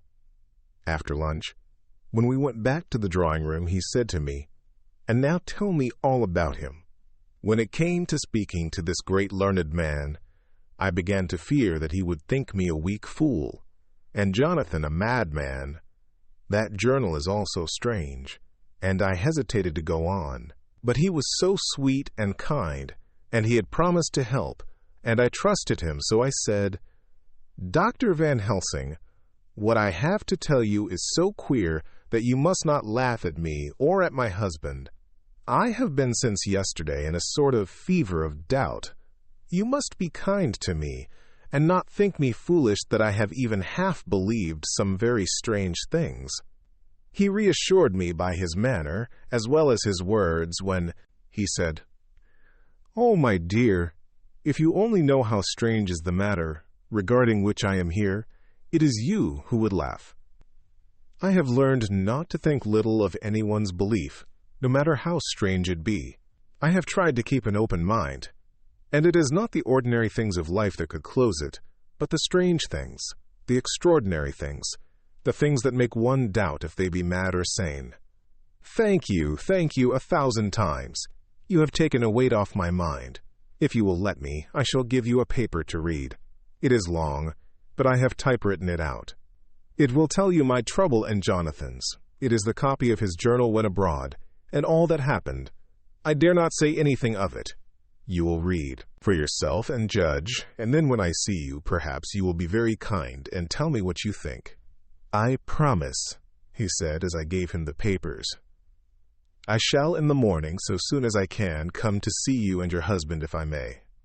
Jonathan will be here at 11:30, and you must come to lunch with us and see him then. You could catch the quick 3:34 train, which will leave you at Paddington before 8. He was surprised at my knowledge of the trains offhand, but he does not know that I have made up all the trains to and from Exeter, so that I may help Jonathan in case he is in a hurry. So he took the papers with him and went away, and I sit here thinking I don't know what. Letter, by hand, Van Helsing, to Mrs. Harker. The 25th of September, 6 o'clock. Dear Madam Mina, I have read your husband's so wonderful diary. You may sleep without doubt. Strange and terrible as it is true. I will pledge my life on it. It may be worse for others, but for him and you there is no dread. He is a noble fellow, and let me tell you from experience of men, that one who would do as he did in going down that wall and to that room, aye, and going a second time, is not one to be injured in permanence by a shock. His brain and his heart are all right.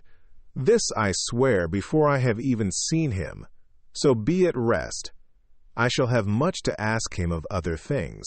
I am blessed that today I come to see you, for I have learned all at once so much that again I am dazzle more than ever, and I must think. Yours the most faithful, Abraham Van Helsing. Letter, Mrs. Harker to Van Helsing. The 25th of September, 6:30 p.m. My dear Dr. Van Helsing, 1,000 thanks for your kind letter, which has taken a great weight off my mind. And yet, if it be true, What terrible things there are in the world, and what an awful thing if that man, that monster, be really in London. I fear to think. I have this moment, whilst writing, had a wire from Jonathan, saying that he leaves by the 6:25 tonight from Launceston, and will be here at 10:18, so that I shall have no fear tonight. Will you, therefore, instead of lunching with us, please come to breakfast at 8 o'clock, if this be not too early for you. You can get away, if you are in a hurry, by the 10:30 train, which will bring you to Paddington by 2:35. Do not answer this, as I shall take it that, if I do not hear, you will come to breakfast. Believe me, your faithful and grateful friend, Mina Harker. Jonathan Harker's Journal. The 26th of September. I thought never to write in this diary again, but the time has come. When I got home last night, Mina had supper ready, and when we had supped, she told me of Van Helsing's visit, and of her having given him the 2 diaries copied out, and of how anxious she has been about me. She showed me in the doctor's letter that all I wrote down was true. It seems to have made a new man of me. It was the doubt as to the reality of the whole thing that knocked me over. I felt impotent, and in the dark, and time distrustful. But, now that I know, I am not afraid, even of the Count. He has succeeded, after all, then, in his design in getting to London, and it was he I saw. He has got younger, and how?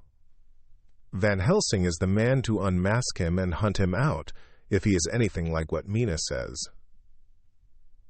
We sat late, and talked it all over. Mina is dressing, and I shall call at the hotel in a few minutes and bring him over. He was, I think, surprised to see me. When I came into the room where he was and introduced myself, he took me by the shoulder and turned my face round to the light and said, after a sharp scrutiny, "But Madame Mina told me you were ill, that you had had a shock." It was so funny to hear my wife called Madame Mina by this kindly, strong-faced old man. I smiled and said, "I was ill. I have had a shock. But you have cured me already." "And how?" "By your letter to Mina last night." I was in doubt. And then everything took a hue of unreality, and I did not know what to trust, even the evidence of my own senses. Not knowing what to trust, I did not know what to do, and so had only to keep on working in what had hitherto been the groove of my life. The groove ceased to avail me, and I mistrusted myself. "Doctor, you don't know what it is to doubt everything, even yourself." "No, you don't. You couldn't, with eyebrows like yours." He seemed pleased and laughed as he said, "So, you are physiognomist. I learn more here with each hour. I am with so much pleasure coming to you to breakfast, and, oh, sir, you will pardon praise from an old man, but you are blessed in your wife." I would listen to him go on praising Mina for a day, so I simply nodded and stood silent. She is one of God's women, fashioned by his own hand to show us men and other women that there is a heaven where we can enter, and that its light can be here on earth. So true, so sweet, so noble, so little an egoist. And that, let me tell you, is much in this age, so skeptical and selfish. And you, sir, I have read all the letters to poor Miss Lucy, and some of them speak of you, so I know you since some days from the knowing of others. But I have seen your true self since last night. You will give me your hand, will you not? And let us be friends for all our lives. We shook hands, and he was so earnest and so kind that it made me quite choky. "And now," he said, "may I ask you for some more help? I have a great task to do, and at the beginning it is to know. You can help me here. Can you tell me what went before you were going to Transylvania? Later on I may ask more help, and of a different kind. But at first this will do." "Look here, sir," I said. "Does what you have to do concern the Count?" "It does," he said solemnly. "Then I am with you heart and soul. As you go by the 10:30 train, you will not have time to read them, but I shall get the bundle of papers. You can take them with you and read them in the train." After breakfast, I saw him to the station. When we were parting, he said, Perhaps you will come to town if I send to you, and take Madam Mina too. We shall both come when you will, I said. I had got him the morning papers and the London papers of the previous night, and while we were talking at the carriage window, waiting for the train to start, he was turning them over. His eyes suddenly seemed to catch something in one of them. The Westminster Gazette. I knew it by the color, and he grew quite white. He read something intently, groaning to himself. Mein Gott! Mein Gott! So soon! So soon!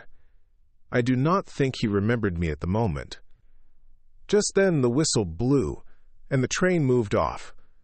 This recalled him to himself, and he leaned out of the window and waved his hand, calling out, Love to Madam Mina.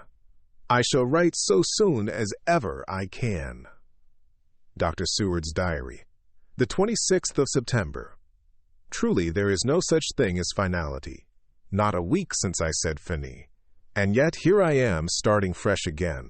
Or rather, going on with the same record. Until this afternoon I had no cause to think of what is done. Renfield had become, to all intents, as sane as he ever was.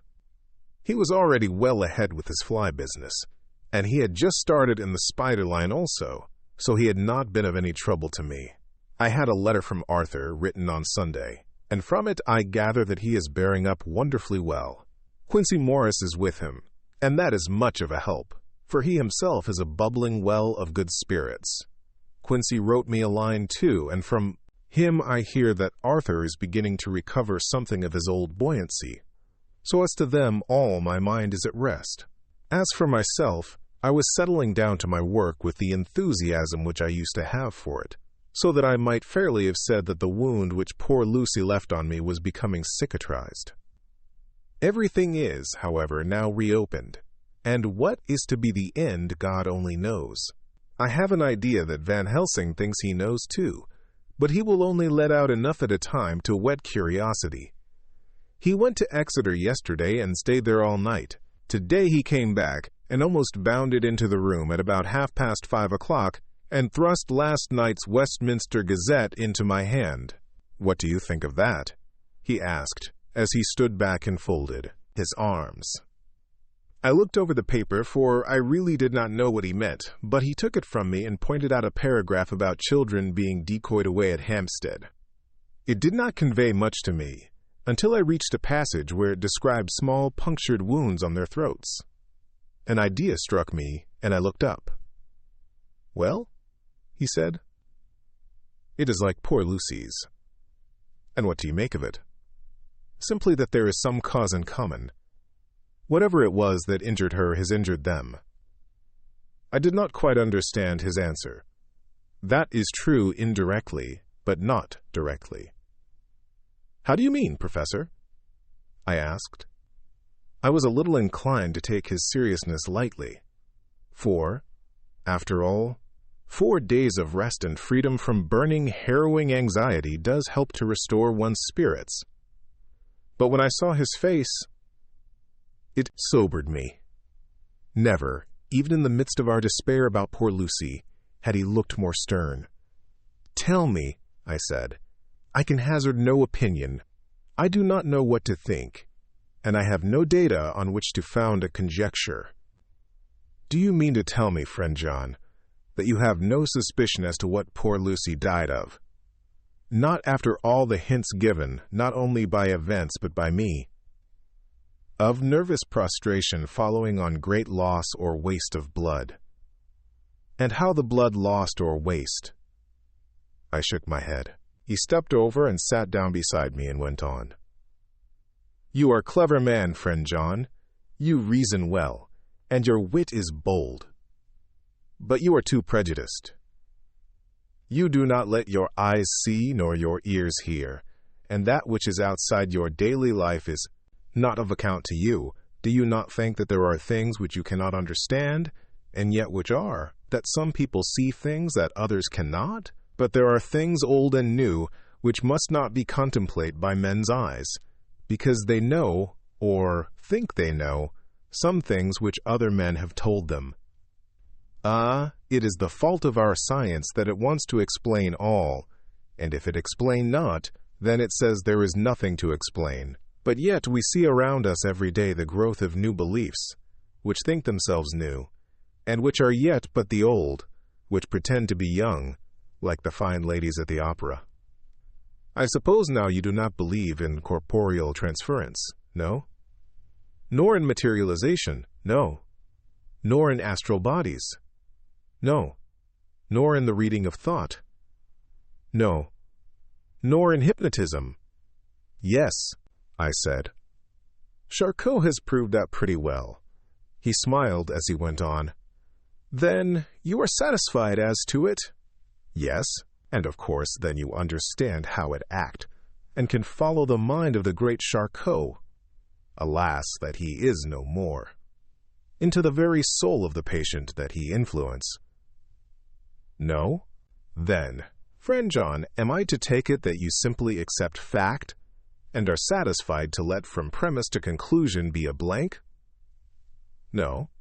Then, tell me, for I am student of the brain, how you accept the hypnotism and reject the thought-reading. Let me tell you, my friend, that there are things done today in electrical science which would have been deemed unholy by the very men who discovered electricity, who would themselves not so long before have been burned as wizards. There are always mysteries in life. Why was it that Methuselah lived 900 years, and old Parr 169, and yet that poor Lucy, with foreman's blood in her poor veins, could not live even one day? For, had she lived one more day, we could have saved her. Do you know all the mystery of life and death? Do you know the altogether of comparative anatomy, and can say wherefore the qualities of brutes are in some men, and not in others? Can you tell me why, when other spiders die small and soon, that one great spider lived for centuries in the tower of the old Spanish church, and grew, till, on descending, he could drink the oil of all the church lamps? Can you tell me why in the Pampas, aye, and elsewhere, there are bats that come at night and open the veins of cattle and horses and suck dry their veins? How in some islands of the western seas there are bats which hang on the trees all day, and those who have seen describe as like giant nuts or pods, and that when the sailors sleep on the deck, because that it is hot, flit down on them, and then in the morning are found dead men, white as even Miss Lucy was? Good God, Professor, I said, starting up. Do you mean to tell me that Lucy was bitten by such a bat, and that such a thing is here in London in the 19th century? He waved his hand for silence and went on.